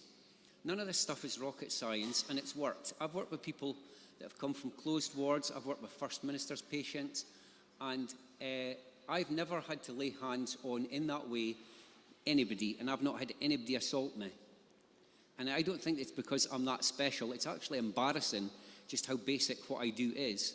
It's just that the rest of the system still seems to fail to recognise a lot of the stuff that we've learned through person-centred planning, a lot of the work that we've done over the last, particularly 30 years. We know it works, we've shown it works, but still the system doesn't work. So we'd really ask you, if you can, go online, look up New Routes Home. We've got a Wix site, New Routes Home Scotland, I think it is, and we've got a Facebook and a Twitter. We're welcoming to individuals, families, professionals. If you're struggling, if you've got somebody that you think might lose their home, come to us. We are not about judging people. We are not about saying this is terrible.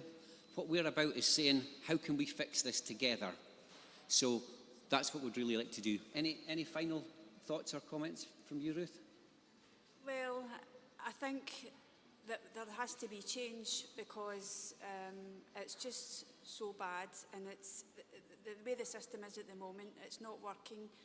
And like Sylvia said, I feel as if people go into hospital and they just deteriorate and they're forgotten, but they aren't forgotten by their families. No. And many people, and they're dearly loved, and all we want is a good life for them, and that isn't a good life. It's not a good life, not by anybody's chalks. Oh, you've got a question, David? Yeah?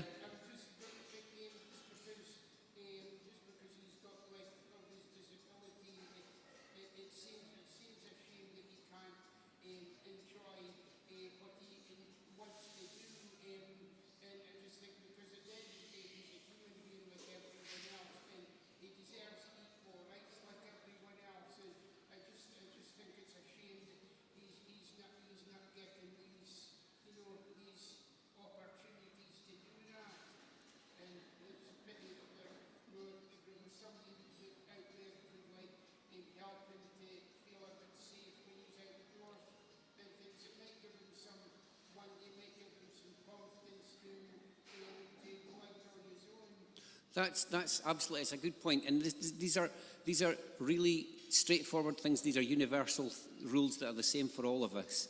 And you can see it, and I can see it, and we can all see it.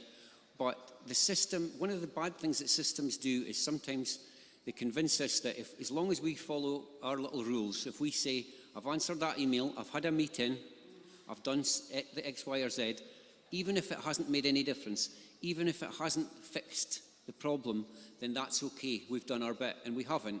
Unless we've got somebody to a place where they're trusted, they're safe, and they're well supported, then we should never be satisfied, because we haven't done our job.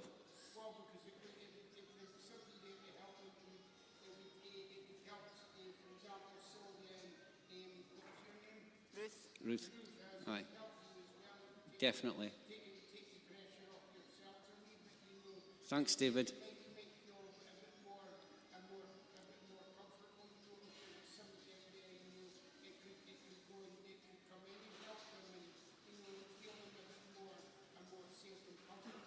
Well, that's what we need. We need everybody to come together and agree.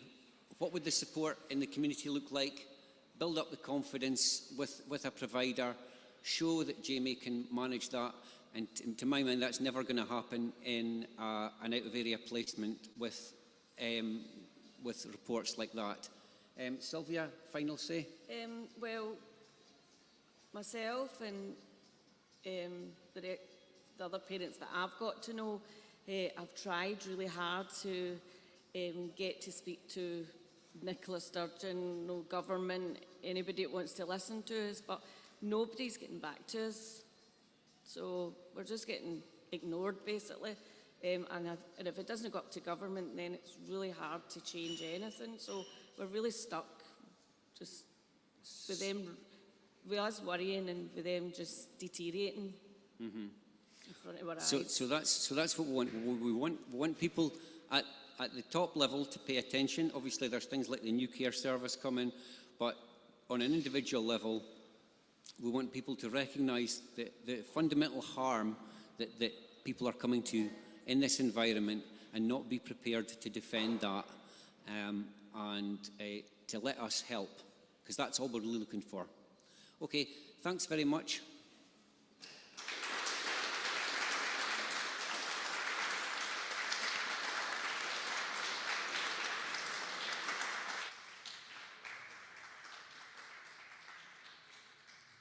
Just huge thanks to Alistair, Sylvia and Ruth for sharing their stories. They're incredibly powerful.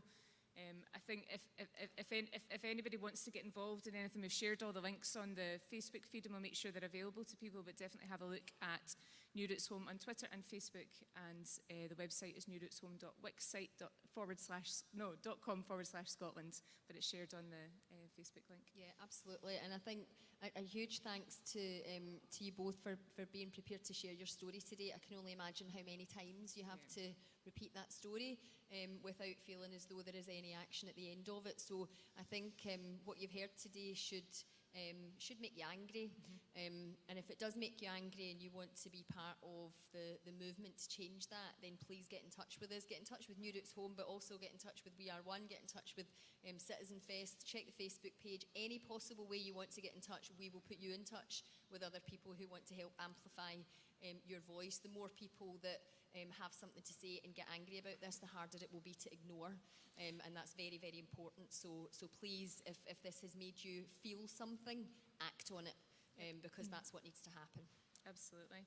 So I'd just like to say another really warm thank you so much to the guys from New Roots Home. Thank you, Sylvia, Ruth and Alistair. Thank you.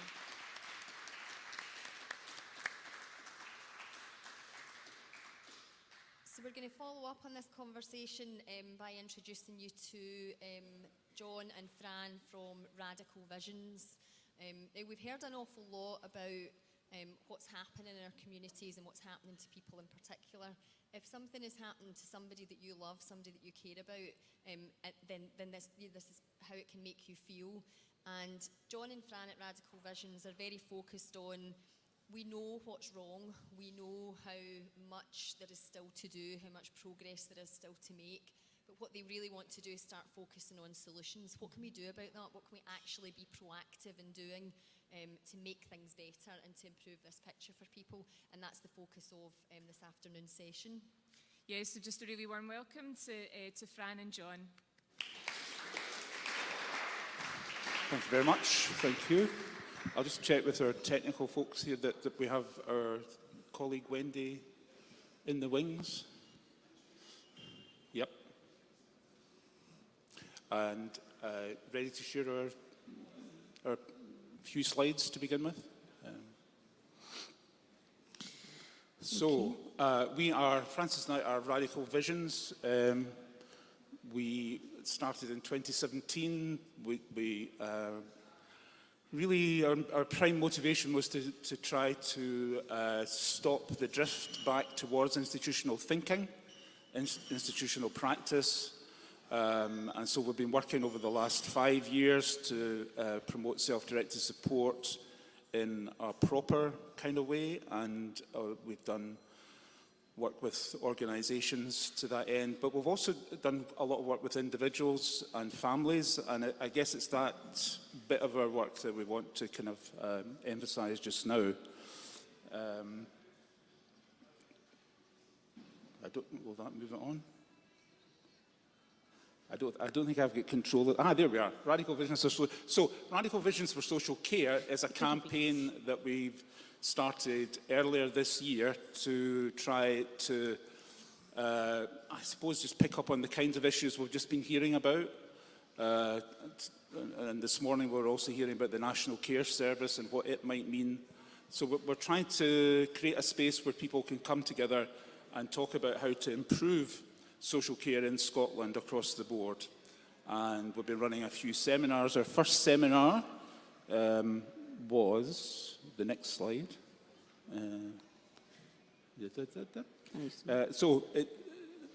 The National Care Service is promised in 5 years' time, and I think what we thought was that we need a space where we can come together and talk about the fact we can't wait 5 years for things to get better. Things are, pretty difficult at the moment, particularly difficult in the wake of COVID, and that was the theme of our first seminar. Our second seminar was on the theme, and we move on to the next slide, was on the theme that everyone should have their own home. And while that might seem quite an obvious thing, and for most of us it is quite an attainable thing, for many of the people that we work with, having your own home is, out of reach and not really on the agenda. So it's a basic human right to have your own home, and some of the work that's going on in Scotland at the moment for a new human rights bill may assist the work towards insisting that everyone should have their own home. But we've had our second and third seminars really on the same topic, because we think it's really central to some of the issues that we're facing here. And you should only be in hospital if you're unwell. You shouldn't be in hospital because you've nowhere else to live or you're homeless, basically. So that's who we are and what we've been doing. If you can jump on a couple of slides, maybe. Stop on that one. So our theme this afternoon is about what can be done, although it's very difficult. Some things can be achieved. And working together in various kinds of partnerships between people who use services, people like ourselves who are professionals, different organisations, local authorities, government.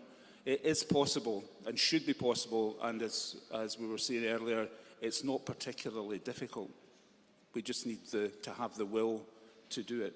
So one of the ways we've been doing that is through a project called Advocacy Plus, and Francis is going to say a wee bit about that just now. Yeah.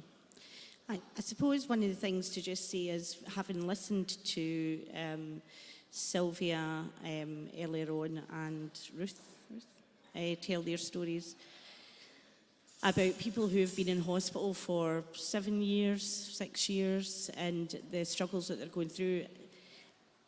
We have, the theme, as you will have seen, is about, over the last few days, has been about deinstitutionalisation, making sure we're not going back the way. And then you're hearing stories this morning. John and I met through hospital closure programme. John was involved in helping people leave the hospital, as in organising the closure of it. And I was involved in with a provider, and we worked, with people who had been in hospital for many, many, many years, with reputations who, and every time you talk to somebody, there's always, somebody that people think, that's not possible. That person can't live in their own home. This isn't right. That's not going to be right for them. And our experience is, time and time and time again, it is possible. So we're living in a time where we've made a lot of progress, but you can see from that discussion today that we've got to keep hanging on to the progress we've made.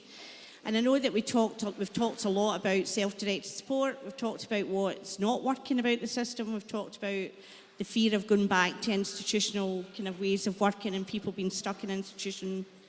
But we also wanted to say, and we have said on a number of occasions in the last few days, we've got some brilliant legislation. We have self-directed support in place. Is that? Yeah. We have self-directed support in place, and but we're just not using it. We don't understand it. The system isn't really equipped or changing as it needs to, because it's a transformation to work with self-directed support. It's not a wee tweak round the edges.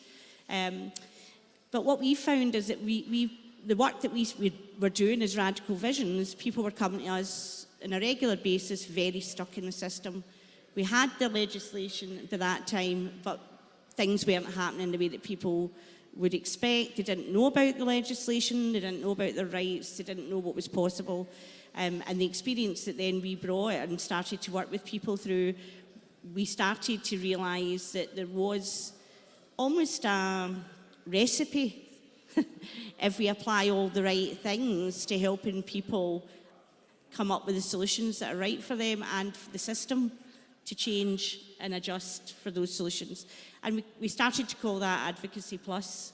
So it's not just about advocacy, and it's not just about planning, and it's not just about service design. It's about bringing a whole lot of things together that make sense around each individual, and each individual situation is different.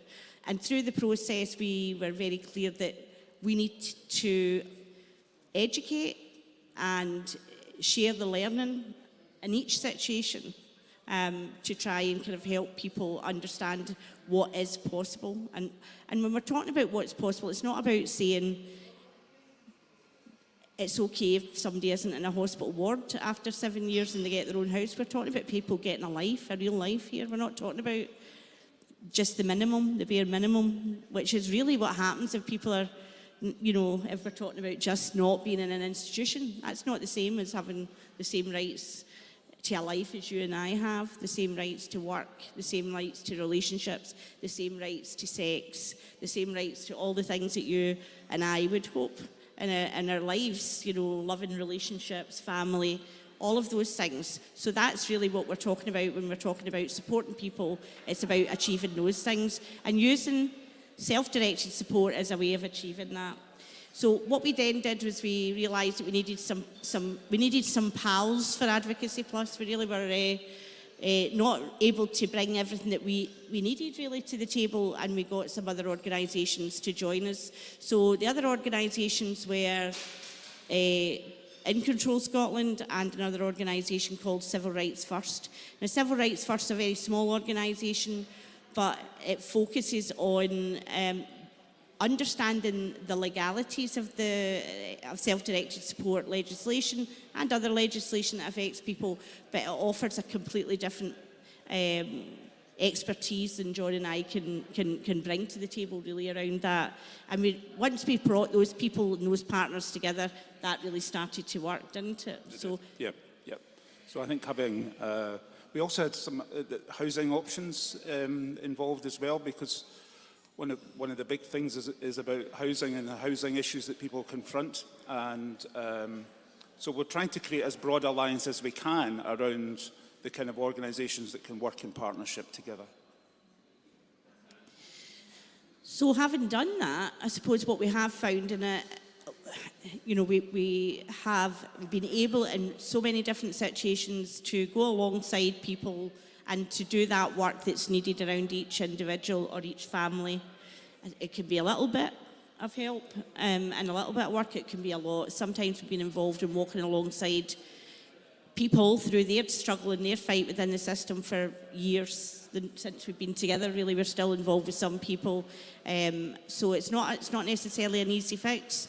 But what we have found, and time again, is that we've absolutely managed to support people to get those lives that they want, to get self-directed support, to get a budget under the option they want, to have a plan for their life, to get the right kind of support in place if they need it, all of those things, and to have the people who are in the positions within health and social care to come along with us. So we have got, so many really positive stories. What we wanted to do today, though, is we've got somebody, again, a mother, who came to us through to Advocacy Plus for some help, and we're going to bring Wendy in now. Wendy's not here, so she's joining us virtually. So hopefully you'll see Wendy on that screen. She's there, I think, yes. Hi, everyone. Hi, Wendy. Hi. So, Hi. Wendy's way up north beyond Inverness. Can't quite remember. Alness? Alness. Yeah. Alness. So thank you very much for joining us today. Okay, so what we hoped by bringing Wendy along today is to really kind of help. Wendy and John are going to explain a bit about the work they've been doing with Advocacy Plus under that heading for Wendy and her son. And I'm going to just ask some questions, really. So I suppose what I was wondering to start off, Wendy, was how did you come to find Advocacy Plus? You know, John, how did that happen? Well, I was thinking about that yesterday, and I think it was through Enable. I think it was Lauren through Enable that introduced John and I.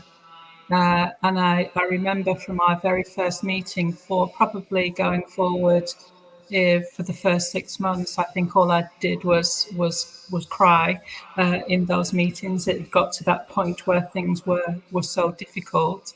And I've always considered myself to be very, very capable. You know, I've looked after my son now for 21 years. He has very complex health problems. And John and Lauren gave me the time to deal with that. They listened to me. I don't think that they judged me in any way. And I'm not sure I would have come back from the low point that I was in if John hadn't have helped. Thanks for telling us a bit about that, Wendy. Can you tell us what was going on at the time that you felt you needed the help? What was it was actually happening that brought you to that moment where you thought, I need to go and get some help? Well, my son has very, very complex health problems. He has life-threatening health problems, actually, along with being non-verbal. He has autism and learning disabilities. And at that point, I live in the Highlands, and at that point, what was happening was he was very, very unwell. He's oxygen dependent and he is ventilated now, along with lots of other difficulties. And there wasn't even the basic communication. There wasn't even the basic care. One of the first things that John and Lauren from Enable had sorted out was to have an MDT meeting for me to be involved as his parent and his guardian in that MDT meeting. Now, that was refused for a good while. And I think that through a process of some difficult conversations initially, John had a roadmap in terms of how he thought my son's care package should go, who should be involved and how it should be supported. So I think that, for over a year now, we're working through that process. And I started with sitting in a car park for an hour while my son was supported 1 hour a week 2 years ago. And now I have 70 hours a week. He's 2-to-1 staff because of his health problems. However, having said that, there are still lots and lots of difficulties, and I see the difficulty in everybody's aware of the aspirational legislation, but I see the main difficulty at a grassroots level. It's not interpreted in the same way that it should be, and that's often the challenge. So I think that it's almost recognisable from where I was over a year and a half ago to where I am now. And still, there's still work to be done. I think, Wendy, I was struck by how much you were having to deal with both sides of the equation, that the health service side, the NHS, and in a big way, with lots of different doctors and specialists, with your son making the transition from paediatric services to adult services. So you had all that very complicated stuff. But on the other side of the equation, you had social care, social work, and I don't know, just kind of not really knowing what to do with your son and yourself and how to respond. And a huge amount on your plate, I thought. I suppose one of the questions then is what difference then did it make having John, involved in Advocacy Plus? Can you explain a wee bit about that? Well, the main difference was the commitment that he showed me and the understanding and patience that I was shown as well. And I think that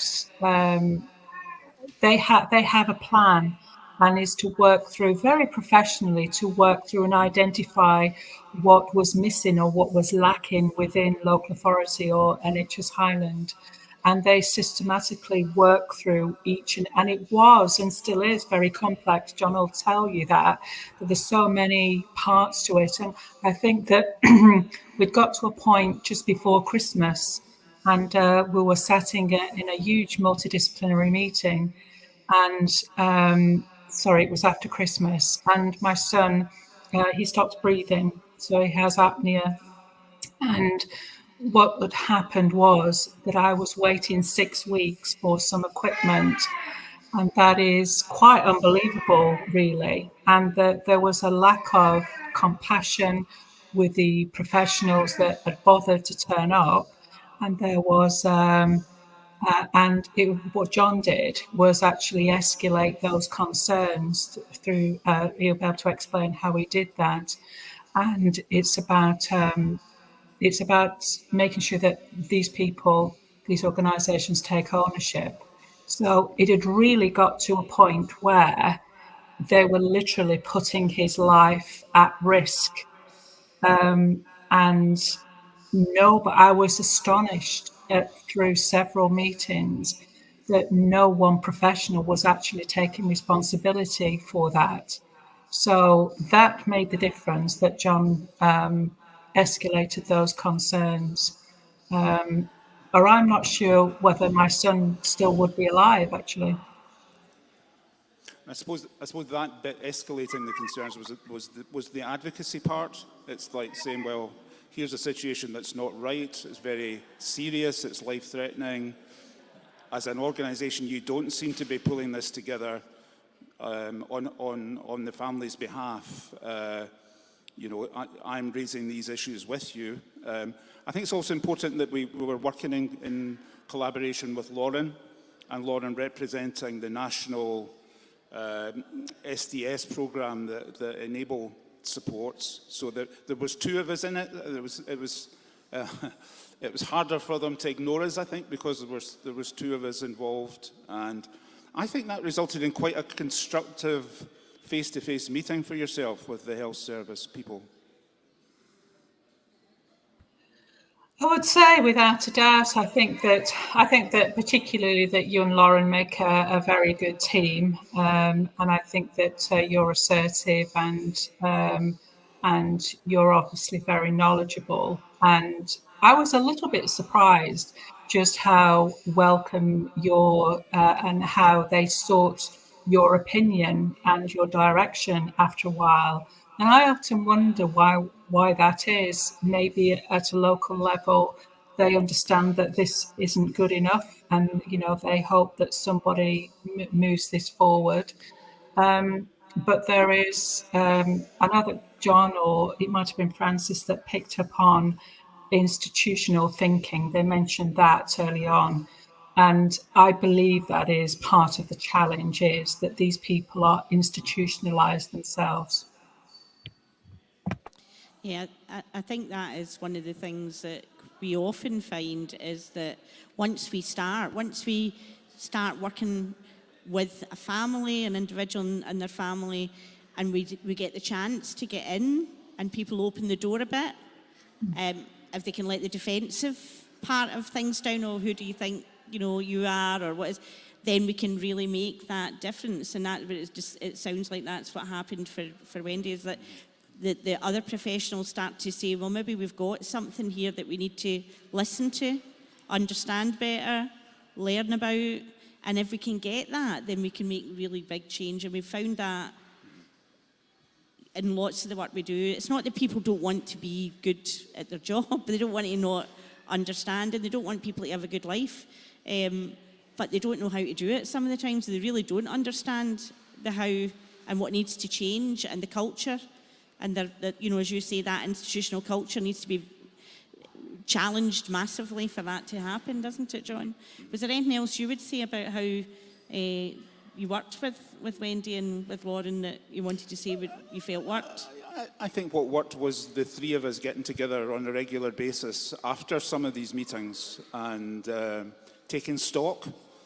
How far have we got? What do we still need to do? And we still have a lot to do, but taking stock, making a fresh plan, coaching each other on what to say and what not to say, and when to say it and when not to say it, and being a bit politic. Being a bit more strategic around how we took the argument forward.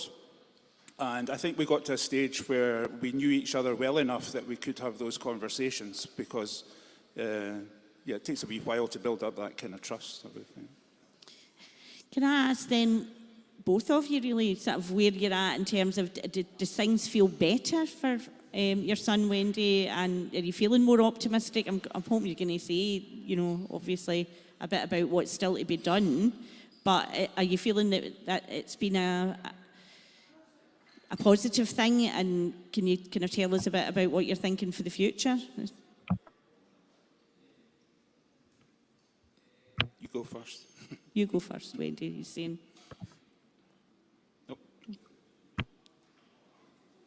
Got a problem with the sound? Oh, sorry, can you hear me? It's okay. Yeah, I can hear you now. We can hear you now. Yeah, I can hear you. Thank you. I would say there's lots to do. I think that one of the fundamental difficulties is we're all aware of health and social care have a responsibility to work together and communicate.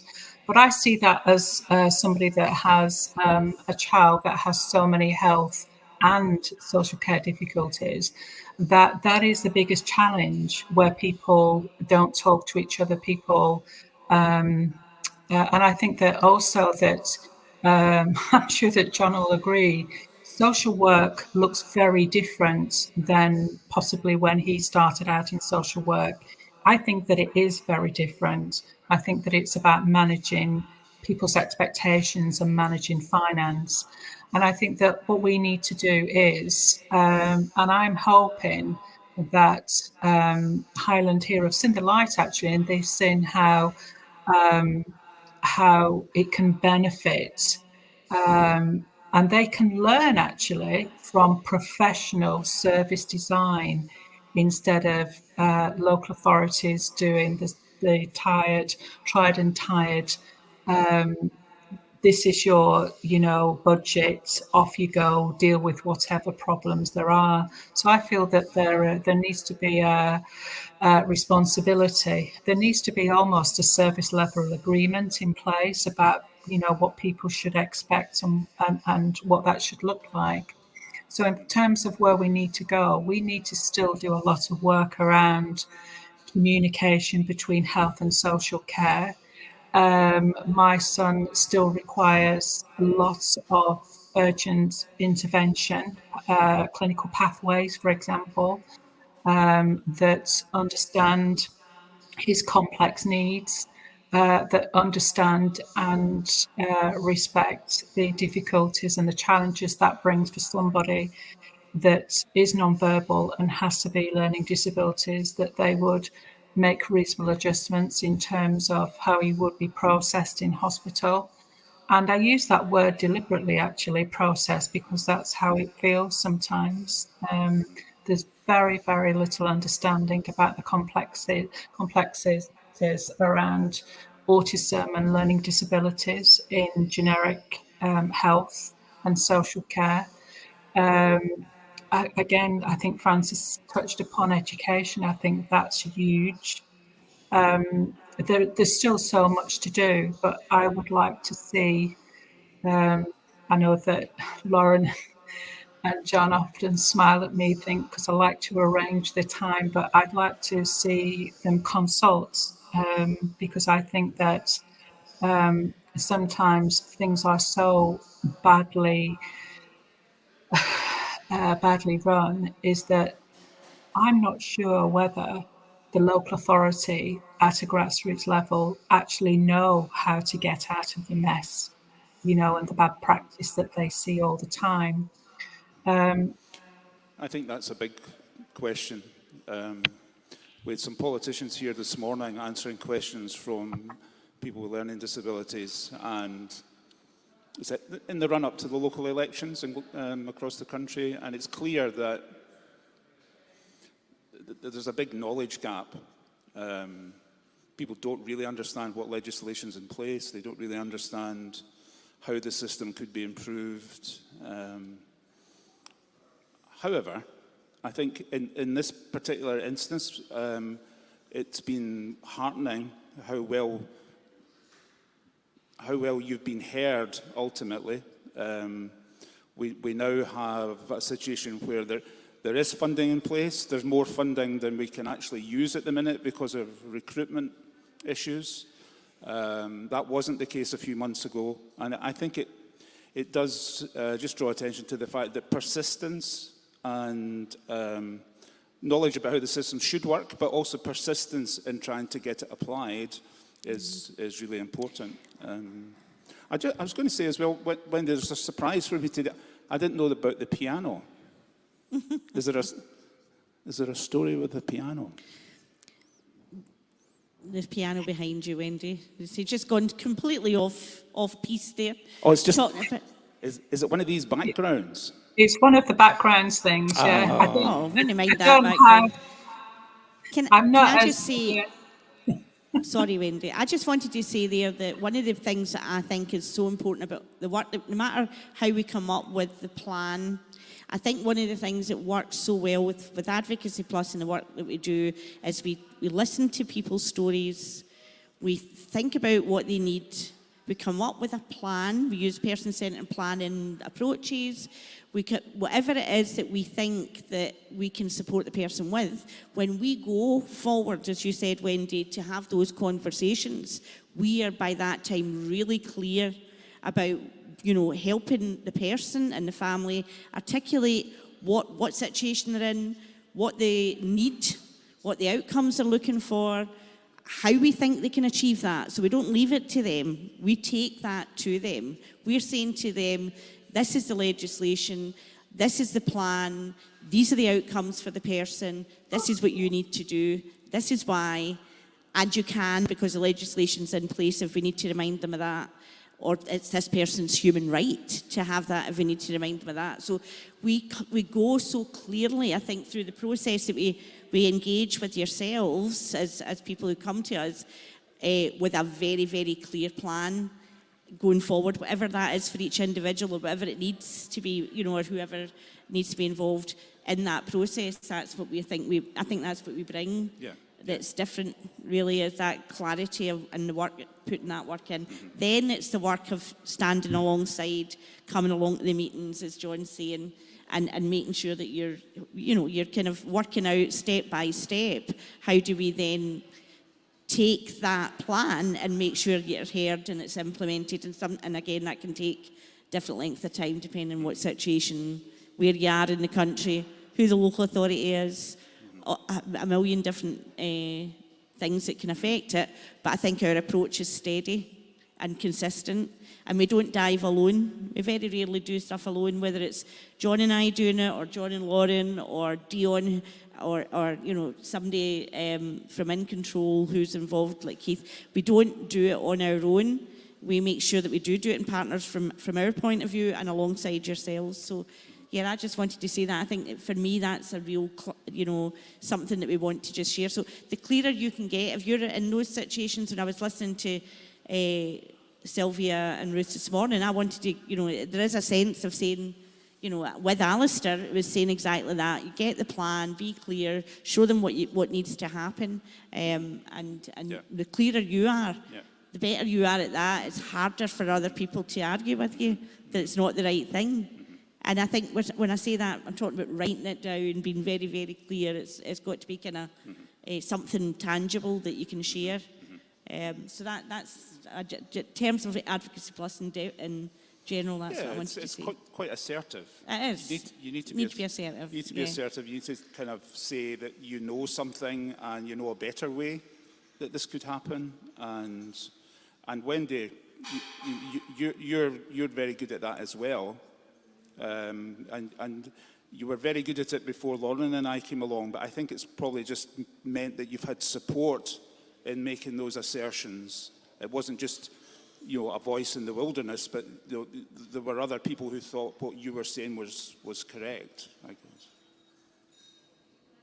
I think that I think you're both absolutely right, but I think that the support that I received was far more reaching than that, really, because I'd struggled for 20 years and never got anybody's help. You know, always been a single parent, never received or wanted any help from anybody, from any organisation before.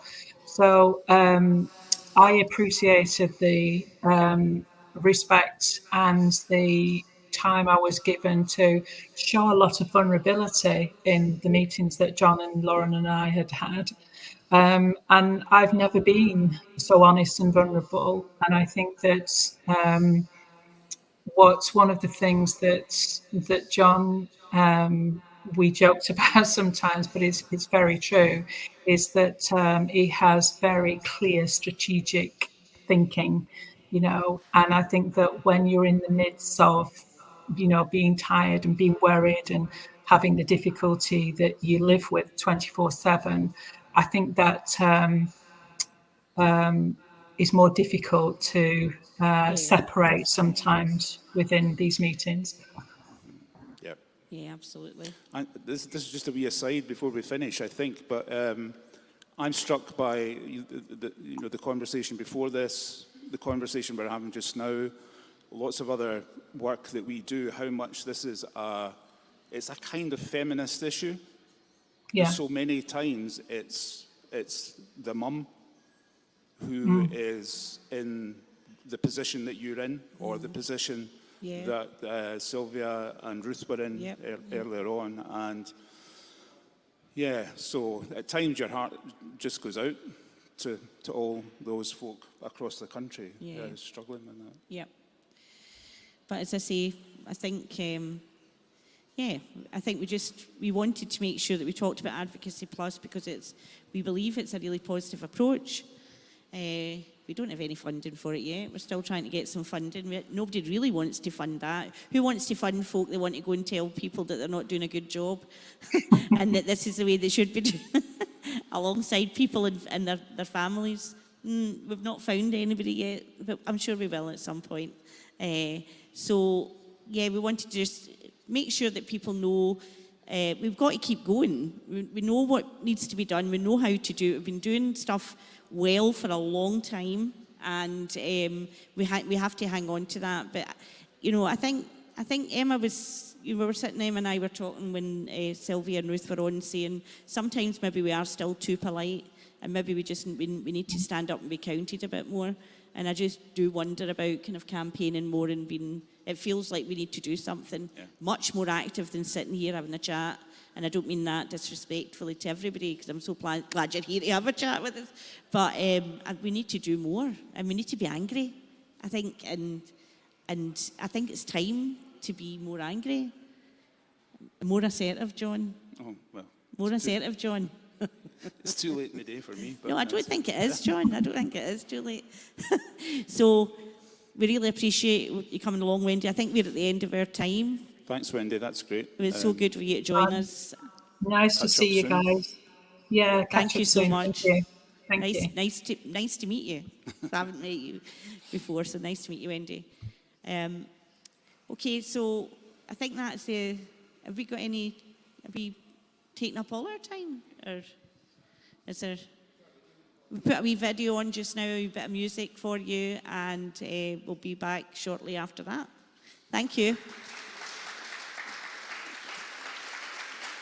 Thank you, Wendy.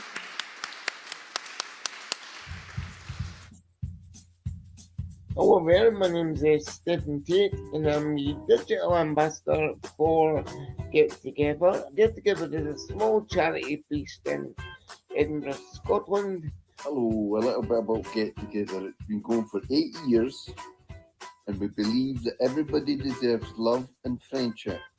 We've been holding events out with Edinburgh and the Lothians for people to access, to go to safe, accessible events.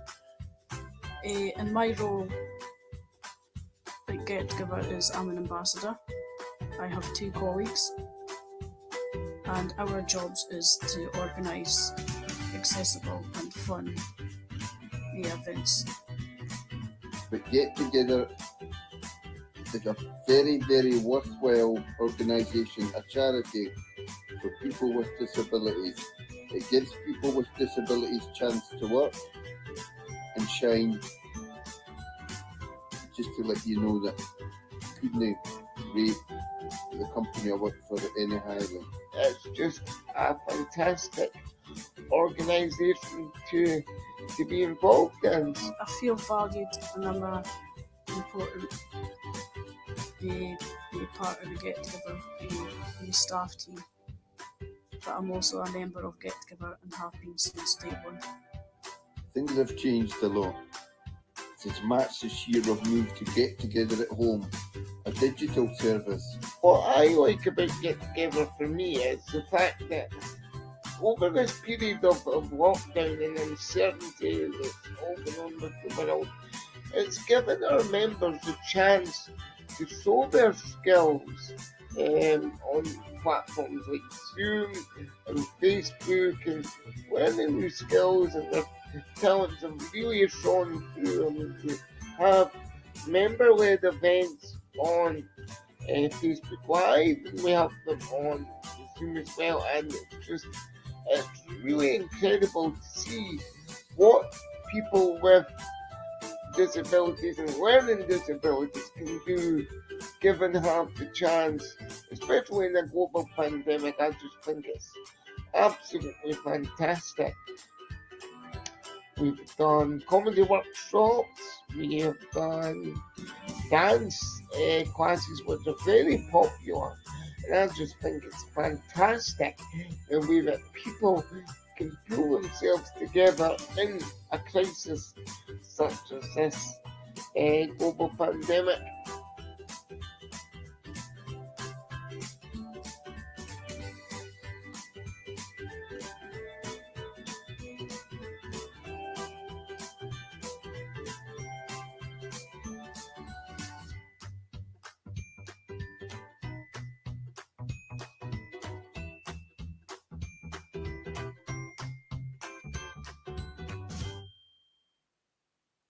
At the end of July, Get Together hosted our first ever Friday Funnies late night comedy event. Here are some of our performances. Okay, so our starter for tonight is the person who came up with this fabulous idea. Our garlic bread with extra cheese, and the one and only Karen. Hi. Hi, lovely Rosie. Thank you. And I hope you all like my sort of, you know how hard dating is online, and I've been trying out some chat lines. So I wanted to try them out on you guys and see what you think, and some jokes as well. First of all, what do you call a nun in a wheelchair? Virgin Mobile. Hand sanitizer in your pocket, or are you just happy to be 6 feet near me? Do you guys need some toilet paper? Because I could be your Princess Charmin. Do you have coronavirus? Because you're looking sick. Boys, if you're looking for a naughty girl, I'm the one. Want to know why? Because I haven't washed my hands in 19 seconds.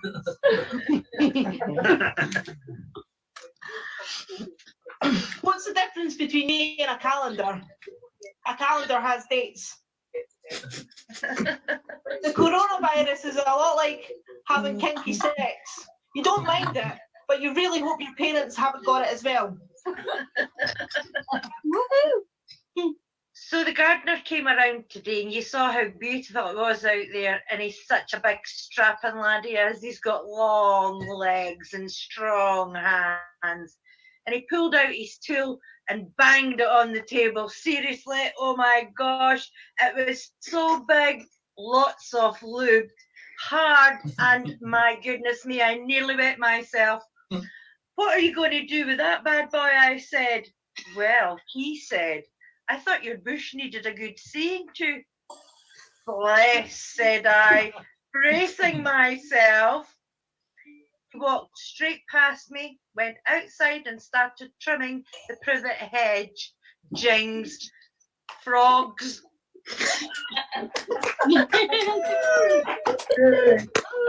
Hello. Hello, well, I'm Andrew, and I'd like to tell you about a little story. I was coming back from the attic one Friday night, so it took me an hour and a half to get home, and then I seen my neighbour's house. There was booze, racket, noise, people were shouting and swearing, and it was 11 o'clock. I wanted to get home to go to my bed. So I said to my other neighbours, what's going on next door? What's going on? She says it's a Viagra party. So I was a wee bit puzzled. So I says, great, it's a Viagra party. So I went to my bed, really, really angry. And 3 times that night, I had to knock on the door and say, keep it down, boys. What make the money? Hello there. My name is Mystic Mary, and I can read minds. Just also let you know that I'm a bisexual Catholic feminist, but that's a by and by, so let me try. Excuse me, madam. Excuse me. I can. What? Tell you what, meet me later on and we'll sort something out then. But, I've been clearly on my mind, but thanks a lot. Yes, and not that supple, but I'll try my best, I'll try my best. Yeah. Excuse me. I think there's a competition. The world's dirtiest mind. Let me think.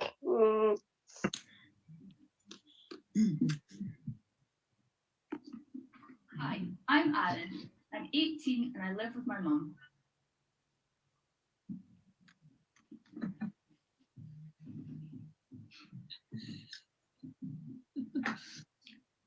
Aaron, move your fingers a minute. No. She's told me now I'm 18, she's going to respect my privacy.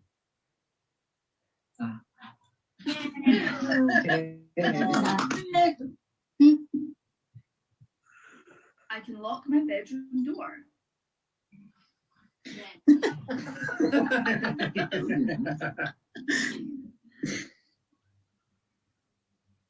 As long as I'm outside it.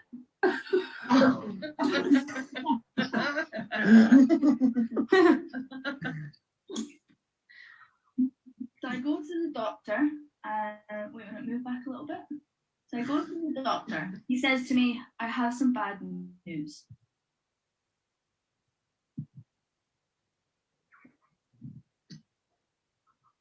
You're going to have to stop masturbating.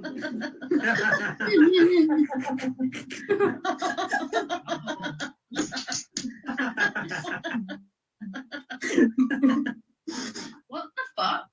Stop wanking. Why?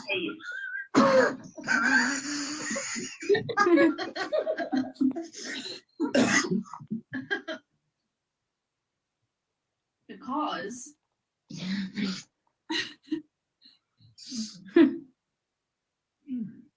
I'm trying to examine you.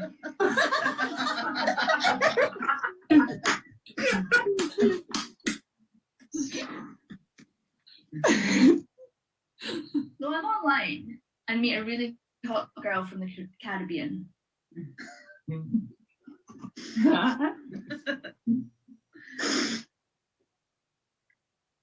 My friend said, Jamaica?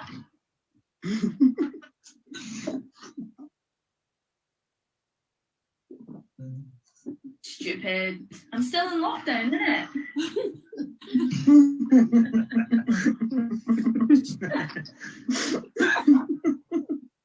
I'm a big hit with girls or guys.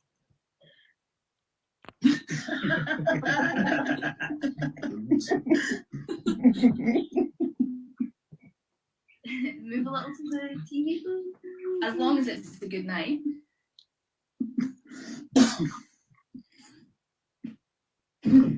If you know what I mean.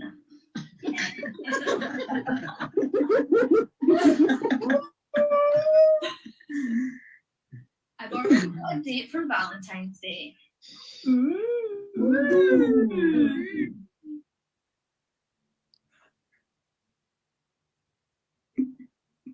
14th of February.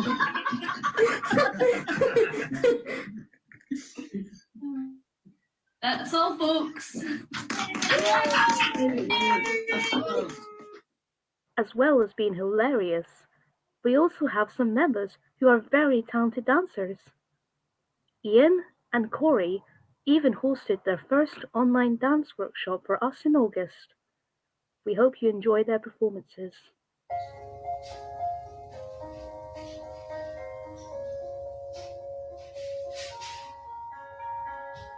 I'm going under in this time. I feel there's no one to save me. This all and nothing really got away, driving me crazy. I need somebody to hear, somebody to know, somebody to have, somebody to hold. It's easy to say, but it's never the same. I guess I kinda like the way you know the pain, know the day bleeds into nightfall, and you're not here to get me through it all. I let my guard down, and then you pulled the rug. I was getting kinda used to being someone you love. I'm going under in this time. I feel there's no one to turn to. This all and nothing way of loving, go be sleeping without you. I need somebody to know, somebody to hear, somebody to have, just to know how it feels. It's easy to say, but it's never the same. I guess I kinda like the way you help me escape. Now the day bleeds into nightfall, and you're not here to get me through it all. I let my guard down, and then you pulled the rug. I was getting kinda used to being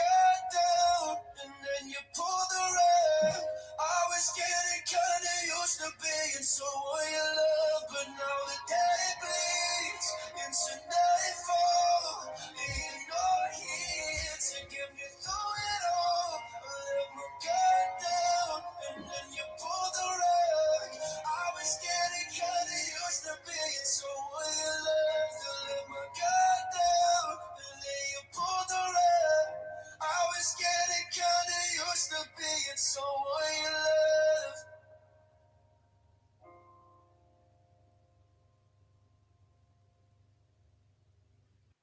Here's a blast from the past. Corey performing at our 2017 Halloween party.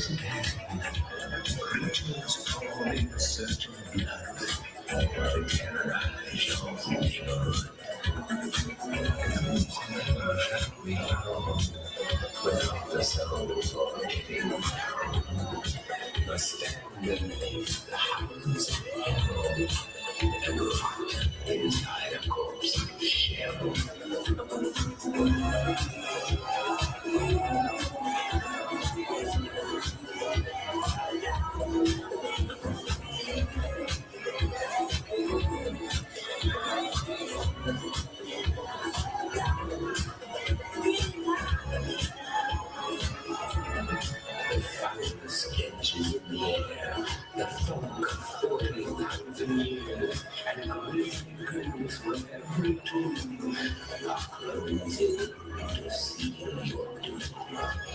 And those to stay alive, your body starts to shiver, for no mortal resists the evening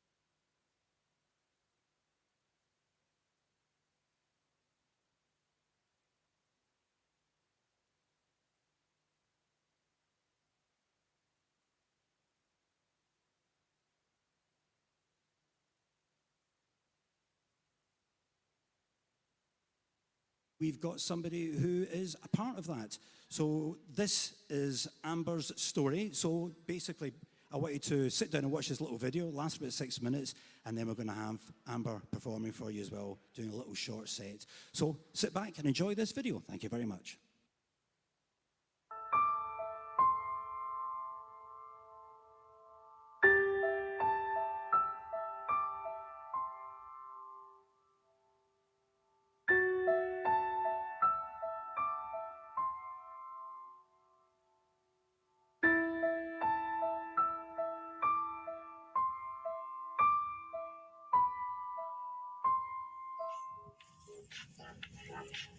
It's been said and done. Every beautiful thought's been already sung. And I guess right now here's another one. So your melody will play on and on. With the best of them, you are beautiful. Like a dream come alive, incredible. A centerfold miracle, lyrical. You saved my life again. And I want you to know, baby, I love you like a love song, baby. I love you like a love song, baby. I love you like a love song, baby. And I keep it repeat, beat, beat, beat, beat, beat. I love you like a love song, baby. I love you like a love song, baby. I love you like a love song, baby. And I keep it repeat, beat, beat, beat, beat, beat. Constantly, boy, you play through my mind like a symphony. There's no way to describe what you do to me. You just do to me what you do. And it feels like I've been rescued. I've been set free. I am hypnotized by your destiny. You are magical, lyrical, beautiful. You are. And I want you to know, baby, I love you like a love song, baby. I love you like a love song, baby. I love you like a love song, baby. And I keep it repeat, beat, beat, beat, beat, beat. I love you like a love song, baby.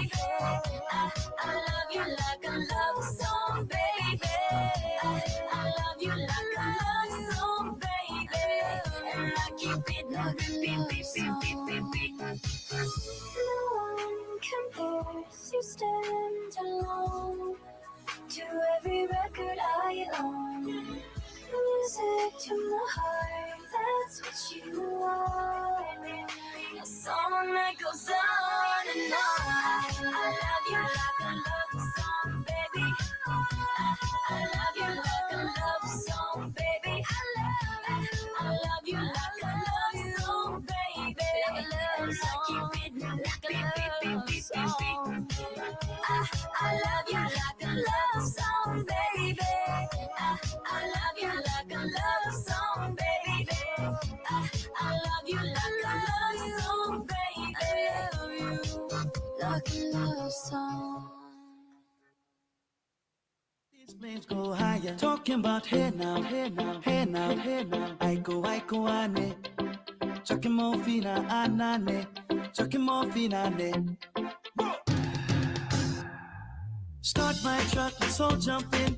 Here we go together. Nice cool breeze and big palm trees. I tell you, life don't get no better. Talking about hey now, hey now, hey now, hey now. I go, ane. Chucking more fina, anane. Chucking more fina, ane.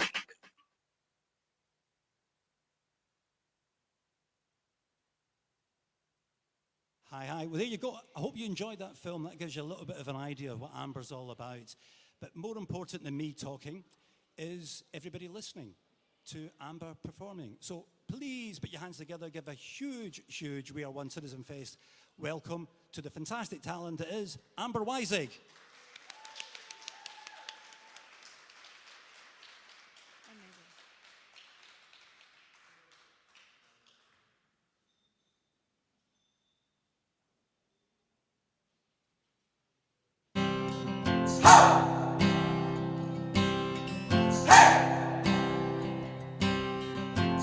I've been trying to do it right. I've been living a lonely life. I've been sleeping here instead. I've been sleeping in my bed. Sleeping in my bed.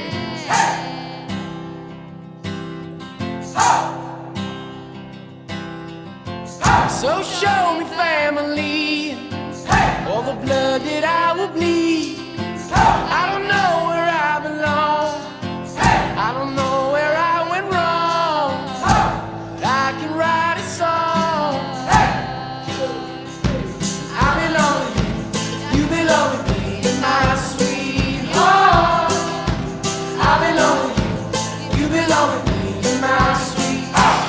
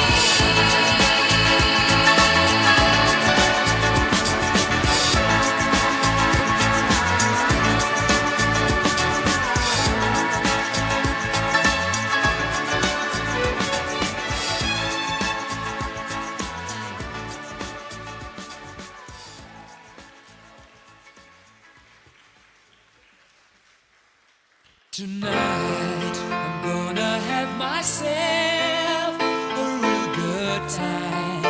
I feel alive, and the world I'm turning inside out. Yeah. I'm floating around in ecstasy. So don't stop me now. Don't stop me, 'cause I'm having a good time, having a good time. I'm a shooting star leaping through the sky like a tiger, defying the laws of gravity. I'm a racing car passing by like Lady Godiva. I'm gonna go, go, go. There's no stopping me. I'm burning through the sky, yeah. 200 degrees, that's why they call me Mr. Fahrenheit. I'm traveling at the speed of light. I wanna make a supersonic man out of you.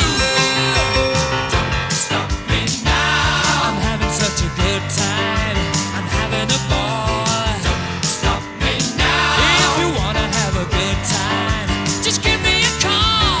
Don't stop me now. 'Cause I'm having a good time. Don't stop me now. Yes, I'm having a good time. I don't wanna stop at all. I'm a rocket ship on my way to Mars on a collision course. I am a satellite.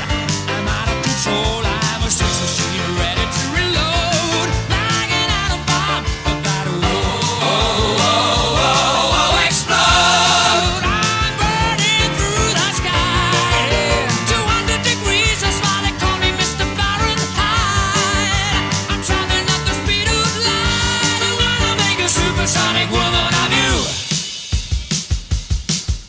Don't stop me, don't stop me, don't stop me. Hey, hey, hey! Don't stop me, don't stop me. Ooh, ooh, ooh. I like don't stop me, don't stop me. Have a good time, good time. Don't stop me, don't stop me. Oh!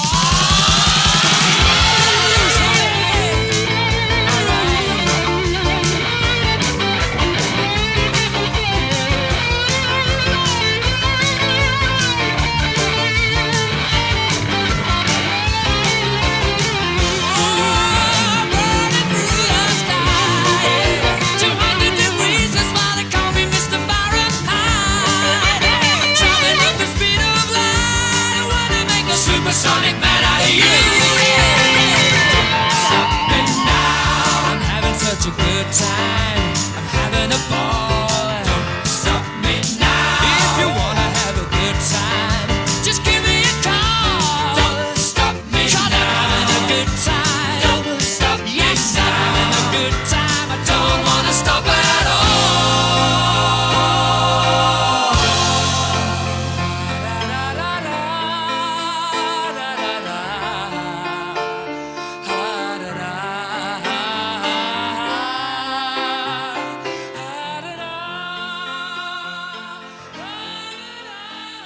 Thank you.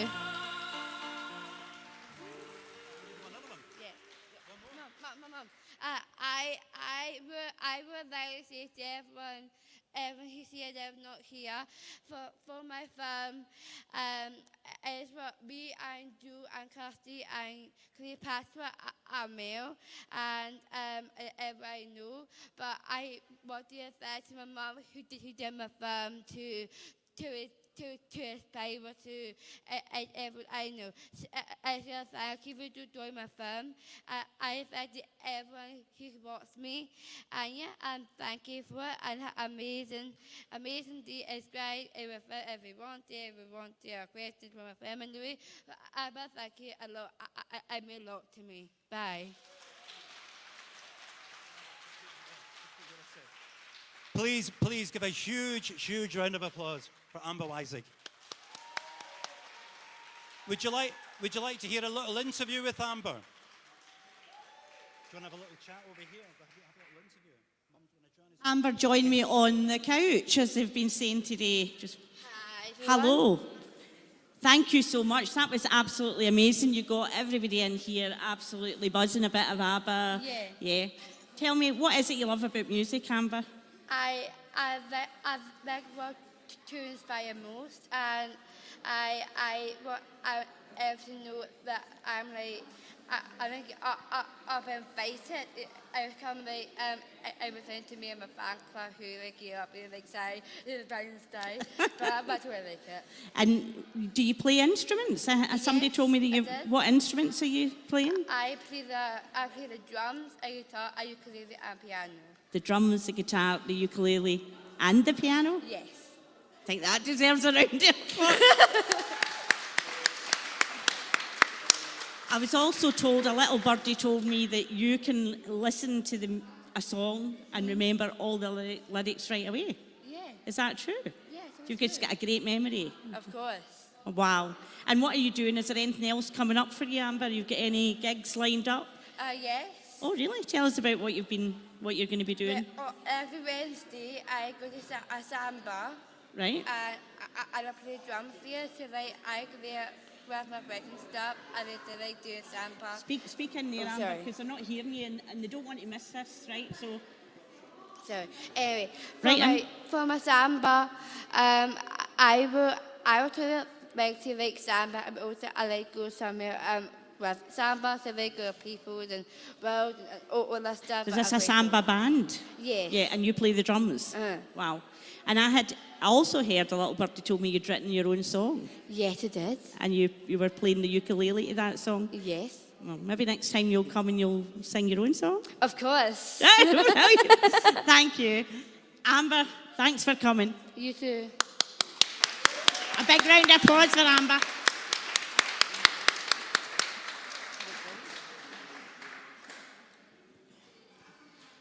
Right, I believe, where did Clive go? Clive? Hello? Are you introducing the next? So, I think we're moving on now to the Clutha kids, and Clive is going to be introducing. If he gets that's made for me, that one, isn't it? That's my microphone. They finally got it right. So, they're going to introduce the Clutha kids. We'll go Cheers. first, Thank you, one and all. Can I just have another round of applause here?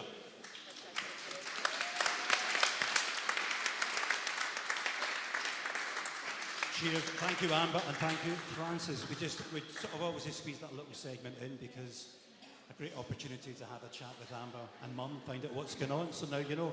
Right, for the next hour or so, we've got another little surprise for you.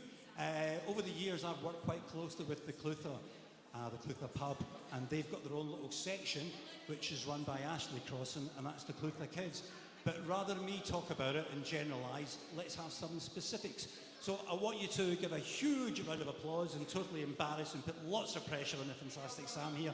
So Sam is going to introduce all the acts, and he's going to play as well. Ladies and gentlemen, Sam from the Clutha Kids.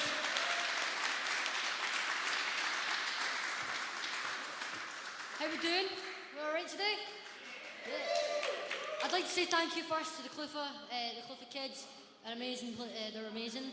And also City Records for just having me in general. So we're going to kick it off with Rachel Roberts, who is 18 and is going to do a few songs for us. So give it up for Rachel.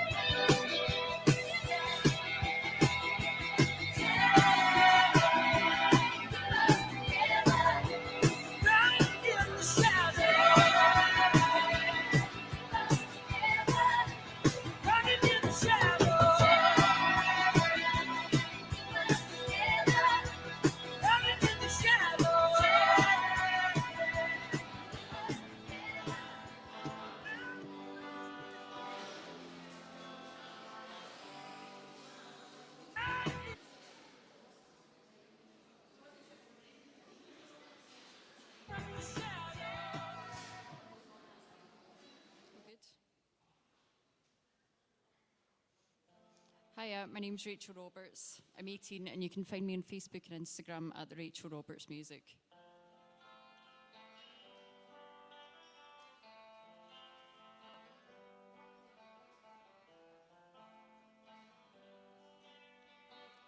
Now here you go again, you say you want your freedom.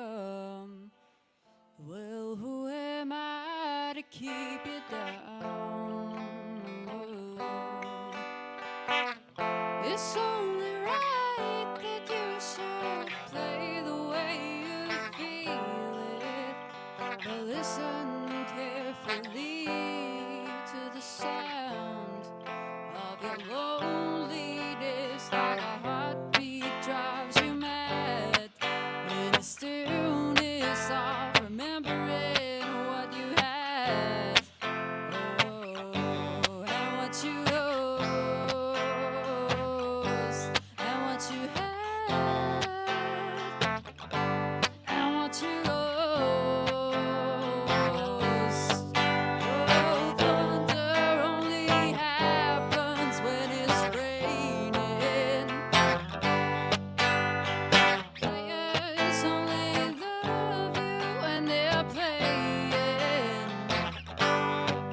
Saying women, they will come and they will go. When the rain washes you clean, you'll know. Now here I go again, I see the crystal visions. I keep my visions to myself.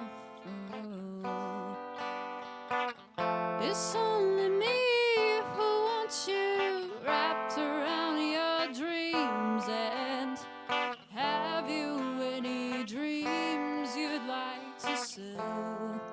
Dreams of loneliness, like a heartbeat drives you mad. In the stillness of remembering what you had, oh, and what you lost, and what you had, and what you lost. Oh, thunder only happens when it's raining. Players only love you when they're playing. Saying women, they will come and they will go. When the rain washes you clean, you'll know. Oh, thunder only happens when it's raining. Players only love you when they're playing. Saying women, they will come and they will go. When the rain washes you clean, you'll know. You will know.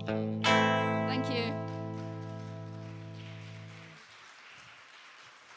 Thanks.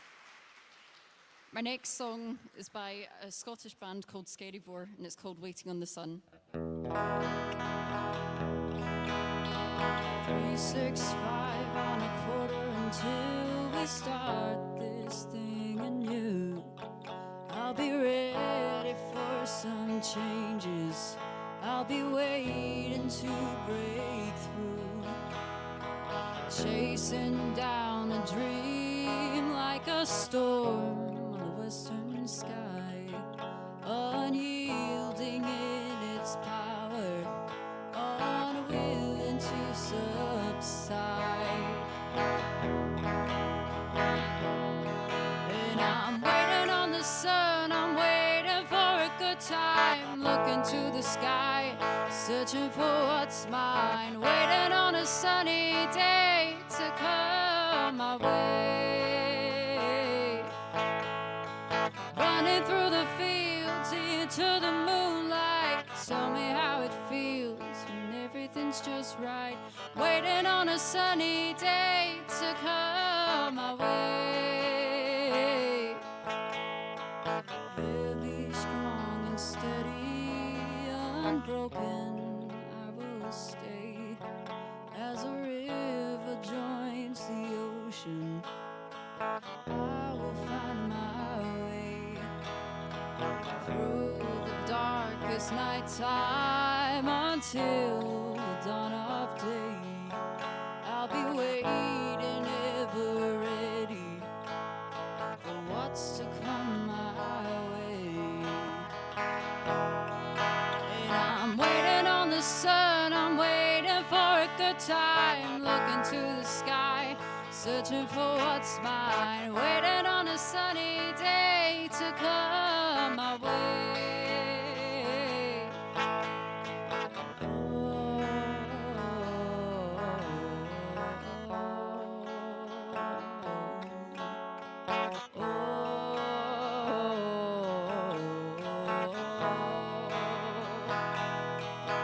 And I'm waiting on the sun, I'm waiting for a good time, looking to the sky, searching for what's mine, waiting on a sunny day to come my way.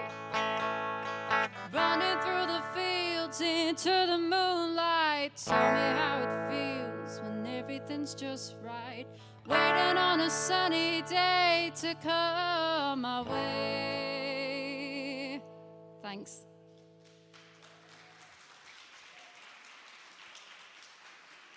This next song is a song that I wrote myself a few years ago, and it's called Roses Without Thorns.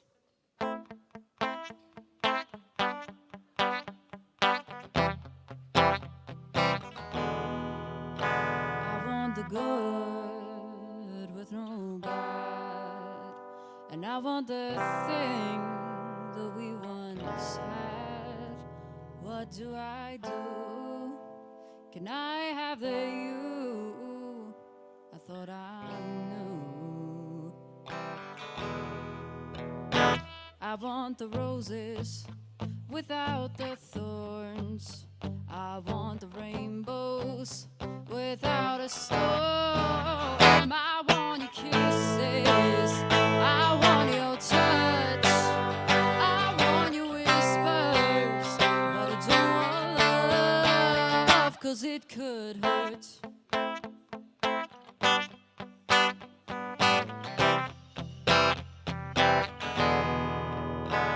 So I ask myself, is this our end? Did your heart even break, or did it just bend? Can we try this again, or maybe even be good friends? I'll see you at the weekends to talk about the Thames and all the things we could have done and all the things we might have had. 'Cause I want the roses without the thorns.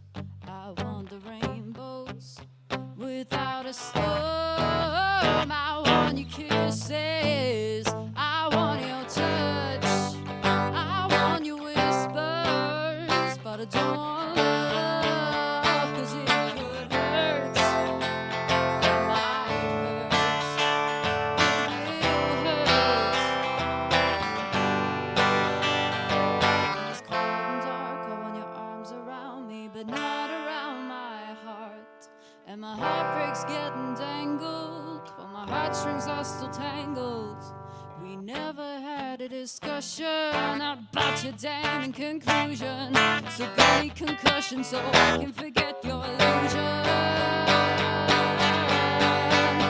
I want your kisses, I want your touch, I want your whispers, but I don't want love. I want your kisses, but they feel like thorns, and your touch could start a storm. And your whispers, they will hurt, and your love is just more pain. Thanks.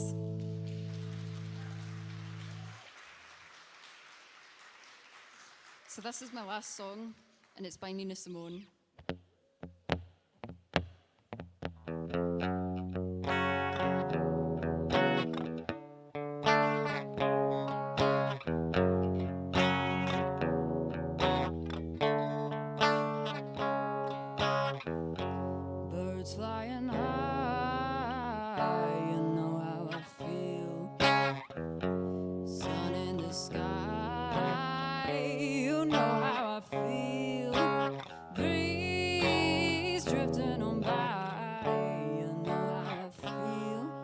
It's a new dawn, it's a new day, it's a new life for me. And I'm feeling good. I'm feeling good. I'm feeling good. Oh, because you're mine.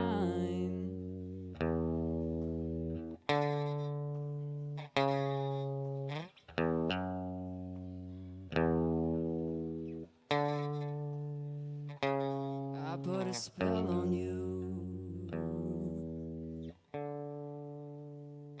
and now you're mine.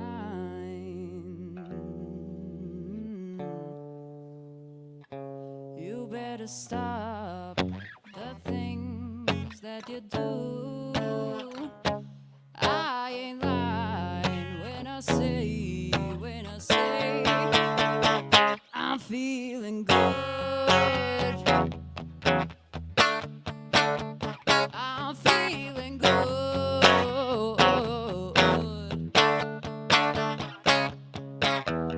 Dragonfly out in the sun, you know what I mean. Butterflies all having fun, you know what I mean. Sleep in peace when day is done, that's what I mean. And this old world is a new world and a bold world for me. And I'm feeling good. Thank you.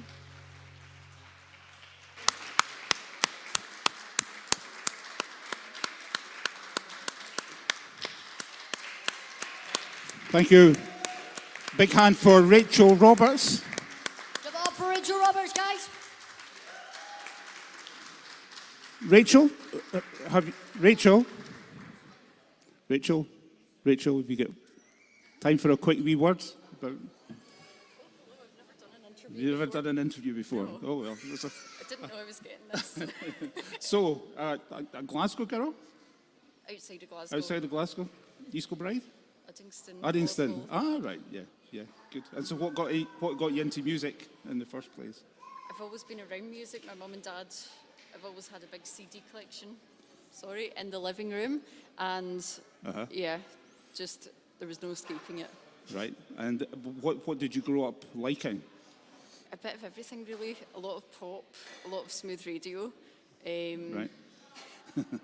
And then I started to get into Queen, and that was Bon Jovi. Yep. And then it just grew from there. Great stuff. And at the moment, what are you doing with your singing? You're involved with Clutha? Yeah. Tell us a wee bit about that. So I've been going to Ashley Crossing for ages at City Records, and Right. I've been doing as much as I can at the moment. Right, good. And it'd be quite hard through the pandemic to get out and do much singing? Or? Yeah, so that was really difficult for me because that was the time that I'd just started. Aye. Literally the week before lockdown, I was ready to go out to open mics and to get gigs done, and then lockdown happened. Aye. So I still kept going. I'd done some virtual open mics, some virtual gigs, and here I am. Here you are. Great voice. Thank And you. thank you very much for being part of our festival. What's coming up for you next? Probably the next thing I've got coming up is a food and drinks festival All right, yeah. in Renfrewshire, so that will be fun. When's that? I think it's June. June. Okay. So, well, yeah, and then loads of open mics in between there. good. Well, best of luck with that and Thank you. everything else going forward. Thank you very much. Amazing, thank you. Thank you. A big round of applause, please, for Rachel Roberts. Thank you. Thank you.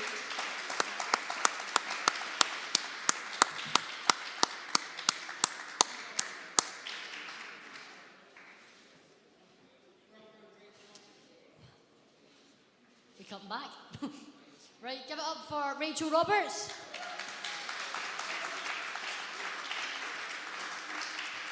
So next up, we're going to have another famous Closely Kid, and from City Records, City Records. Give it up for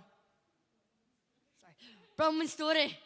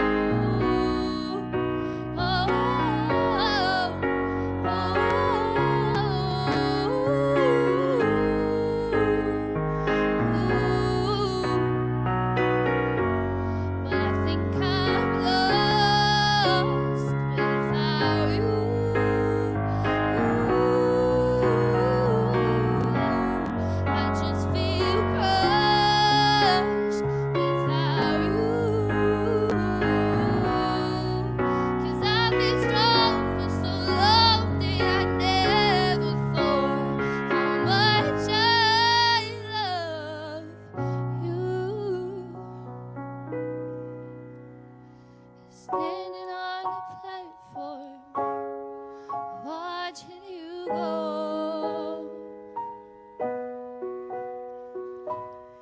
You said I want to see the world, and I said go. Thank you.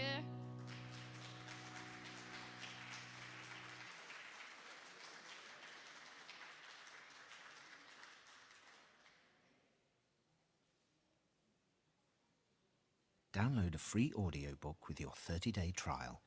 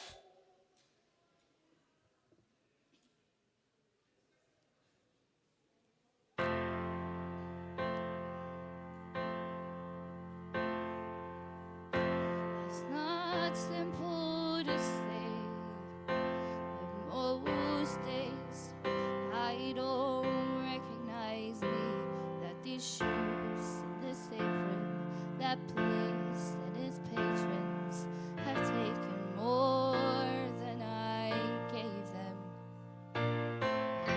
It's not easy to know I am not anything like I used to be, although it's true I was never attention sweet center. I still remember that girl. She's imperfect, but she tries. She is good, but she lies. She is hard on herself. She is broken, but always for help. She is messy, but she's kind. She is lonely most of the time. She is all of this mixed up and baked in a beautiful pie. She is gone, but she used to be mine.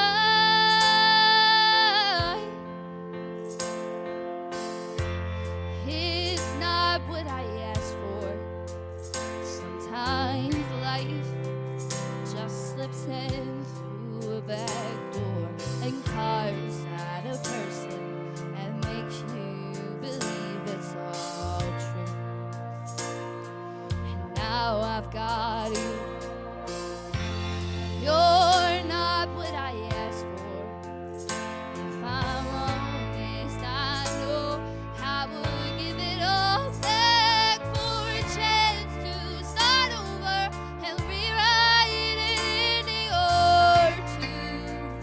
For the girl that I knew was reckless just enough, who gets hurt but who learns how to toughen up when she's bruised and gets used by a man who can't love. And then she'll get stuck and be scared of the life that's inside her, growing stronger each day till it finally reminds her to fight just a little to bring back the fire in her eyes. That's beyond they used to be mine.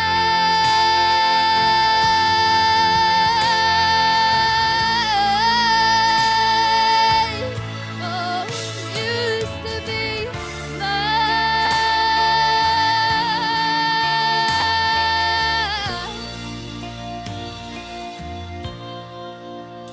She is messy, but she's kind. She is lonely most of the time. She is all of this mixed up and baked in a beautiful pie. She is gone, but she used to be mine. Thank you.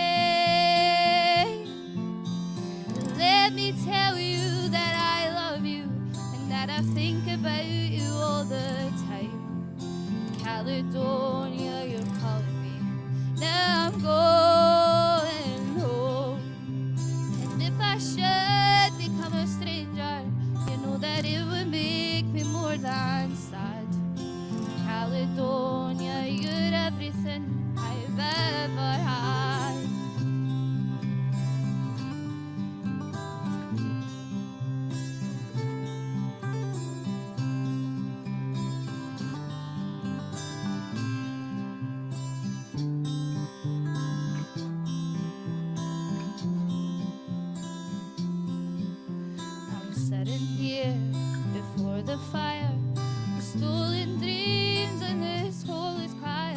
There's the flames that can get higher. There's somewhere in the way. Let me tell you that I love you and that I think about you all the time. Caledonia, you're calling me. Now I'm going home.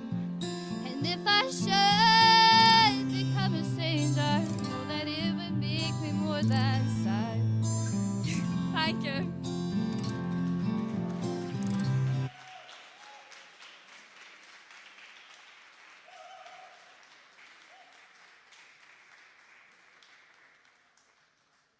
Everyone give it up for Story.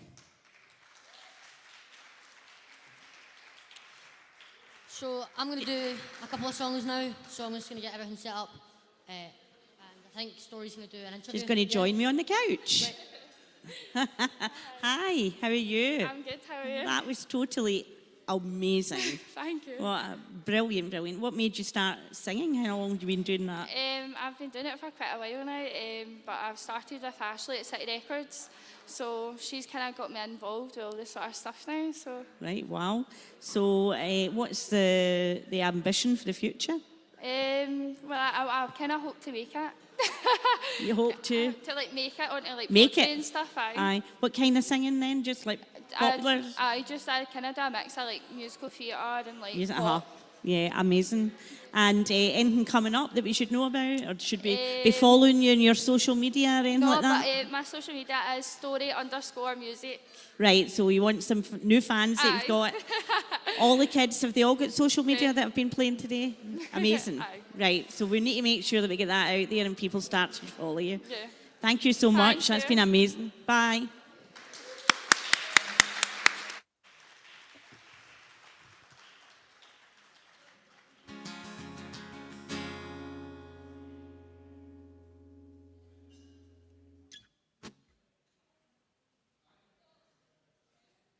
Okay, so next up is Sam Baird, me. So give it up for me.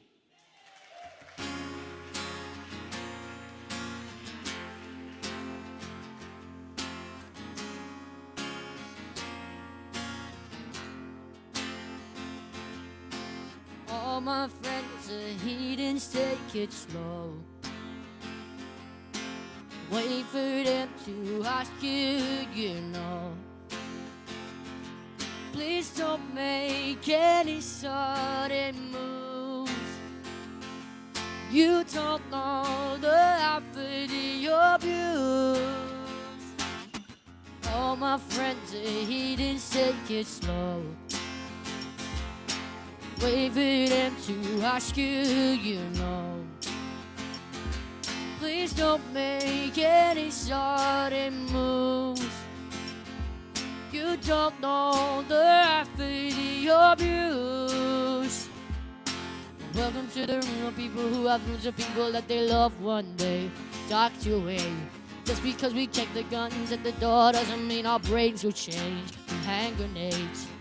You leave him with a psychopath sitting next to you. You leave him with a murderer sitting next to you. You think how to get here sitting next to you. And after all I've said, please don't forget. All my friends say he did take it slow. Wait for them to ask you, you know. Please don't make any sudden moves. You don't know the effort of abuse. We don't deal with outsiders very well. They say newcomers have a certain smell. You got trust issues not to mention. They say they can smell your intentions. You living with a freak show sitting next to you. You messing with people sitting next to you. You think I'll get here sitting next to you. And after all I've said, please don't forget.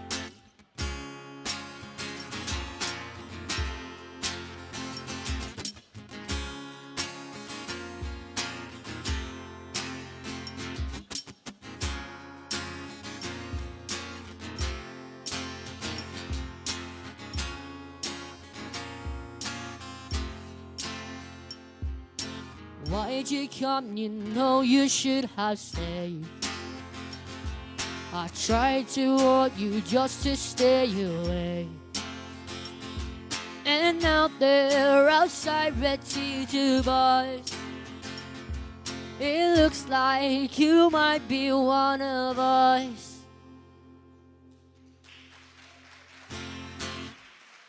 Thank you. So I forgot to do this. That was 21 Pilots. That song was called Heathens. So hope you enjoyed that one. Next song is gonna be, sorry, I've forgotten. Wonderwall, Oasis. Hope you enjoy, guys.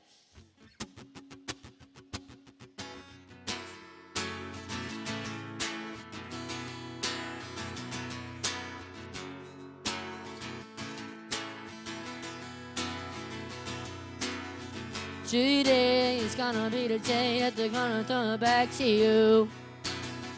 By now you should have somehow realized what you gotta do. And I don't believe that everybody feels the way I do about you now.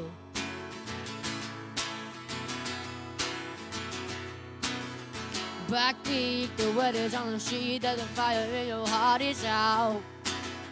I'm sure you heard it all before, but you never really had it out. And I don't believe that anybody feels the way I do about you now. And all the roads we have to walk are winding, and all the lights that lead the way are blinding. There are many things that I would like to say to you, but I don't know how. Say maybe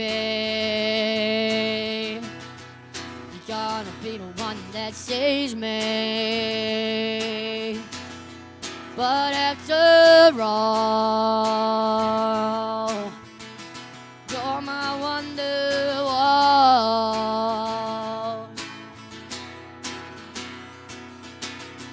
Today was gonna be the day, but they'll never throw it back to you. By now you should have somehow realized what you're not to do. And I don't believe that anybody feels the way I do about you now.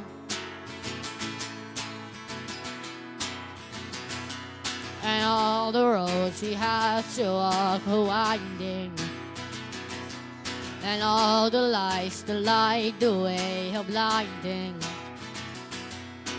There are many things that I would like to say to you, but I don't know how. I said maybe you're gonna be the one that saves me. And after all, you're my wonderwall.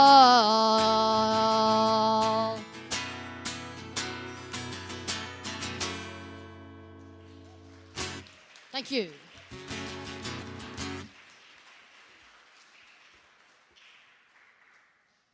Okay, so I forgot my next song, so it's really easy to improvise in the music business. So this is Post Malone, this is called Circles, hope you enjoy.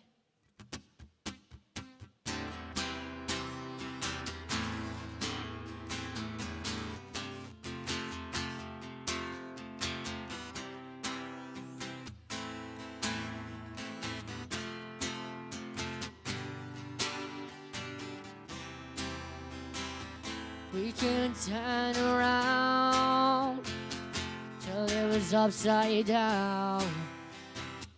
I'll be the bad guy now, but no, I ain't too proud. I couldn't beat it, even when I tried. You don't believe me, do this every time. Seasons change and our love went cold. Feet are flame cause we can't let go. Run away, but we're running in circles.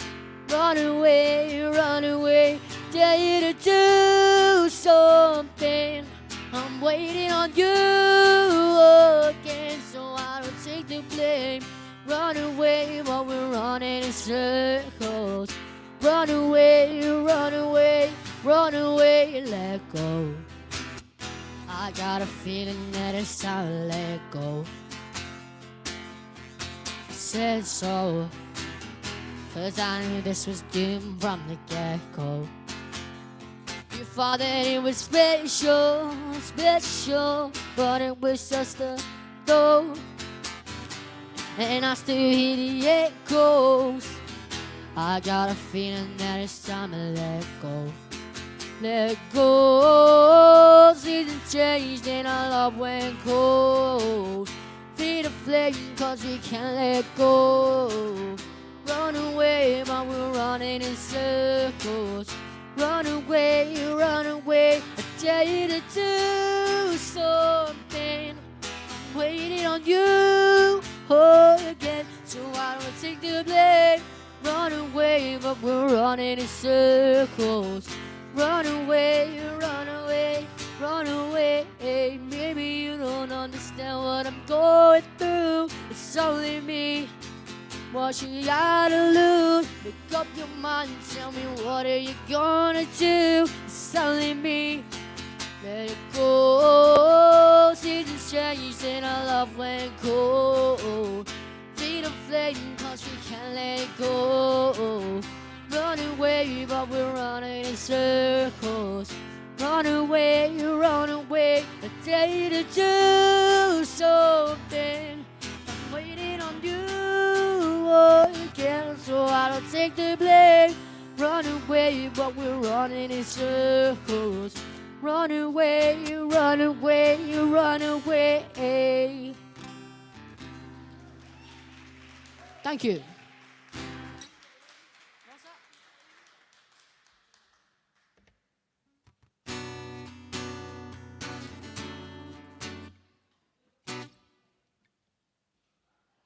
Okay, this last song, it's by Ed Sheeran. This is called Bad Habits. Hope you enjoy. What? I didn't even hear you, if I'm honest. So, we're doing Bad Habits.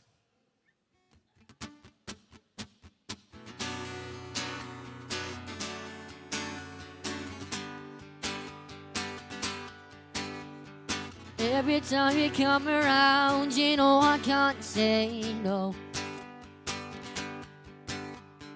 Every time the sun goes down and let you take control, I can hear the paradise before my world implodes. And tonight it's something wonderful. Bad habits lead to late nights sitting alone. Conversations with a stranger I barely know. Swearing this will be the last, but it probably won't. I got nothing left to lose or use. So do my bad habits lead to white eyes staring into space. And I know I'll lose control of the things that I say. Always looking for a way. I know I can't escape. Nothing happens after you. It's true, it's true. My bad habits lead to you.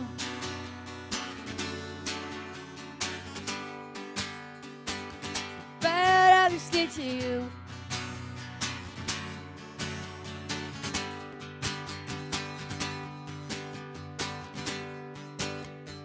Every pure intention ends when the good times start. Falling over everything to reach the first time spark. Starting on the neon lights and then it all got dark. I only know how to go too far. Bad habits lead to late nights sitting alone. Conversations with a stranger I barely know. Swearing this will be the last, but it probably won't.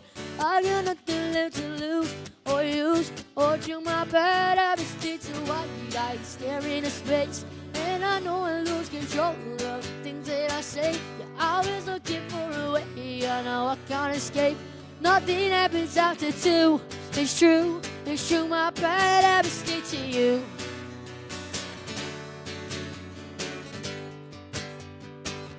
My bad habits stick to you.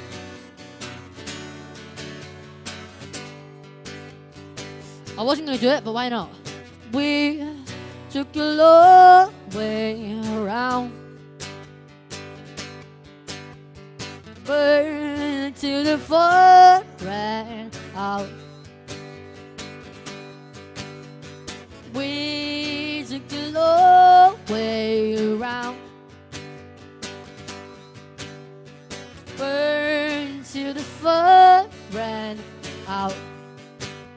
Now my bad habits get you late. I'm sitting alone. Conversations with a stranger I barely know. Swearing this will be the last, but it probably won't. I got nothing left to lose or use. Or do my bad habits get too white? I stare into space and I know I lose control of the things that I say. Yeah, I was looking for a way. I don't know I can't escape. Nothing happens after two. It's true, my bad habits stick to you.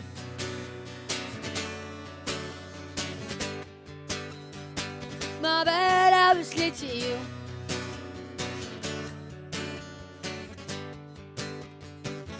Bad habits stick to you.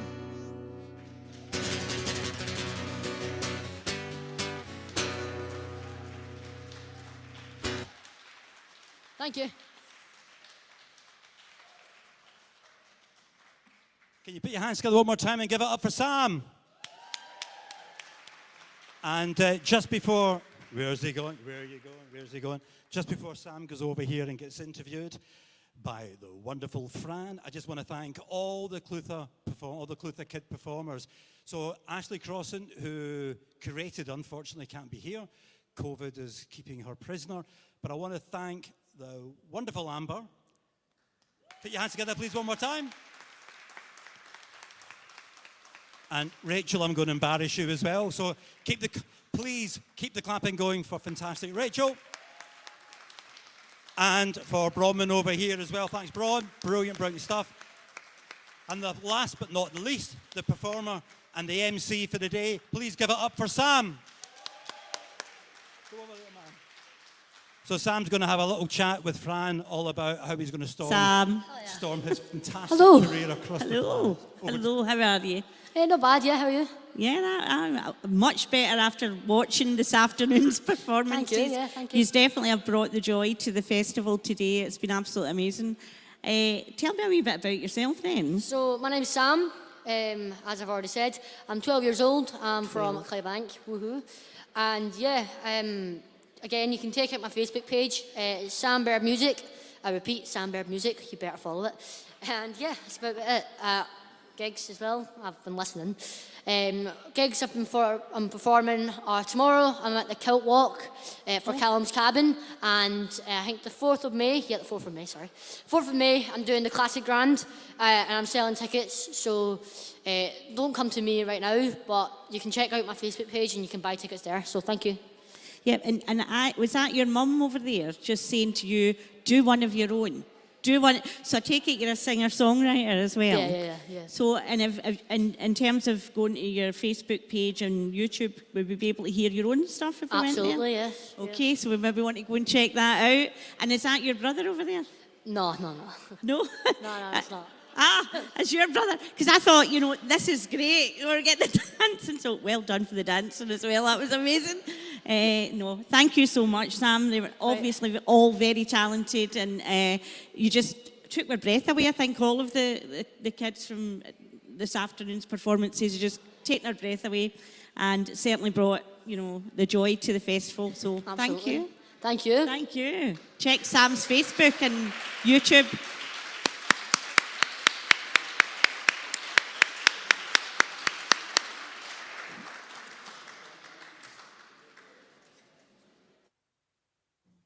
Hey guys, I'm Katie Kittermaster and I'm joined by Ben Steele, my guitarist. Thank you so much for watching our set for Citizenship Festival today. Super excited to be playing for you guys, and I hope you are having a marvellous day. So yeah, we're going to be playing a mixture of my original songs as well as a cover from one of my favorite artists too. So I really hope you enjoy this. We're going to start with one of my songs called T-Shirt. This song has been out for a little while now, probably just under a year, and it's a song I wrote about sort of missing someone and the sentiment of like sleeping in their clothes. Don't know if that's just me, I hope not, but yeah, I hope you like this one. It's called T-Shirt and it goes like this.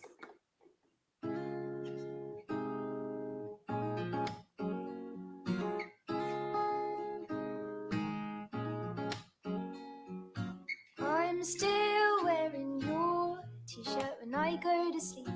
I'm still wearing your smile, and I'm still hoping you'll come home again soon. But I've been hoping for quite a while.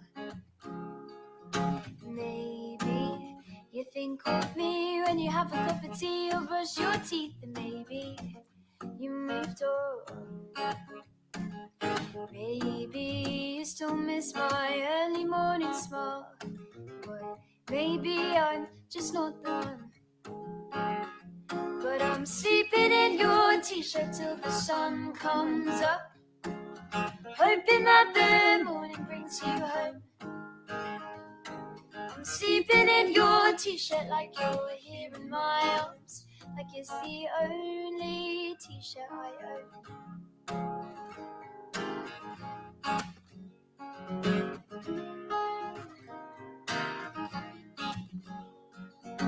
I wake up every morning thinking of all of them and that you'll be. I'm just a silly girl with a dream.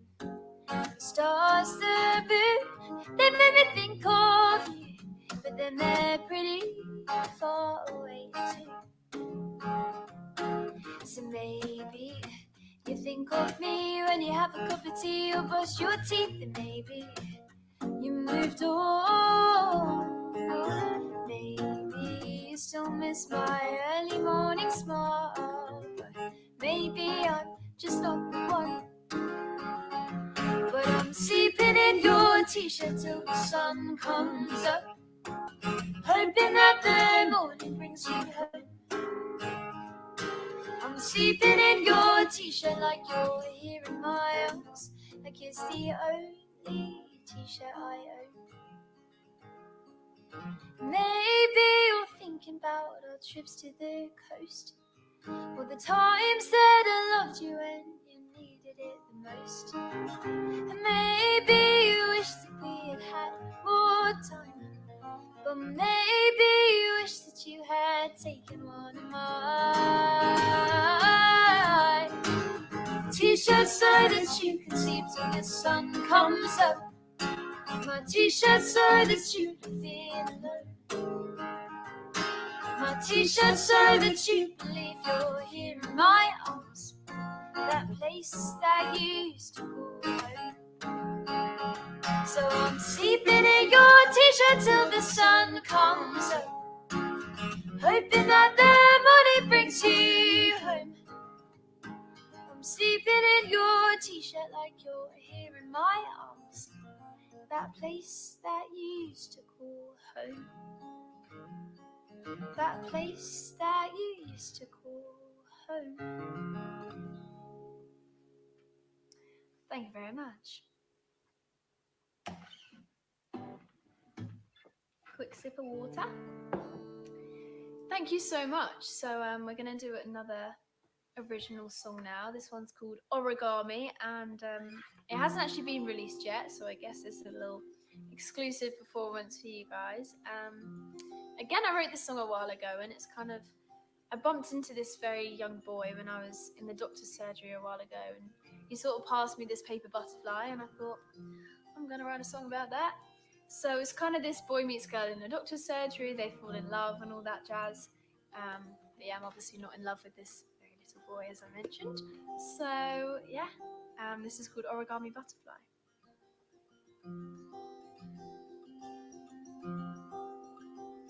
I was sitting in the doctor's with a cold and a cough. It had a headache for some time that I just couldn't shake off.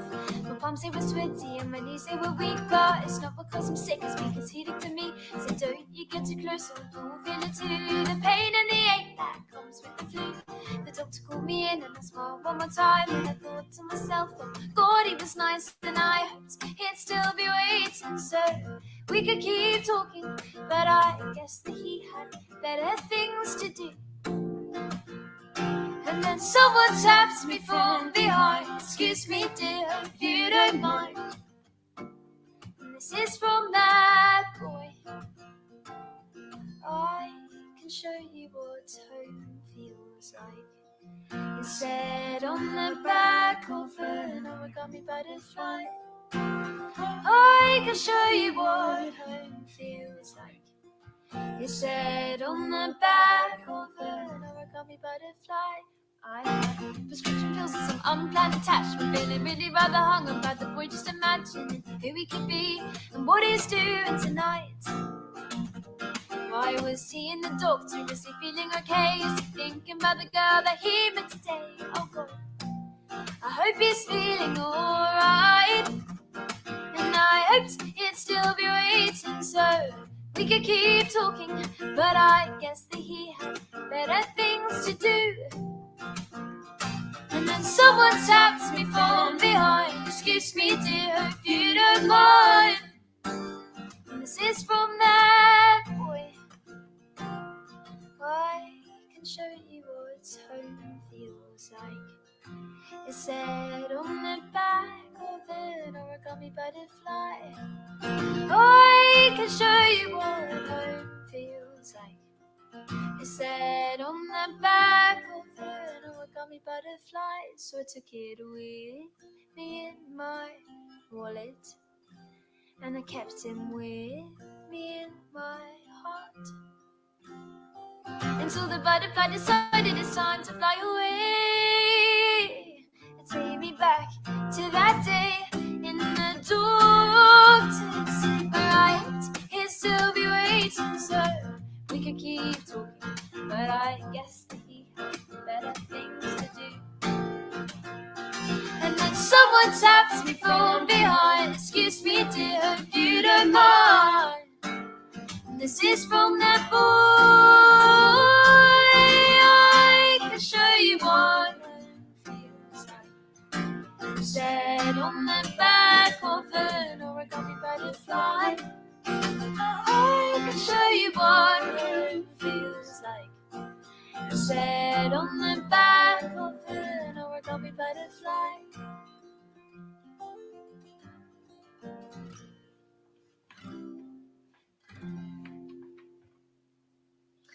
It's been a while. We haven't played that one for 5 months. It's very weird to like get back into it, and it feels like you never left, but also it's like, oh yeah, the song. It's hard to sing. Cool.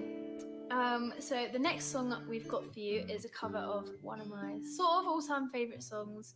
I've been a massive fan of Ed Sheeran, I think, from a very young age, and he's probably the reason that I got into music, and especially the whole songwriting thing. I take massive influence, I think. So yeah, I hope you enjoy this song, and I hope you're singing along at home because it's probably the only song that you'll know. So this is Castle on the Hill.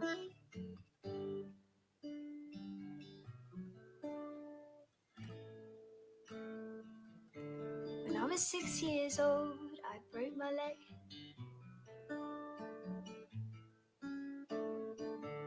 I was running from my brother and his friends. I tasted the sweet perfume of the mountain grass I rolled down. I was younger then. Take me back to when I found my heart and I broke it here. Made friends and lost them through the years. I've not seen the roaring fields in so long. I know I've grown, and I can't wait to go home. And I'm on my way at 90 down those country lanes and singing to tiny dancers. Miss the way you make me feel it's real, and we watch the sunset over the castle on the hill. 15 years old and smoking hand-rolled cigarettes, running from the law through the backfields and getting drunk with my friends. I had my first kiss on a Friday night. I don't reckon that I did it. Right. Yeah. Okay, so welcome back live to Citizenfest 2022 here in the unit in South Street in Glasgow. We've got some more things happening tonight, of course. We have got a discussion at 5:15 about the new Down syndrome bill, which is going through the UK Parliament. We've got laughter yoga live in here at 6 o'clock. And at 6:45 we have Dave, who's performing some songs from shows. Yeah, he's going to be performing some musical theatre songs. Yeah, okay. Yeah. And then after that, we've got a wee break for half an hour while we get set up for this evening's Stay Up Late Scotland gig with, well, Happy Band performing live in here as a full band. So stick around for all that. But just now, we're going to have a quick word with Alistair and David from Aberdeen. Yes. Yeah. Yeah. And they're going to tell us about the Learning Disability Group of Aberdeen and Aberdeenshire and your involvement in Stay Up Late as well. Yes, we are indeed. Yeah, so just say hello. Just move up and say hello. You need to get right in there. Hi, my name's... There you go. Hi, my name's David Imrie. I come from Aberdeen. We're down to Glasgow for the weekend. We're just here to tell you a little bit of the Learning Disability Group that we're with. It's based in Aberdeen. We do quite a lot of things with them. We have a meeting like once a month, and we try to encourage new members to join us as well. We talk about like day trips and well, just holidays and things, don't we? And just basically an agenda, and we just try and meet up as many people as possible. So it's quite an interesting group because we learn a lot of things that we've never known before, and things they talk a lot about, like for example, people in care and things, don't we? As yeah, well? we've talked about things like hate crime. So we've had some of the city wardens talking about some of the nasty things that people say to people with disabilities in the street. And we've talked about Stay Up Late, which is on tonight. Stay Up Late campaign, yes. Yeah, so we've got Stay Up Late North East, and we're in the process of organising another Stay Up Late North East live gig, because we did one just before lockdown.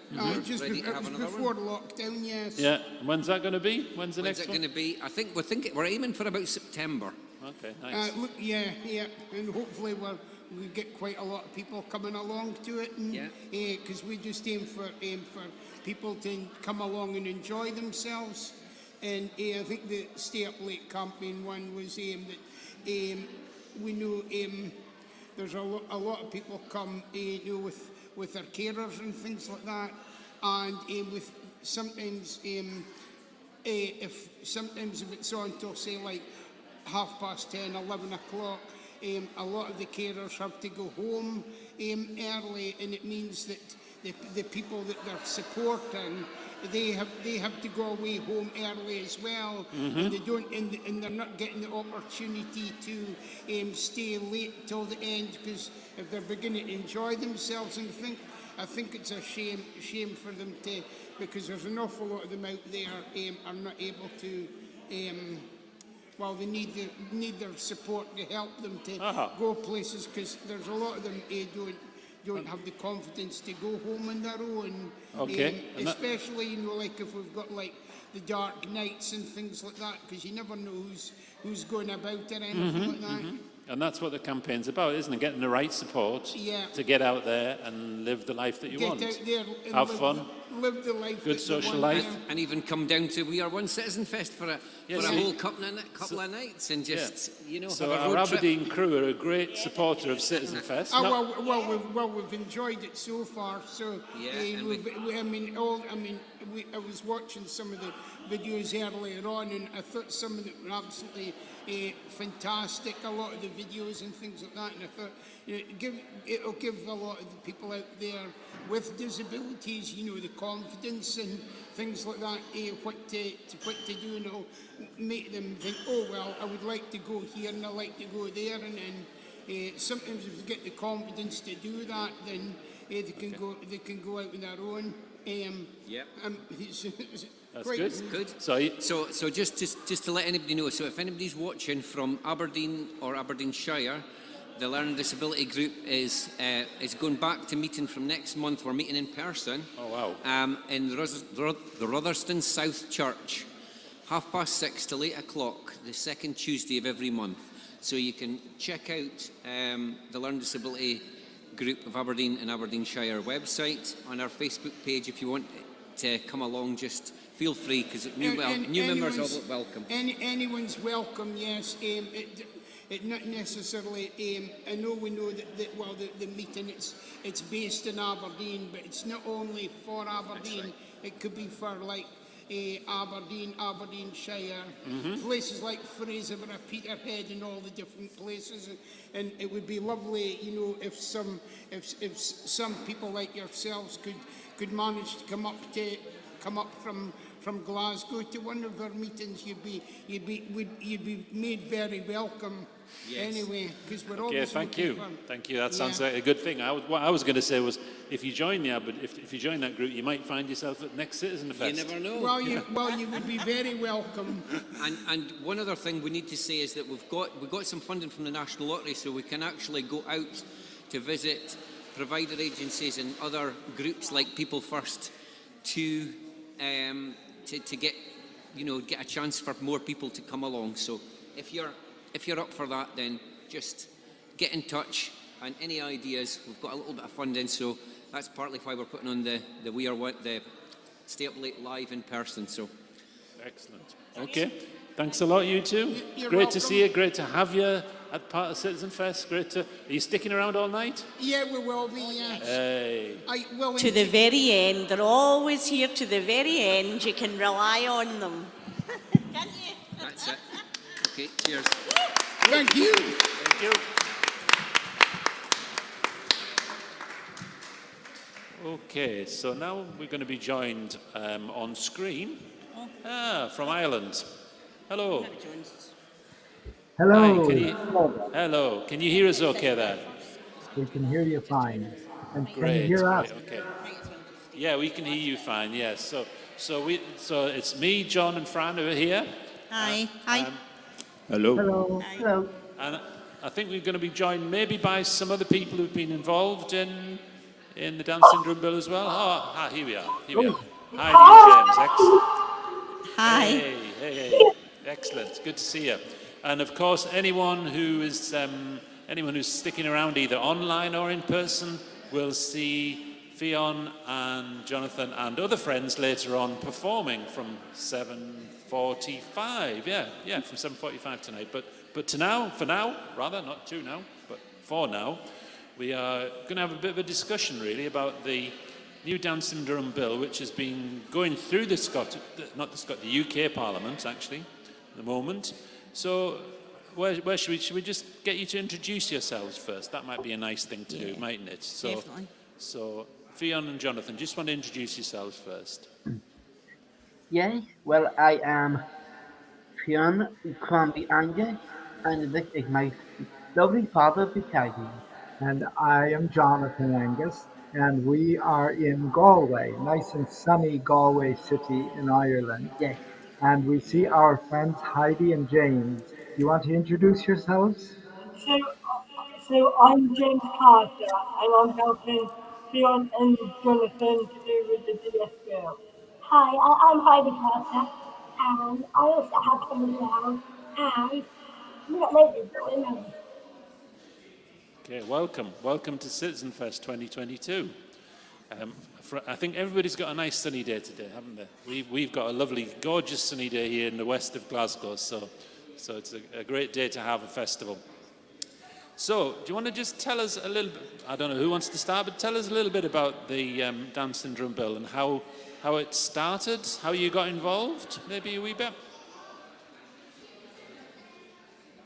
So I started through Tim and Rachel Ross. So so the DS bill is about better education and better healthcare. And we're trying to get that law, aren't we, Jonathan? That's right. Yeah, there are quite a few pieces to the Down syndrome bill. Jen, what are the different categories that are contained in the bill? There is social care, there is health care, employment, and education. Yes. And well, the employment part isn't in the bill as it stands, and we really want it to be in Yeah. there. But social care, health care, housing, and education are the Yes. main elements to it. And James, you and Heidi have been there since the very beginning. About a little over a year ago, the group came together. And Heidi, do you want to tell everyone what the name of the group is that we've been working with? The group is the NDSPG, the National Dance Group, and we also do the advisory group as well. Yes, and so Heidi says the NDSPG. That's a lot of letters. What do those stand for? Those letters stand for the national the National Down Syndrome Policy Group. And when we say National Down Syndrome Policy Group, that refers to England, of Yes. course, but we have members in Scotland and a couple from the Republic of Ireland. And Heidi and James, where do you live? We live in Coventry. In the Midlands, England, yeah. England. Like I say, the reason that I joined is I do a lot of I do a lot of campaigning in the past months.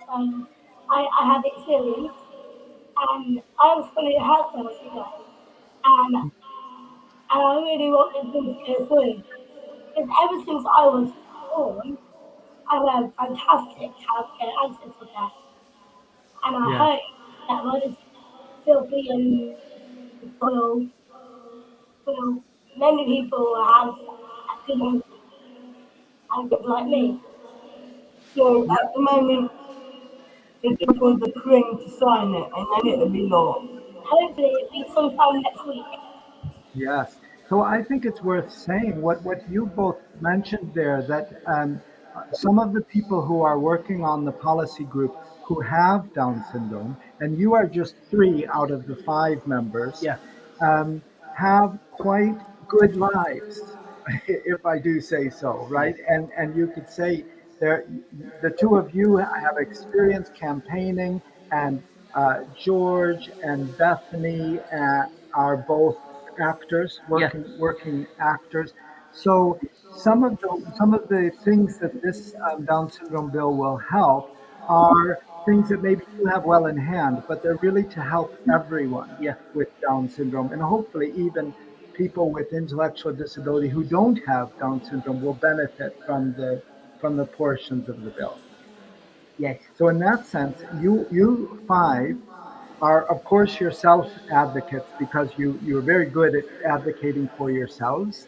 But this is oftentimes, a lot of this is going beyond self advocacy into advocacy for others. Yeah. And that's really exciting. Yes. Fran, John, do you want to just ask a quick question? Yeah. Are you okay over there, John? Because it's yeah.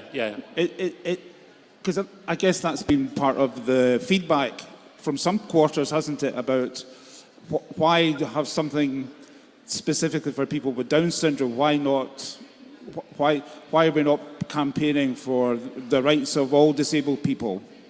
So it's interesting to hear your comments. Do you want to say any more about that? Because that's been a wee bit of the critical feedback, I guess. Mm-hmm. Well, do you want to? So Fionn has an article in Community Living magazine this month. It just came out, and it has, where is it there? Down syndrome for and against the law, and your comments are the ones Yeah. For the law, and the Yeah. against did talk about, like, why isn't it for everyone with intellectual disability, or why isn't it for everyone with disability? Yeah. And what would you, how do you respond to that? Why should there be a bill for people with Down syndrome? Um,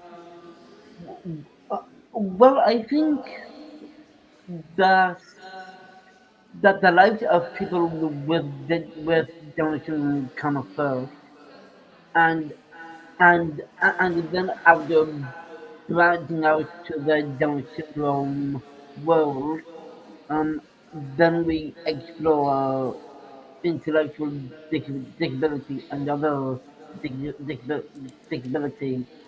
But this is the first step of looking at people with Down syndrome. Okay, so I guess it comes back to that idea of self-advocacy, or advocacy in general, that you start from home. Yeah. You start with sorting out your own life, and only then are you strong enough to help other people. And so in that sense, because we all have Down syndrome as an aspect in our lives, it Yeah. makes sense. That's our experience. So we work Yeah. for that. So I mean, not to be blunt about it, but kind of, why aren't the other people speaking for themselves? Why aren't their support networks having this happen? Maybe they all are. Let's hope so. And that Down syndrome is just the first one over the Yeah. line. But that's not true at all. The autism bill has been around for 10 years or something. I don't know if people were critical, you know, when saying, "Oh, that's all too specific. It doesn't concern other people." But I don't know. I can only imagine that if someone were to get a bill that helps people with prostate cancer, that other people might say, "Oh, that's not my cancer. I don't know why." But would they? I don't know. I think it's kind of surprising, Yeah. actually, the argument against. I think that a lifting tide, raises all boats. Heidi and James, do you have any thoughts about that? Why a Down syndrome bill? Well, So thanks for that answer. Yeah. Sorry. well, I was told, if I'm wrong, that there was a thing they said they are doing. I think 80% my mum said that they're trying to do a dyslexia bill, which I think was really good because my mother-in-law has dyslexia, Hmm. and I think that Australia was a good bill. Yeah, it's very surprising. I think most people are surprised how far it's gotten, because the type of bill is a private member's bill. Yes. We're learning a lot about UK politics, and private members' bills almost never. I think there's been about 12 since 1983 that have been passed through Parliament. Yeah. So the fact that this bill has gotten through 7 of the 8 steps to becoming a law, Yeah. it has surprised everyone. So I had a question about, when's the 8th step happening? When is that actually taking place? Heidi and James, maybe you know about that. We don't know on the day, but we know it's coming right up. What have you heard about the Queen's signature? That's the last step, isn't it? Yeah. So, Queen's Queen's signature. signature, right? all I know is that I had an email recently from Rachel and Ken Ross about the Jubilee. I think that includes the Queen as well. So I think we're going to the Jubilee, I think. Yeah, I think she's probably been very, very busy celebrating her birthday this week, and Yeah. there's a rumor that Queen's signature. there's a good chance she'll be signing the bill and a handful of other bills next week. Yeah. Yes. After she's had her birthday. After she's had her birthday. Yeah. So you must feel absolutely, kind of over the moon that you've managed to, as you say, get this far with this bill. It does feel like a massive achievement, doesn't it? I hope you're going to have a party or celebrate, or maybe you've already done the people that have been involved. What do you say, Heidi? Are there any parties planned? I think that's what. Say that again. There is a party in London for early next week, and Yes. who's hosting that party? It's the American. What is it? Well, it's at the American ambassador's residence in London. Yes. It's not exactly. actually the American ambassador. I'm told that she hasn't taken up her post. It's the some fancy term for the person who's representing the American ambassador. Yeah. And the party at the embassy, or rather at the ambassador's residence Yes. in Regent's Park, we're pretty excited about, because it's supposed to be quite a fancy place. So we have to wear nice clothing. Yes, we do. And it seems, because it's only going to take place, or it's only going to be a law in England for the moment. Yeah. And there's a question of whether Wales and Scotland and Northern Ireland will take it up. But it is the most expansive Down syndrome specific legislation in the world. So I think other countries are looking closely, and that may be part of the reason why the American embassy is hosting a party. Yeah. And you and I had an important meeting earlier this week. Yes. Who were we talking with? Or what does she represent? She's a kind of a lobbyist in the United States. Yes. Could you jog my memory? Yeah, she's from the National Down Syndrome Conference. Oh yeah, Congress. National Down Syndrome Congress. That's it. Yes, we were talking about policy and policy and advocacy. Yeah, we really want to know more, because we're very chuffed by this outcome, but also it sort of happened so quickly, and with almost it feels like magic. So is that how many bills pass through? Can they go so? Not that there wasn't a lot of hard work by this committee, but also just things lined up, and the bill is nearly there. So you want to help with other legislation, both, as you said, for other groups of people in the UK, and also for people with Down syndrome outside of England. Yes. Okay, and the bill, when it gets its 8th thing, which is the Queen's signature, that will then become an act. Is that right? That's when it becomes an act, and then comes into force in England initially, and we'll see what happens elsewhere. But then, as we know with all legislation, that's not the end, is it? That's really almost the start, in a way. So, It is, isn't it? Yeah. What do you think is going to happen after that, and how is that implementation going to be? The momentum kept, because you've got great momentum, really, haven't you, at the moment with it all? So it's about how you keep that momentum and make sure that the things that the Act says, or the bill says, actually come into force in people's lives and their experiences, because that's what we talk about all the time, isn't it, in Scotland, about great self-directed sport legislation, not great experience for lots of people. We have that problem in Ireland too. Some of the best legislation in the world has been written in Ireland, but it doesn't seem to actually have effect. James, what did you want to say? What I wanted to say is that once we get this built and act, and when the Queen signs it, then I still want to keep fighting for it. I still want other countries to have it as well. Like Edinburgh is where you are, and Ireland and Wales and that. I want it not just in England, I want it everywhere. And James, sorry, do you know what happens next after the bill becomes an act? There's a long process, and it has a long name that starts with the letter C. Do you know what the next phase is called? consultation. Indeed, Heidi. The consultation phase is where the government then does research, Yeah. to determine, well, now we know there's going to be an act, but we the government decide what the act, what's going to be written in. It's guidance for the local authorities. And every Secretary of State that's responsible for some aspect of it, whether it be healthcare, education, the various Secretaries of State collectively need to write this guidance.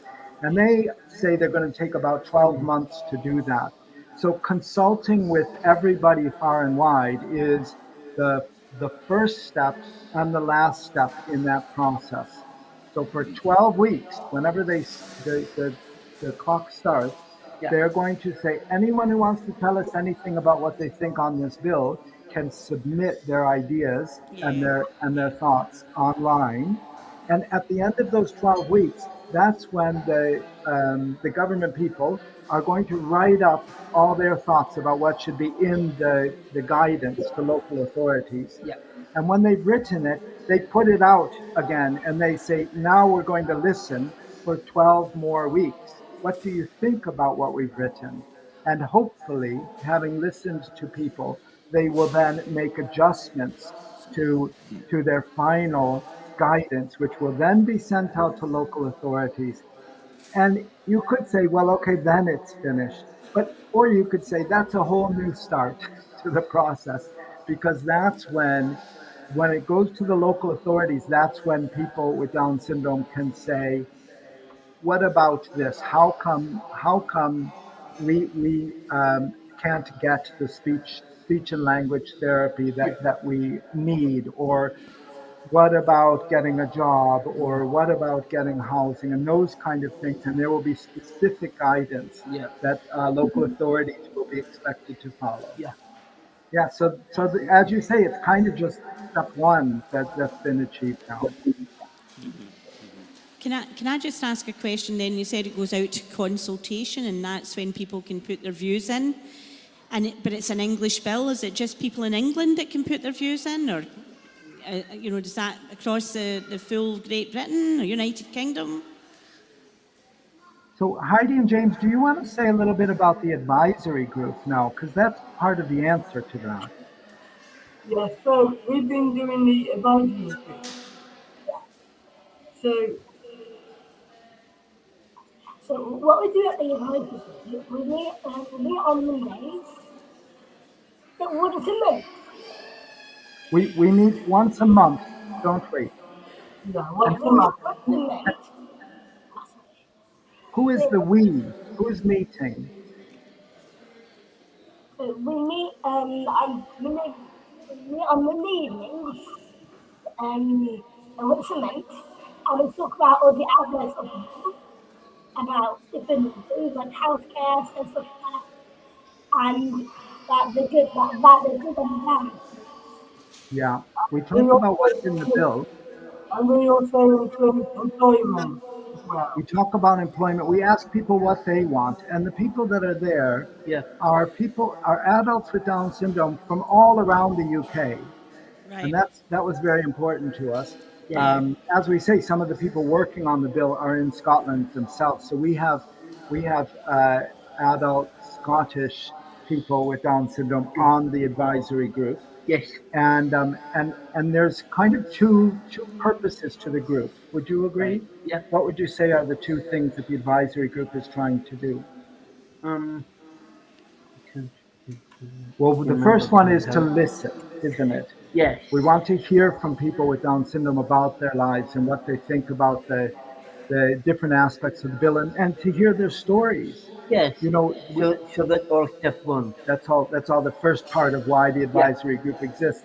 And the other one is for you five to tell your stories Yes. about being involved in the bill, and just to encourage people that when the act is complete and is in force, we want to know that it actually works. So we want people to sort of test it, pilot it, go to your local authority and say, well, what about me? What am I? How are my rights being met? and to make sure that that actually will happen. Yes. So I think the advisory group being all across the UK means that the evidence that the policy group Yeah. that runs the advisory group is collecting is certainly UK wide, and I think, Francis, that the government's collection of information on their website will also be anyone who wants to speak about it can do. I think that's great for us to just, let everybody know that, and in the work that we're doing as well, just to be looking out for that 12-week period once the Queen's done her bit. And then we need to make sure that people are doing their bit to, Yeah. comment and improve it, the bill, or in whatever way they feel like, they can contribute. So Yeah, that's yeah. helpful, actually, Yeah, isn't it? yeah. To improve. Accountability is a big thing once Yeah. these things are in place. So Yeah, and I think Yeah. a big theme of Citizenfest is citizen action, and Yep. uh, Yep. and it's really been a good lesson for us. And I think Heidi and James, you might agree, learning how important our voices are, and how much it really does matter. And I know in Scotland, the reason why the Scottish MSPs, who some of whom are on the APPG for Down syndrome, which stands for what? Which those letters stand for the All Party Parliamentary Group. And the All Party Parliamentary Group for Down syndrome. Yeah. The reason why the Scottish members said we can't get our government to agree to sign on for the Down syndrome bill because the Scottish government is working on a bigger bill that will address what do they say? I think the title of the bill at the moment has the word neurodiversity and autism Right, specific, yep. but it wants to be broader, and it's going to take longer. So that's in early stages. So there really is, I believe, opportunities for people in Scotland to work toward and to influence that legislation. Yeah. Sounds That- really interesting, doesn't it? Sounds Yeah, really yeah, interesting. yeah. That makes sense as well Uh-huh, in terms of the why Scotland are Uh-huh. probably holding Uh-huh. that as a separate thing, and if it's Yeah. going to include in the bill, bigger bill. And James and Heidi, would you say that if there's a group of people in Scotland that want to know how they can influence the legislation that's developing in Scotland, that you as policy group founding officers would be open to talking with them and teaching them about what you have done? Yeah, we will love to do that. And if it's helpful, maybe we could do some consultation with them as well. Yes. Yeah. Would you feel the same, Fionn? Yes. Good. That sounds great. And I've got just one more question, just because I want to clarify something that you were saying earlier. And was there something that you were saying that isn't in the bill that hopefully you'll capture in the consultation that will get it out? Was it about employment that we were saying there? Yeah.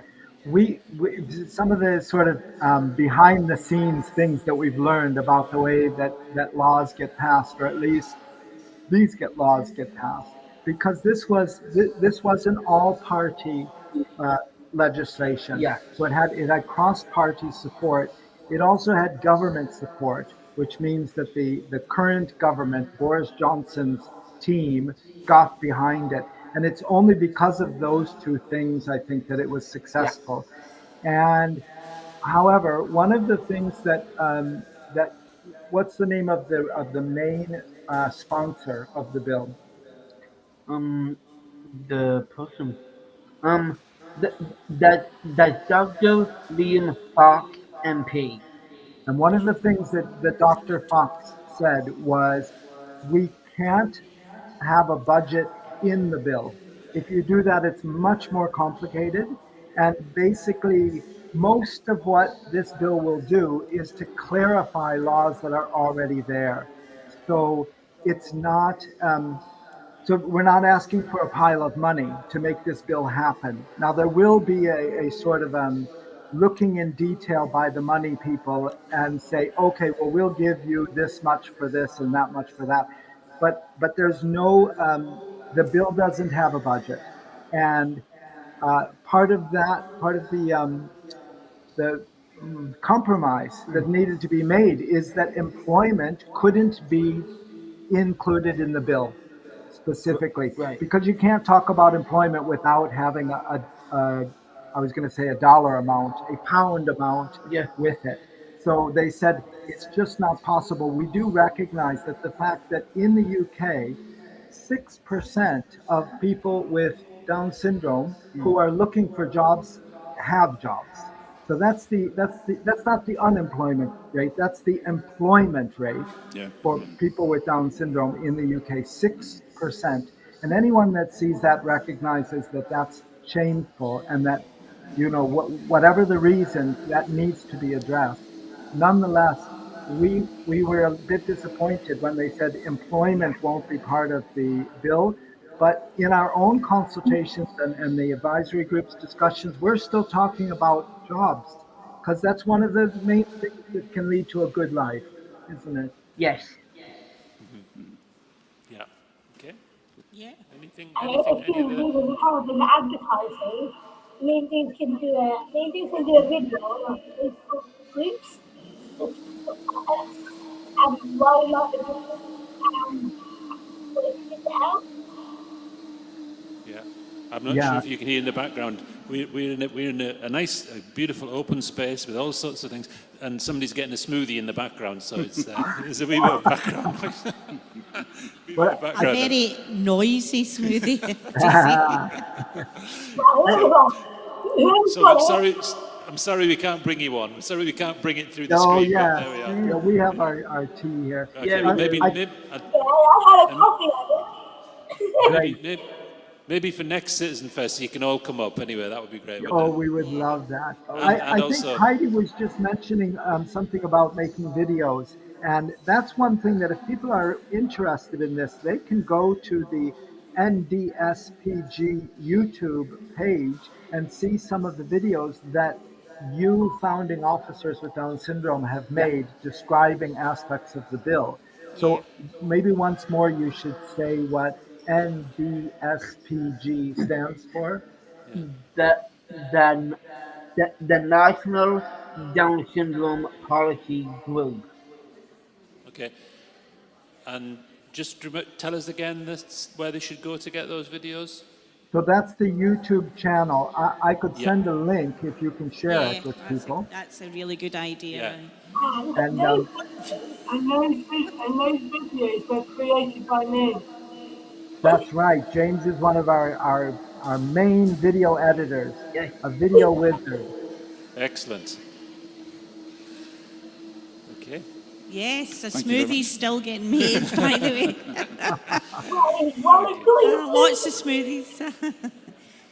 Okay, so All right, yeah. I found that really, really helpful, and really lots of information there for everybody, I think, that we can share, and just raising awareness now that the bill's just about there, that there's still an opportunity to get involved, as you say, be active, and that there's also ways of understanding it, using the videos and going to the site to do that. So I think I found that conversation really helpful. Thank you so much for joining us. Yeah. No, that's great. Thank you very much indeed. Yeah. Heidi, what's the thing, sorry? If you don't know where to like Tyson, or if you love news Tyson, you can always check my Facebook page. That's at me and my life and what they're up to. Should Heidi try to live it with me? Oh, yes. So Heidi's giving her social media handle. What is it? Heidi Croucher, Living the Dream. Heidi Carter, Living the Dream. Yes. Yeah. Excellent. Excellent. Great. Thank you. Thank you so much, all of you, for joining us. Yeah, thanks. Oh, Thanks. thank you for having us. Yes, thank you. It's been great having you. We'd like to have you in all sorts of different ways, in all sorts of different places. But we know that we will have you playing music later on, at least Fiona and Jonathan. And hopefully, Heidi and James, you might want to join online and watch some of the rest of Citizen Fest.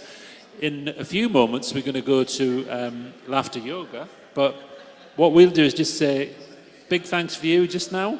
Yeah, can we give him a round of Thank you. applause, please? Yeah. Not just for this, but for all the hard work for the bill as well. Amazing. Yeah, for everyone who's been working on Everybody, that. yeah. Yeah. Lovely, Okay, thank and you. what we're going to just do now is say goodbye to you, and we're going to give thanks to some of our sponsors and some of the other people who've been involved. We'll see you later, and hopefully Indeed. Heidi and James see you again in some way. Bye-bye. Bye-bye. Bye. No, we're going to talk. We're just going to take a few minutes, really. Yeah. Yeah. We have come to Saturday evening. I think it's Just Saturday about. evening. Yeah. Uh-huh. We don't know. We're No. we're a bit bedazzled. Is it Saturday evening? Is it somewhere in that sort of Early evening? It's nether early evening. zone in between afternoon Tea and time. evening? I think it's safe to say, though, that we're the olden about days, to tea time, move. John. We're about to move into the the kind of part of the evening now that's a bit more about relaxation, music, and fun again. What, you having a laugh? Hopefully. I hope you are in a minute, yeah. Yep. And some of the serious conversations that we've been having over the last 3 days, which I think have been really, really useful, really important. This is the last one, really, isn't it, in terms of those conversations? And we've just wanted to say a special, I suppose, thank you to a number of different people who've been involved. Yes. So we want to give a big thank you to the Alliance for Social Care, who are a financial sponsor of the event, and also the National Lottery through the Awards for All programme. And a big thank you to them for the support they've given us this year to... And we couldn't have done the festival like we've done it without that, could we? We could really? not. No, No, we could so never that's have done it. amazing. So. It's made a massive difference to us this year, hasn't it, having that funding. We also want to say thank you to Sea Change, who have sponsored us again this year and sponsored us previously as well as the Alliance. As have Neighbourhood Networks. As have Neighbourhood Networks. A regular sponsor of the festival. The festival. And also this Unity. Unity, I've that's also right. been a sponsor this year Yep. of the festival. So thanks to all those sponsors. Thanks to the venue here. Yeah. It's been great having the use of all this space. And all the staff, all the lovely food, all the great service. Yeah, and I'd like to say thanks to the staff for looking after us, because I think they've looked after us really well. That's Yeah, what they I would have. say, so that was nice. It's been really amazing. So, and it's just been a lovely, lovely space for these 3 days with the weather. I want to thank the weather. Yeah, definitely. I want to thank the sun for turning up. the weatherman, yeah. We also want to thank Thank you for the music, the songs we're singing. another bit of ABBA. Okay. Can't you say it? You can't be serious around here for more than a second. No. We wanted to thank the guys that have been sitting at the front of the room for the last 3 days. Stephen, Daniel and Jordan. And we had Daniel Senior as well. I know he's not here. Or old Daniel. Old Daniel. Old Daniel, that's not fair. The Book of Daniel. Daniel Senior because he's Daniel's dad, Yeah. not Daniel because he's So, and you have done an amazing job. It's been complicated at times. We've asked you to do a lot of switching and changing things, and you've been very flexible. And it's worked so far, friends, so far.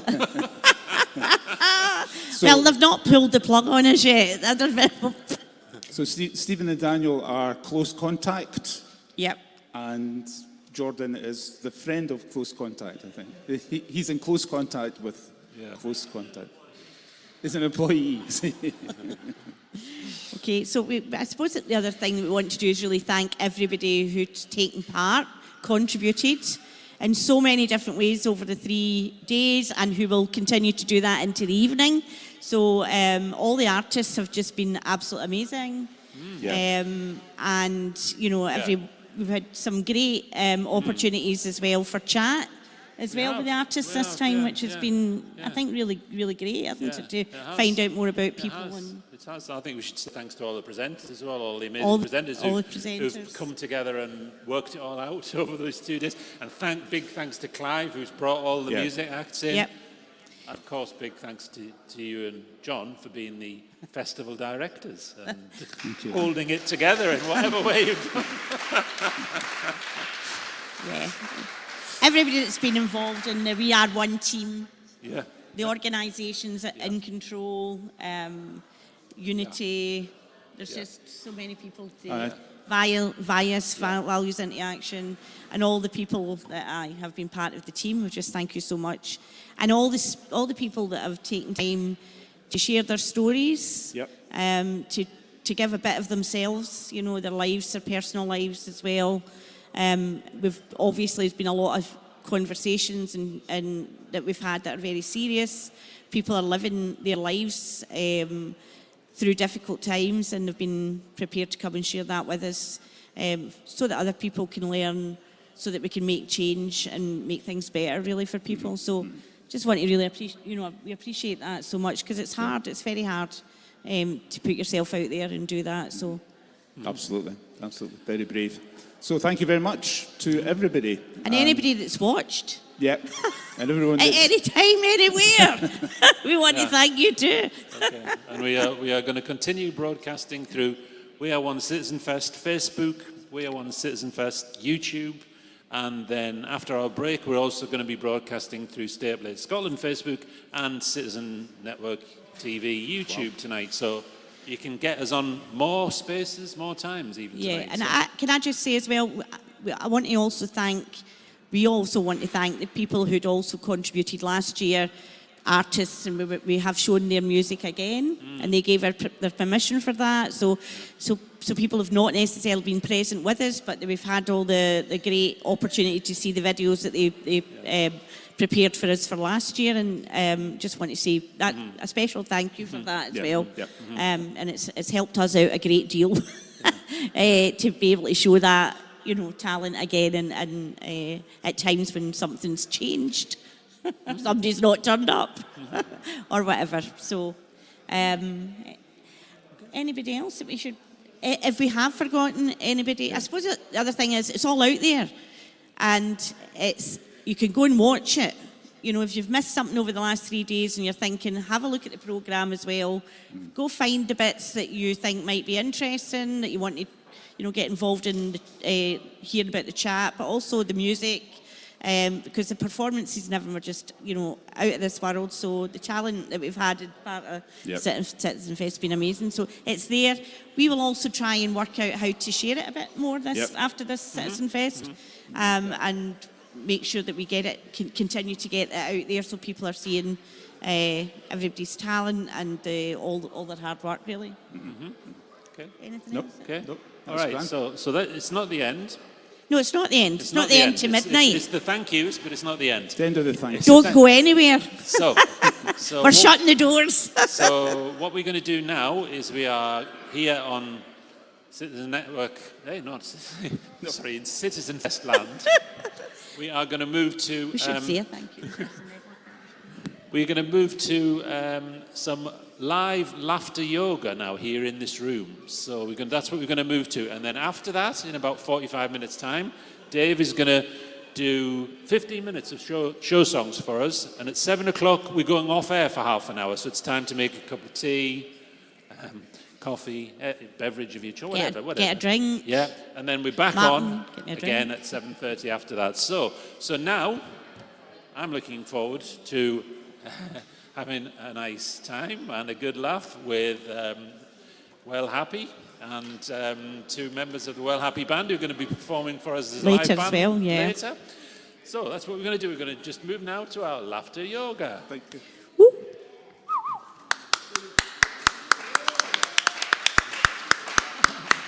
Hi everybody, thank you very much. No, this is absolutely not the end of the festival, so thank you very much for sticking around.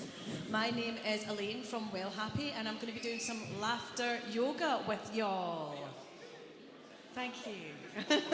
Hi to everybody at home as well. So just to tell you a little bit about Well Happy, we are a health and wellbeing organisation that helps people to feel better in the moment. So what we do is we talk about the body's biochemistry and how we can change the body's biochemistry in order to help ourselves feel a lot better. So we do inclusive classes in health and well-being, which talks about the science behind how to become happier. Okay? Everybody on board?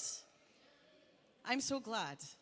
I've got Cara here with me, so Cara's going to help me do some of the laughter yoga exercises. Has anybody ever done laughter yoga before? I'm going to guess not. Okay, dokie. So, laughter yoga. Yeah, come on in. This is Cara, everybody. This is a dancer in my band. We're playing later on, by the way. So we're playing about 8:30 tonight, so I really hope that everybody can stay around. So, hi. Hi. Okay, so I'm going to do a quick chat. We're going to do a quick energy routine, and then we're going to go straight into some laughter yoga exercises. So, laughter yoga was invented by a medical doctor 25 years ago. 25 years ago. So he had been studying all the benefits of laughter, and he came across so many benefits of laughter that he decided that he wanted to create his own laughter club. So he went out into the parts of Delhi. He lived in Delhi, Mumbai actually maybe, and went out into the local park at 6 o'clock in the morning with his wife, who was a yoga teacher.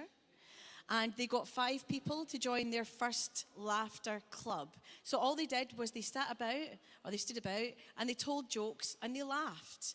And everybody loved it. So they went home, came back the very next day. There was more people there ready to laugh. So everybody laughed and told jokes, and it was all great.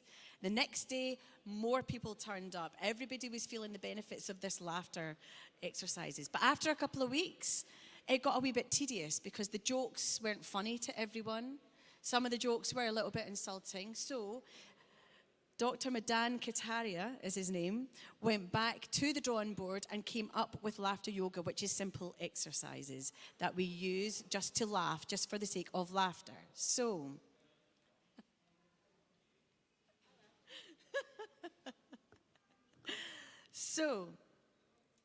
there are 3 parts to laughter yoga. There is the laughter yoga exercises itself. There's the clapping and the chanting. I can tell everybody's up for this. I've got 45 minutes here. Whew. 45 minutes. So there's the laughter yoga exercises. Thank you, sir. We have someone in the audience. So we have the laughter yoga exercises itself. We have our clapping and our chanting. And we also have our yogic breathing. That's where the yoga comes in, because it's just deep breaths. Because every time we laugh, every time we do proper belly laughs, we fill our bodies full of oxygen, which is great because that's really, really, really instrumental for health. But what it also does is it leaves you quite high and it leaves you quite lightheaded. So we do nice deep breathing in order to balance all the systems in our body. Okay? So I'm going to start off. Keith, you're going to come up here. Yeah? You're going to be the one that sets everything off. So I'm going to do 3 rules of laughter yoga. One of them is you need to be a willing participant. Keith, are you a willing participant? Awesome. 2, yeah. You need to be not eating chips. 2 is you need to make eye contact with people whenever you're doing the laughter yoga exercises. And 3, you need to fake it till you make it. So even if you don't feel like laughing right now, when you laugh, the body can't tell the difference between real laughter and fake laughter. Hello. Hi, what's your name? Amber. My name is Elaine. Hi, how are you? Wonderful. Are you ready to do some laughter yoga? Awesome. Okay, so we're going to do 3 laughs to get everybody on board, okay? The first laugh, I'm going to call the Santa laugh. So I want you to take your hands. I want you to put them on your belly. And I want you to give me a nice ho, ho, ho laughter. Go. Brilliant. We've got one. We've got one person on board. Okay, so everybody, 1, 2, 3. Ho, ho, ho. Excellent. We've got 4 people there. That's awesome. Okay, next one, we're going to put our hand on our hearts. This is our hearty laughter. And this goes like this. Ha, ha, ha. You ready? 1, 2, 3. Ha, ha, ha. That was even more. That's brilliant. Okay, you're all starting to wake up. You're all starting to wake up. It's good. So then we're going to take our hands and we're going to put them on our necks. This is our head laughter. So I'd like you to go 1, 2, 3. So when you do your hearty laughter, you can hear it here. When you do your head laughter, you can hear it here. So you've now done 3 laughs for laughter yoga. Yeah? Agreed? So now you know how to laugh. We're going to start our laughter yoga exercises. So each of them will only last a few seconds. Probably going to cut it down just because of the amount of people that are actually doing it.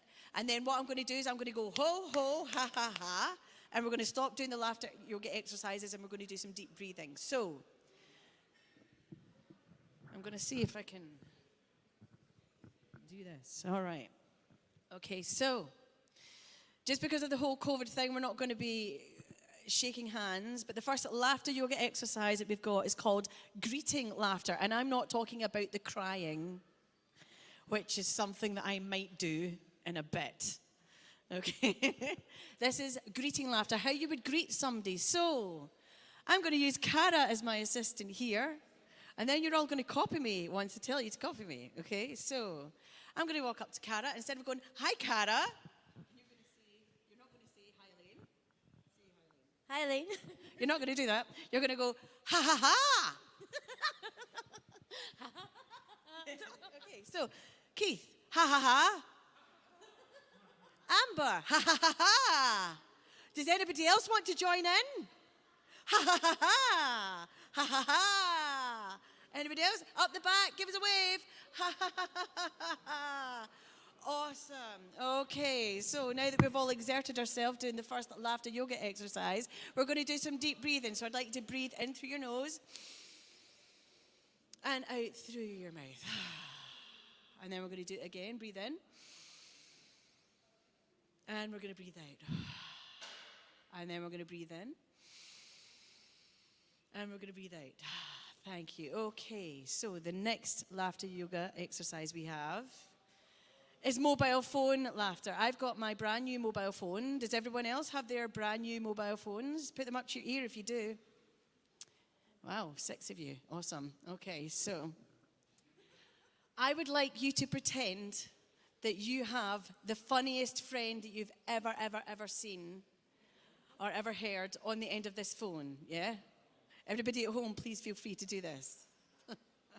And you're going to wander about and you're going to laugh as if somebody's telling you the funniest joke ever, okay? Ever. I mean, like proper belly laughing. The more belly laughing you do, the more endorphins you release. The more endorphins you release, the better you feel, okay? So after 3, we're going to wander about and laugh. 1, 2, 3, go.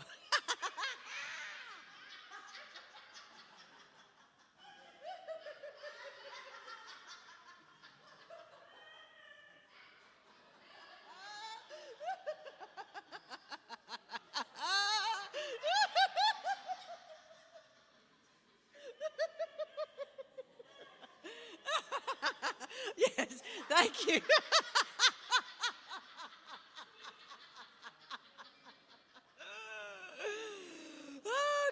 so everybody stop what you're doing and take 3 deep breaths, please. Breathe in. And out. And breathe in. And out. And breathe in.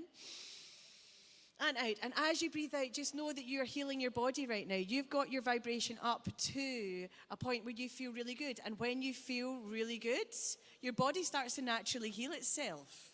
The body will heal itself from everything as long as you give it the right conditions.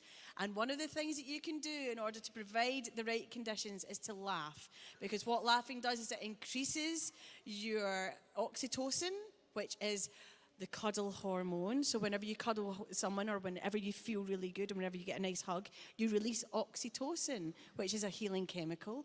You also release dopamine. Dopamine is one of the chemicals that you release whenever you achieve something. So if you tick something off of your to-do list, see that little boost that you get? That's called dopamine, and it's also released whenever you laugh, okay? Okay, so we're going to move on to another laughter yoga exercise. So I'm going to need some singing voices here. This is called happy birthday laughing, okay? So what I would like you to do is instead of singing the words happy birthday, I would like you to laugh happy birthday, okay? Are you ready? Ha, ha, ha, ha, right? Okay, you ready? 1, 2, 3. Ha, ha, ha, ha, ha, ha. Ha, ha, ha, ha, ha, ha.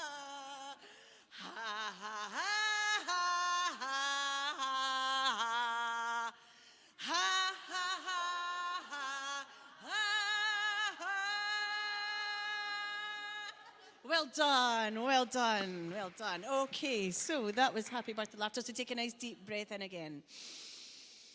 And release it. And breathe in again. And release.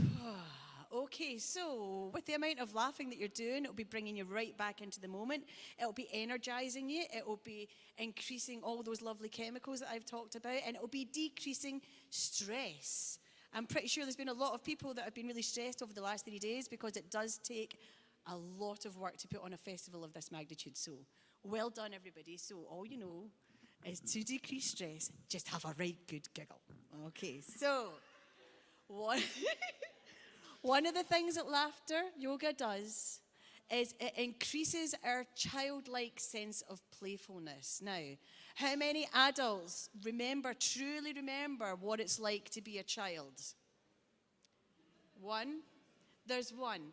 One or two people, right? So kids, you've got it made. Being a kid is one of the best things that you can be because you've got no inhibitions, yeah? You've no inhibitions. You'll try anything. You'll do anything. You'll laugh for the sake of laughing. See, as adults, we get ourselves all caught up in all the stress of life, all the responsibilities that we need to do, and we forget what it's like to be young and to be carefree. So I remember what it's like to be a kid because I do laughter yoga. If I don't do laughter yoga, sometimes I forget what it's like to be a kid. So one of the things that kids like to do is play peekaboo, yeah? Remember playing peekaboo?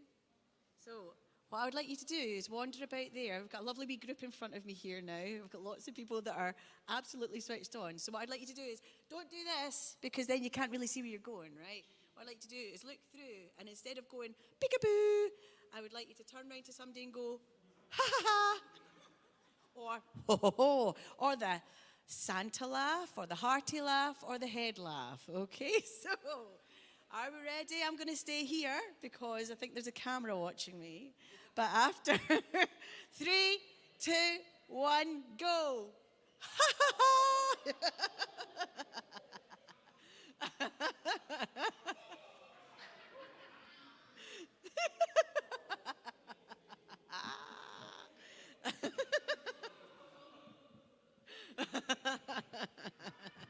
Okay, so I'm going to clap. Ho, ho, ha, ha, ha. Ho, ho, ha, ha, ha. Ho, ho, ha, ha, ha. Ho, ho, ha, ha, ha. Ho, ho, ha, ha, ha. Ho, ho, ha, ha, ha. Awesome. Thank you. So now that I've got a little bit more of engagement, now that I've got more people up, this is getting quite exciting. So another deep breath in. And if you can, as you breathe in, put your hands above your head. Breathe in. Create a whole load of space in your body and then breathe out. Ah, brilliant. Breathe in again. And out. And breathe in again. And out. Now, one of the best things we can do with this yogic breathing is to create a lot of space in our body, because as with all the laughter, as I've said, we've been putting a lot of oxygen into our bodies. There's a lot of places around here that might be a little bit squished and squeezed just from generally standing up or sitting down. A lot of people do sit down an awful lot. So think of how you sit. Your lungs are a bit crushed, your stomach's a bit crushed, your diaphragm's a bit crushed. So when we open ourselves up, when we breathe, we are allowing oxygen into all the tissues that you don't usually get oxygen into, okay? And disease cannot grow whenever oxygen is present. Okay, so how are we all doing? What we're going to do is we're going to wake ourselves up a little bit more. I'm a fan of the mind-body connection. It's how our bodies control our mind and how our minds control our bodies, how our thoughts control our decisions, how our decisions control our outcomes. So we're going to tap our body just to make sure that our body knows that we're here. So hello, body. How are we doing? We're doing really great. And every time you pat somewhere on your body sends blood to it. Okay? So we're just going to wake ourselves up. Brilliant. We are here, we're in this moment, and we're loving it. Okay, so breathe in again. Brilliant. And out. Okay, so we sung Happy Birthday earlier. Is it anybody's birthday today? Well, it's everybody's unbirthday. Give yourselves a round of applause. It's your unbirthday day today. Oh, look, the rest of my band's just turned up. Woohoo! Okay, so our childlike sense of playfulness is coming into effect again. We have the funniest birthday present or birthday card that we've ever received from a friend of ours. It was the same person that was on the phone, okay? So when you open up this card, you're going to laugh because it's the funniest joke ever. And then you're going to show it to your friend. And you're going to wander about, and you're going to show the funniest birthday card to all of your friends, all right? Are we ready? 3, 2, 1, go!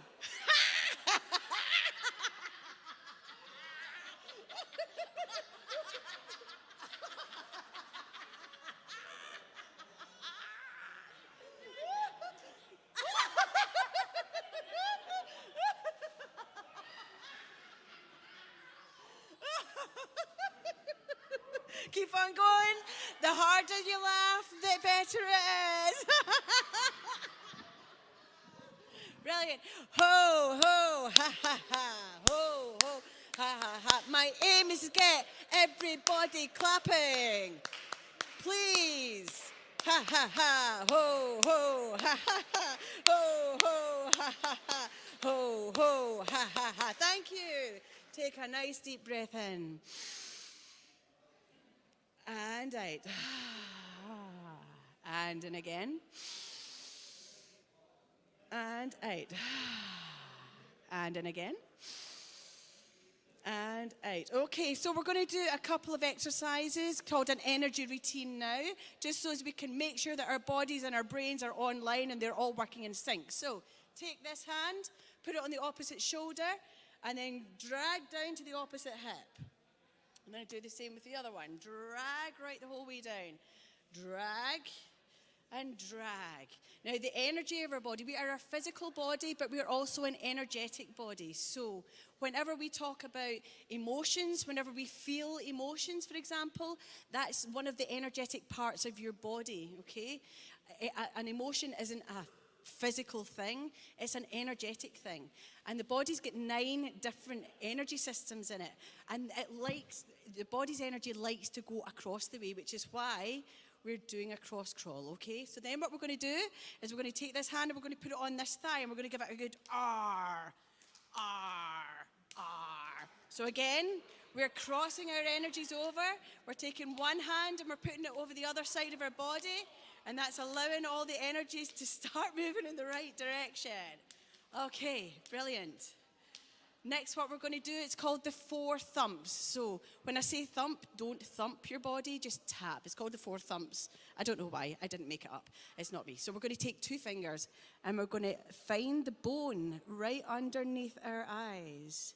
And we're going to tap and we're going to take 3 deep breaths in our nose and out. And breathe in and out. And one more. And out.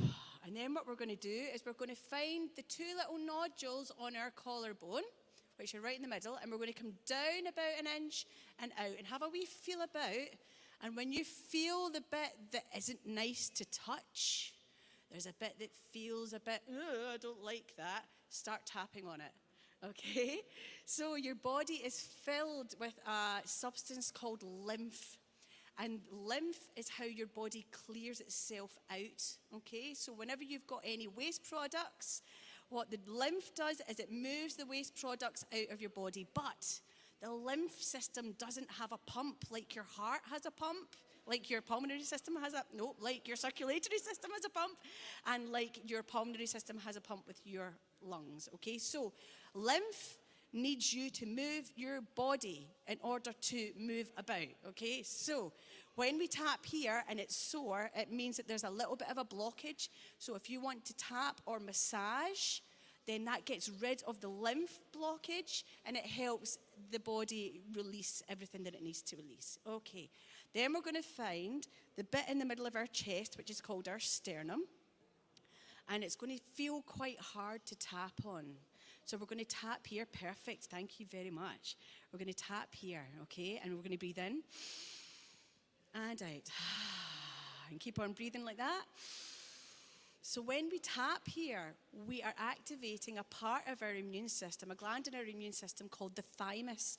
Now, the thymus is a really important part of our immune system because it creates a cell called natural killer T cells.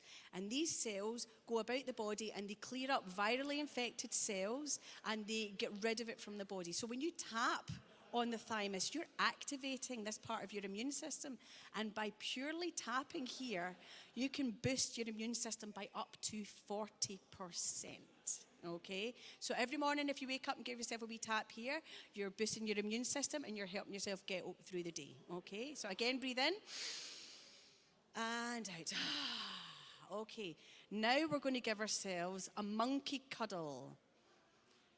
Like this. It's not like this, it's like this. Okay, so what we're doing here is we are activating our spleen points, and our spleen helps in so many, many different ways. So when we activate this, we help to digest our food. It helps to digest our thoughts as well. So if you've had maybe too many halloumi fries, which I've had because the halloumi fries and the food in general is absolutely brilliant here. If I want to digest that really quickly, I will tap here, or I'll tap right at the front of my rib cage, okay? And that will make me feel a lot better.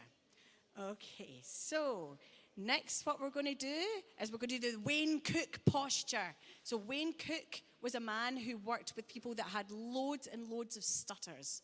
And when he put their body into a certain position, the people with the stutters went away. There was no stutter. So what I'd like you to do is put your hands back to back. I'd like you to take your left hand over your right hand. And then I'd like you to put in like this. And then I'd like you to take your left foot over your right foot. Now, as I said, the body's energy systems like to cross over. Look at how many crosses we've got going on here. We've got crossing our fingers, crossing our wrists, crossing our legs. And this helps the body gain equilibrium. Okay, so breathe in and out.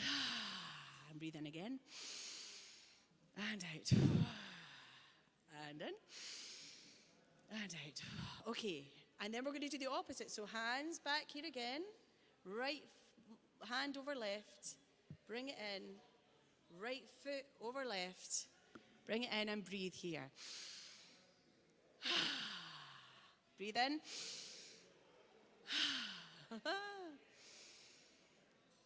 Okay. Make a steeple with your hands. Thank you. We're going to do the start of a crown pull. So put your thumbs right at the top of your, just in the middle of your eyebrows. Now this is a place called the third eye. Okay, so what we're going to do is we're then going to take our thumbs to our temples. And we are going to pull our foreheads. Nice pull across the forehead. Then we're going to move one hand's width back and start pulling all over our head. Brilliant. Brilliant. So again, this is clearing all the lymph from near the brain. Okay? So go right over the back of the head. And bring your hands down to your heart. Okay, we've only got a couple more exercises of this and then we'll go back onto laughter yoga. Okay, so the next one is connecting heaven and earth. So, prayer pose. What I'm going to do is we're going to stretch the body again so as we can get all that oxygen back into all those tissues. So I'm going to take one hand and I'm going to put the palm right the whole way up. I'm going to take the other hand and I'm going to put it right the whole way down. And I'm going to make sure that my back is stretched up this way and stretched down this way, while trying to keep it straight. Yay! And then bring it back. And you can bend your knees and then do the opposite way. Stretch. Awesome. And then back. And then stretch. And if you feel cracks and clicks, that's all perfectly normal. Back. Here. Woo. Keep on going. I am so impressed with how many people are doing this now. Excellent. Keep on going. Okay. All right, so 2 more exercises. The next one is called the hook up. So we're going to take our middle fingers. We're going to put one of them, that's all right. We're going to put one of them in our belly button. It's because she doesn't like her belly button. And one of them in that third eye. And we're going to push in and up. And we're going to breathe deeply here.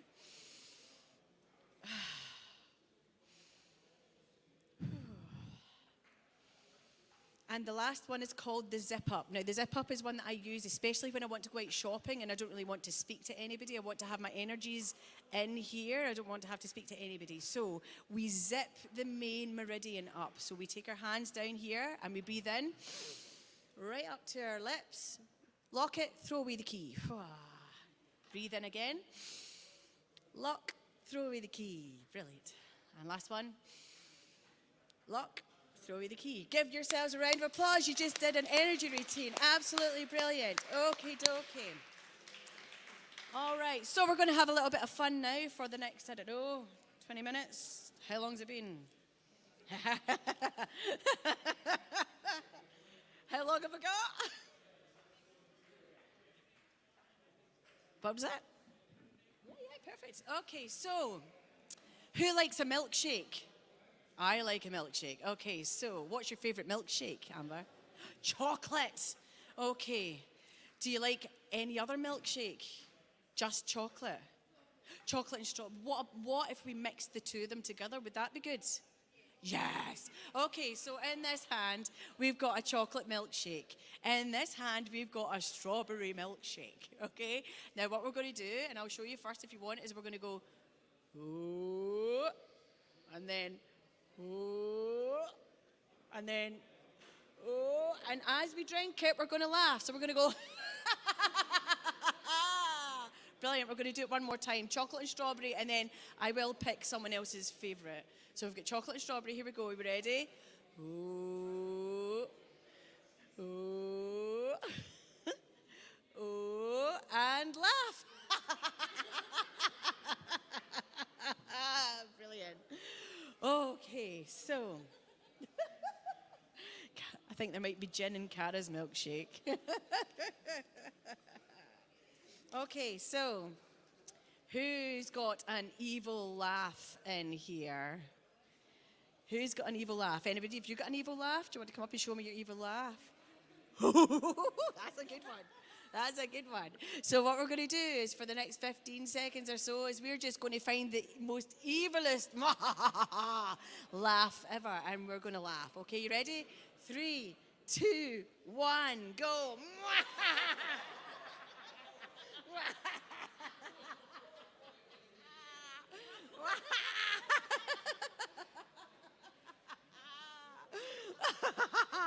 Okay, everybody, breathe in, please. And out. And breathe in. And out. And one more. Breathe in. And out. Okay. These are my favorite pair of glasses. I see everybody else has got similar glasses. That's awesome. Okay, so whatever pair of glasses you've got on, I want you to think about the type of laugh that goes with this pair of glasses. Okay, and then we're just going to laugh. Okay. Are you ready? 3, 2, 1, go.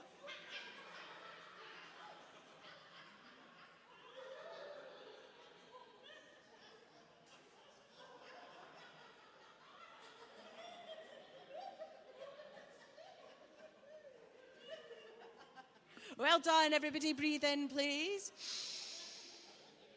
And breathe out. Okay, breathe in. And out. Okay, we've got a couple more exercises to do. And then I'm going to end with a nice meditation, okay? Because we do love a good meditation at the end of this. So,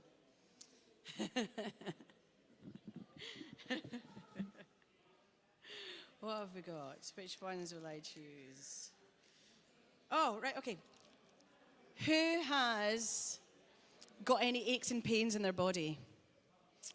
Me. I've got aches and pains. So, one of the things that we do whenever we've got a part of our body that is sore or that isn't working the way that we want it to work, we always call it my bad knee, my bad back, my bad shoulder. Now, your words create spells. So whenever you're saying things like bad or awful, or what you're doing is you're doing a spike, you're causing your biochemistry to spike in cortisol, which is a stress hormone. Cortisol means that your body can't heal. So what I would like you to do is to identify the part of your body that hurts most, and I want you to kindly laugh at it. Not nastily, kindly, because when you think about a part of your body and you are thinking kind thoughts towards that body, whenever you think of a part of your body, blood goes to that part of your body. So what's in that blood? Is it the healing chemicals such as dopamine, serotonin, oxytocin, or is it the not healing chemicals such as cortisol and adrenaline? Yes. So we want to be kind to our bodies, because when we feel kind, we get into a state of natural healing. So I have had a really sore arm for the last couple of months, so I'm going to put my hand here and I'm going to laugh kindly at it. So find the bit of your body that's really sore and know that when you're being kind, you're sending the lovely chemicals to that part of your body to help it heal. Okay, so 3, 2, 1, go.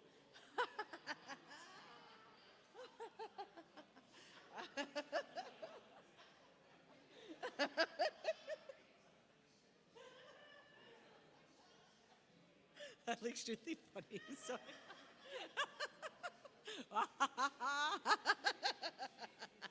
Okay, everybody take a nice deep breath in. Okay, so we're going to come to the end of our laughter yoga session, and I'm pretty sure everybody's really chuffed with that. So we're going to have celebration laughter. So for those who have just watched and have enjoyed it, you've been part of this experience as well, because everybody is smiling. Everybody in this room is smiling. So everybody is feeding off the vibe that we all have had down the front. And you're also releasing all the lovely chemicals and all the lovely hormones into your body that will assist with healing. So if you do one laughter yoga exercise today, please join in celebration laughter. So I want you to imagine that the best thing in the world has happened to you. It could be you've won the lottery, or it could be you've got your new house, or it could be something amazing's happened. I want you to put yourself in that position, and I want you to imagine how you would feel whenever something like that happens, and I want you to celebrate with me, please, as loud as you can. Okay? Are you ready? It's going to be a big one, guys. I can feel it in my bones. I can feel it in my bones. Okay? Okay, for the celebration laughter, I would like you to go after 3. 3, 2, 1, go. Woo! Yay! Thank you so much. Thank you so much. It's been amazing. This has been awesome. Thank you, thank you, thank you. Okay, so for the last few minutes, what I'm going to do is I'm going to bring everybody down, because we've all got really high on the oxygen, we've all got really high on the serotonin and the dopamine and the oxytocin, but what we're going to do is we're going to balance ourselves. So we're going to continue with the breathing, so I'd like you to take 3 deep breaths with me again, in through the nose, and out, and breathe in. And out. And those who are standing up, please feel free to sit down for the next couple of minutes. So meditation is an amazing practice. How many people meditate on a regular basis? Not even me. I don't even meditate on a regular basis, but I feel amazing when I do meditate, especially when things are getting really, really stressful and I feel that I'm getting pushed and pulled from one corner to the other. To have that time in the day that can only be 10 to 15 minutes that is purely for me it really resets everything. And what I find when I meditate is any problems that I'm not able to conquer, they become smaller and smaller and smaller the more that I meditate. Okay, so what I would like you to do is, if it feels comfortable, is to close your eyes. Okay, and if you can, breathe in through your nose and out through your mouth. Okay. And I want you to just check in with yourself. How are you feeling? Those who've been laughing, are you feeling buzzy? Are you feeling warm? Are you feeling more relaxed? That's because you've got those happy chemicals running through your body, okay? Check in with your head. How's your head feeling? Check in with your shoulders. check in with your torso, check in with your legs, check in with your feet. And as soon as you get to your feet, I would like you to imagine roots from a tree going right out through those feet and down into the center of the earth. Down through the floor of this venue, down through the rock, down through the dirt, right into the center of the earth. And at the center of the earth, you're going to find an anchor. Now, this anchor can look like an actual anchor, or it can look like a love heart, or it can look like something or someone that you love. And I would like those roots from your feet to wrap around that anchor. And as soon as they get a tight grip on it, I want you to imagine your roots lighting up with really, really white, bright light. And I want you to imagine that white light shooting up from your anchor, right the whole way up through your roots and starting to enter into your feet. And with every breath that you take in, I want you to imagine that white light coming up further up your feet, into your ankles, into your shins and into your knees. And then with the next deep breath in, into your thighs, into your buttocks, into your stomach, and into your chest. With the next deep breath in, I want you to imagine it going into your shoulders and down your arms, into your neck and into your head. And finally, with the last deep breath, I want you to imagine that white light shooting out up the top of your head and creating a bubble all around you with this beautiful white healing light from Mother Earth. And I want you to just sit for a couple of seconds and be in that energy. Know that you are in a healing space. Your body is healing right now. You are surrounded with white healing light that you are breathing in and you're breathing out. So breathe in with me and breathe out. And breathe in and breathe out. And one more time, breathe in and breathe out. Now know that whenever you're feeling really stressed, you can always come back to this feeling. It might be difficult, it might take hard work, but that's what developing yourself and that's what de-stressing yourself is all about. It's not about physical hard work, it's about mental hard work. It's about unhooking all those stresses out of your life and allowing yourself to simply be for a couple of minutes every day. And if you can find yourself in this nice, peaceful, relaxed space once a day for a couple of minutes, you have helped your body heal and get back into balance. So if you can, breathe in with me again and breathe out. And breathe in and breathe out. And breathe in and breathe out. And what I would like you to do now in the last couple of minutes is unhook your roots from your anchor and bring them right back up into your feet. Take your last deep breath in of that beautiful white light and exhale. And I'd like you to send a thought of love and prayer to everybody in this room. And then I'd like you to expand that love and that prayer to everybody on this street. And I'd like you to send love and prayers to everybody in the whole of Glasgow and beyond. Get that lovely feeling wider and wider and wider. And then I would like you to encompass everybody in the whole of Scotland with this feeling. And then I'd like you to do one more thing. If you can do the whole of Scotland, you can do the whole of the world. So imagine the whole of the world being encompassed in this beautiful white light that you have caused and you have created that is helping you heal. And know that when you feel this good, your energy can change tens of thousands of other people's energies. It's called the Maharishi effect. So whenever you feel this great, you increase the vibration of tens of thousands of people in the near vicinity. Now think what that can do when there's thousands and thousands and thousands of people meditating at the same time. We can help heal everybody and everything. Okay, so I'd like you to open your eyes.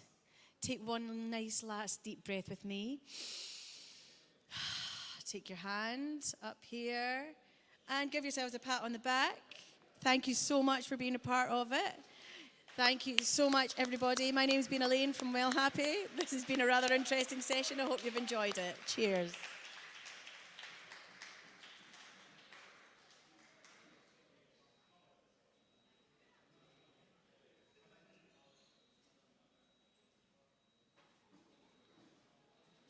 Okay, big thanks to Elaine for that session of laughter yoga, of happiness yoga, of meditation, and of taking us to a different place away from. Okay. So we're just going to have a little bit of break while we get ready for Dave just now. Just going to play you some pre-recorded music, and then we will be back with Dave, and then we'll take a break and come back at 7:30 with our Stable 8 Scotland takeover of Citizenfest.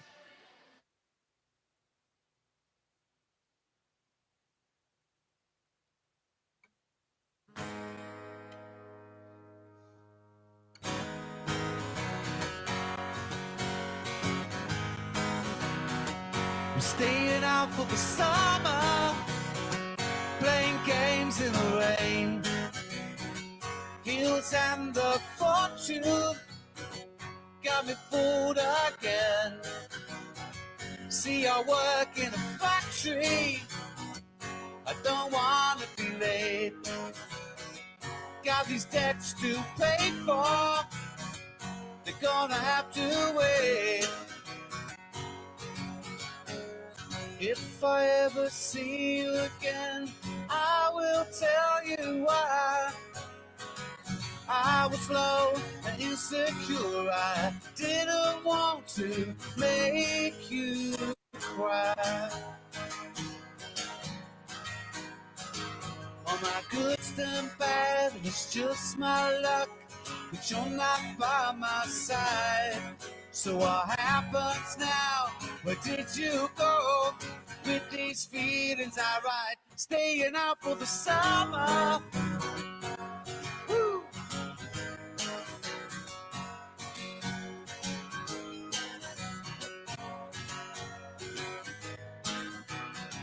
Had enough of lying, pockets I never met. They've got me working all hours, I ain't gained nothing yet. If I ever see you again, I will tell you why. I was low, insecure, and I didn't want to make you cry. Well, my good and bad, it's just my luck, but you're not by my side. So what happens now? Where did you go with these feelings I ride? Staying out for the summer, playing games in the rain. Heels and the fortune got me fooled again. Staying out for the summer, playing games in the rain. Heels and the fortune got me fooled again.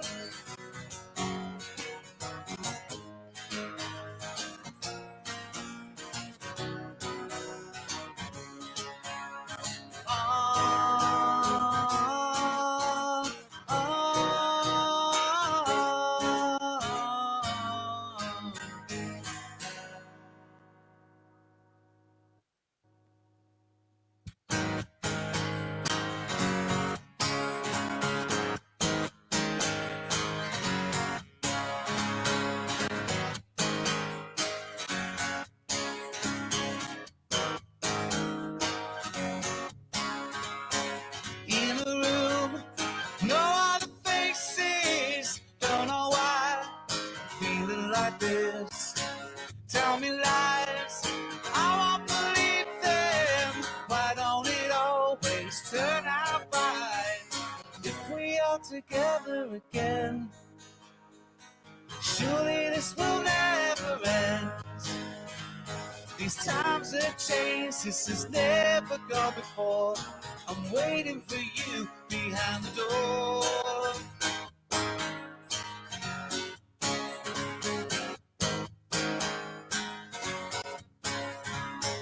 In a room, in all the places I sit alone, play through the night. In a room, slowly wasting, I don't belong, don't feel right. Well, if we are together again, surely this will never end. These times have changed, this has never gone before. I'm waiting for you behind the door.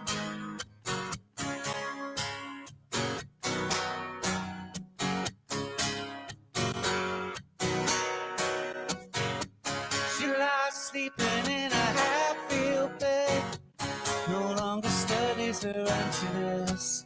In a room there's only so much space, two souls playing with loneliness.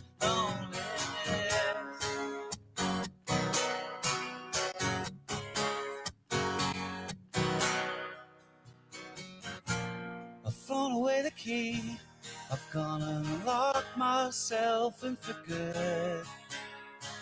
And no one can reach me, no one hears my voice anymore. Not anymore.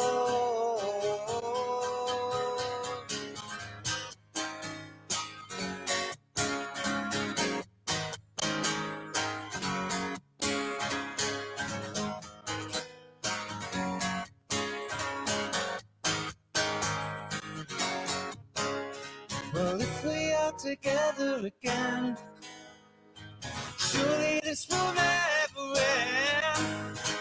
These times have changed, this has never gone before.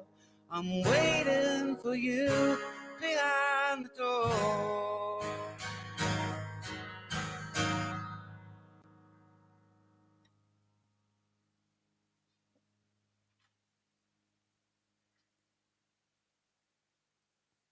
Thank you very much. Hi, Citizenfest 2020. It's Nigel Clark here. I'm from Dodgy, and I'm playing a solo gig for you because obviously we can't get together and put gigs on at the moment. So this is a song by a guy called Frank Wilson. It's an old Northern Soul classic. It's called Do I Love You.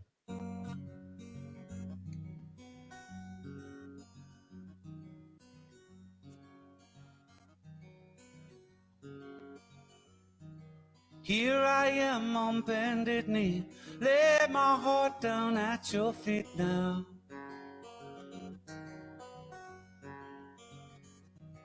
All you have to do is ask, give until there's nothing left now.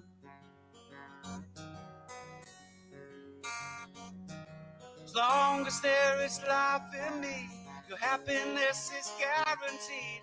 I fill your heart with ecstasy forever, darling. So do I love you? Do I love you? Do I love you? Did I do? The very thing that I want the most is just to have and hold you close.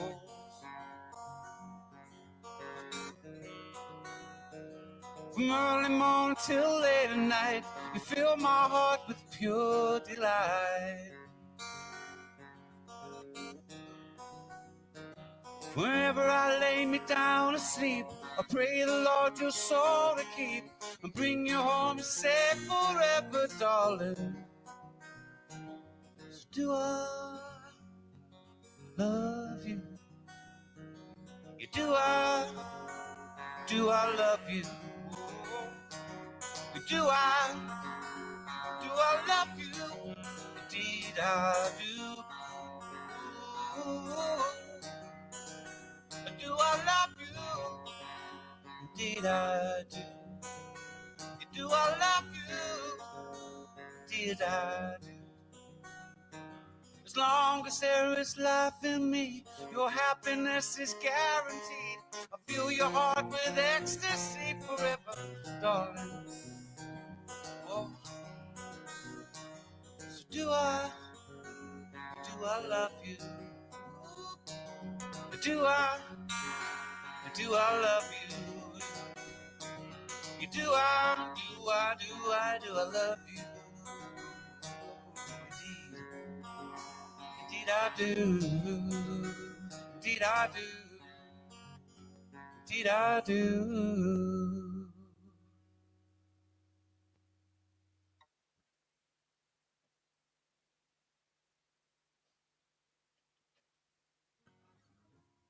Thank you very much. This is a song called Lovebirds. This is probably the first song I ever really, well, it's the first song I ever properly wrote. I think it was the floodgates open once I'd written this song. This is a song from way back in probably the late 80s, 89, 90. It's called Lovebirds.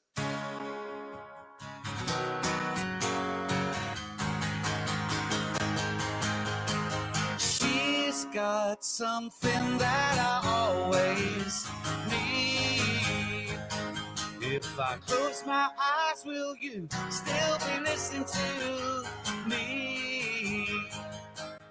I feel I know, have I lost control? I see it now, but I didn't. Where I once stood, now there's a naked hole.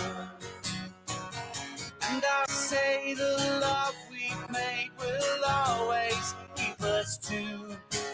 She's a lovebird and I love her, and I know she loves me too.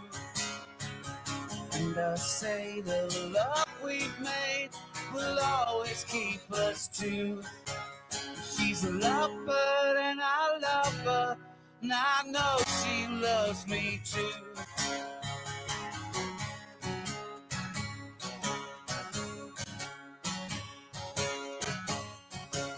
She's got those ocean blue eyes for me. It's like November in here, but it's springtime inside of me. I feel I know, have I lost control? I see it now, but I didn't. Where I once stood, now there's a naked hole. And I say the love we've made will always keep us two. She's a lovebird and I love her, and I know she loves me too. And I say the love we've made will always keep us two. She's a lovebird and I love her, and I know she loves me too.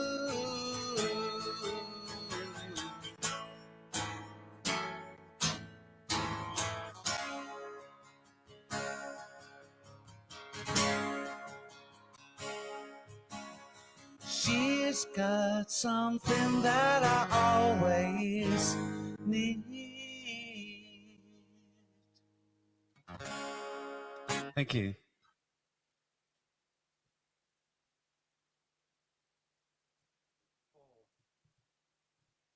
Well, thanks, guys. Hopefully, at some point, we'll be getting back to normal gigs. But I hope you've enjoyed my gig and all the other gigs by all the other artists. Big shout out to all the people who have been helping out with Citizenfest this year and all the people that are involved with the charities. You're doing a great job, and thank you very much for inviting me along. So, without further ado, I'm going to play this one. It's called Mended Heart.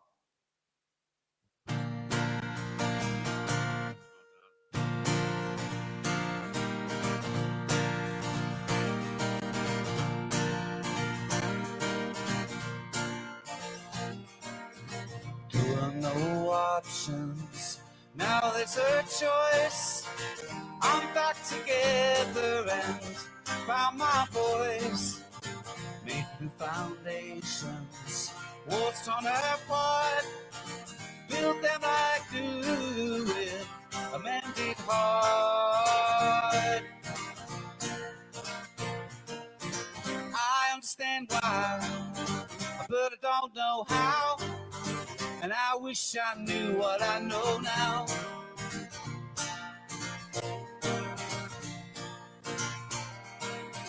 The way seems right now, but the past was wrong. Even in darkness, a shadow is gone. Strip this life of complexity. I'll sing a song for you if you dance for me. I understand why, but I don't know how. And I wish I knew what I know now. So will you call me when I'm on my own? Yeah, will you dance with me when we're alone?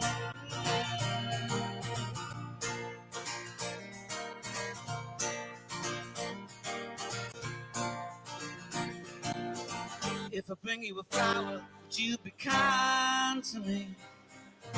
I'll sing the song for you beautifully. We build a wall that we tore apart to make the world new with a mended heart. Okay, so welcome back live here in Whiteinch to Citizenfest 2022 and our last bit of live broadcast just now. And we are going to invite onto stage any moment, well, onto the floor. We're going to invite onto the floor any moment Dave Christopher Brown, who is an actor, singer, performer, who has been performing quite a lot in the play that went wrong, yeah, and numerous other things, but is going to share with us some musical theatre numbers tonight, live here in Whiteinch. So welcome, Dave Christopher Brown.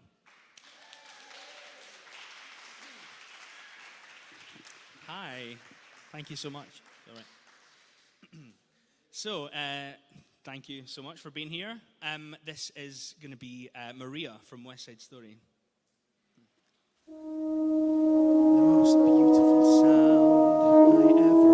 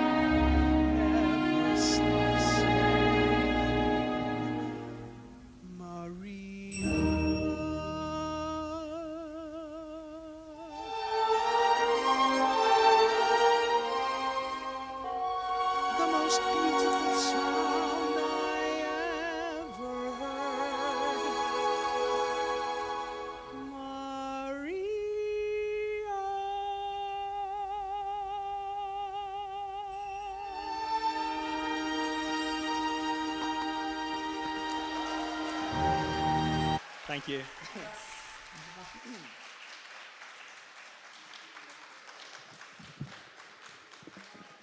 Thank you so much. So, has everyone heard of the Phantom of the Opera?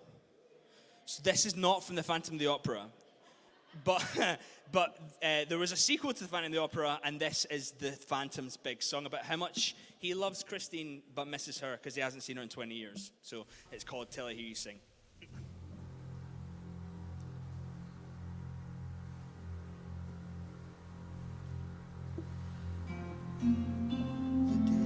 Starts, the day ends, night grows by.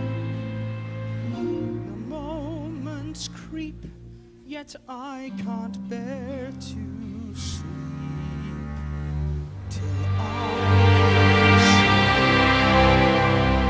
and weeks pass, months pass, seasons fly.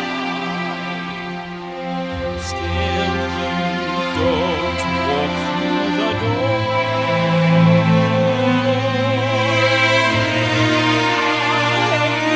I count the silence till I sing once more. Sometimes tonight's time that you are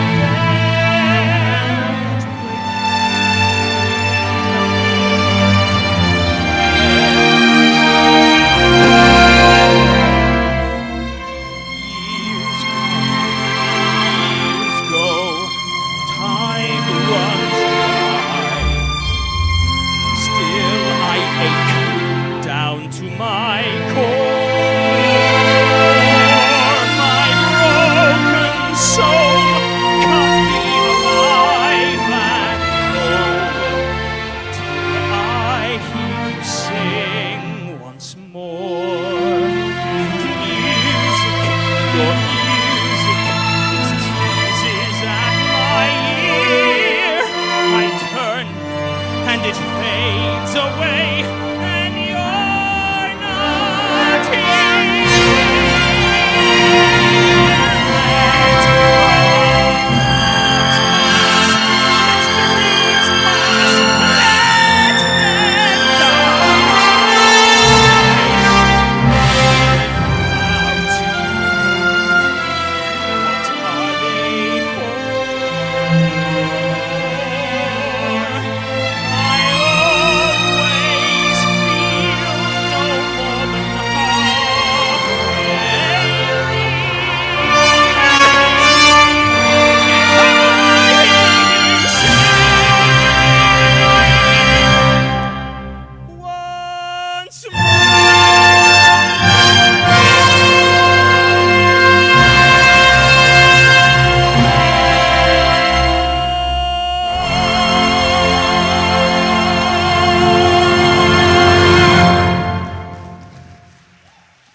Thank you.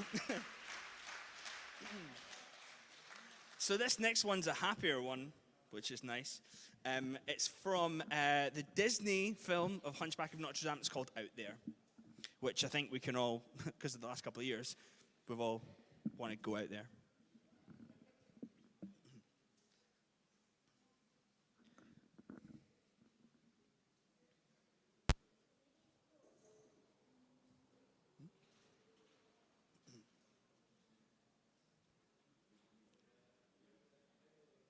Oh, yeah, just go to Bring 'Em Home. Cool. So we're not going to do that. This is Bring 'Em Home.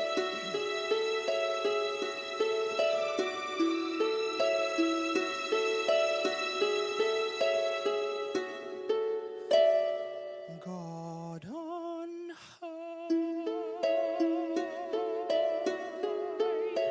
hear my prayer. In my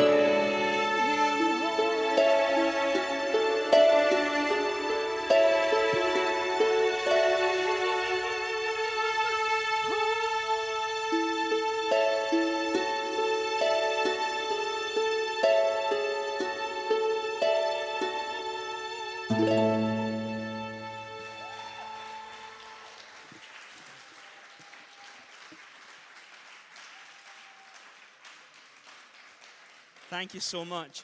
This is going to be a real change in pace now. This is from the Blues Brothers, and it's called Soul Man. So if you know it, obviously, feel free to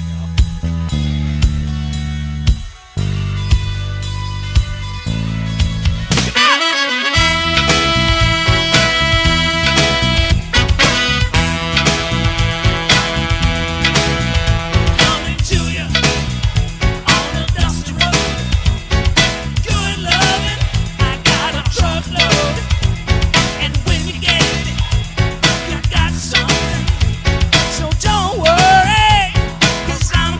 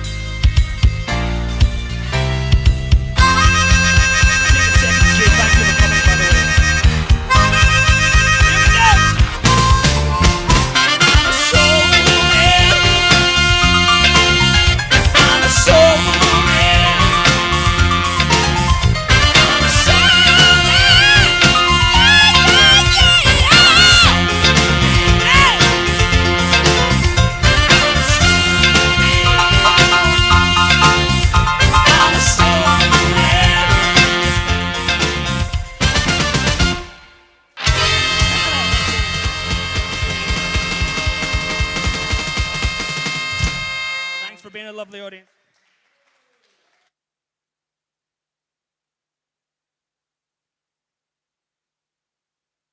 Okay, thank you. Thank you to David Brown for bringing that bit of Citizenfest to an end for us. Francis is his mum. Aye. He forgot to just mention that that's my boy. Just thought I'd let you know. Thank you so much. That was brilliant, wasn't it? Yeah, it was, I'm very proud. And David's got a social media presence. Social media presence, YouTube channel with quite a bit of following, Instagram and all that. I don't really know what all of it means, but he's obviously got some of that stuff going on. So yeah, follow him on all that, and yeah. Yeah.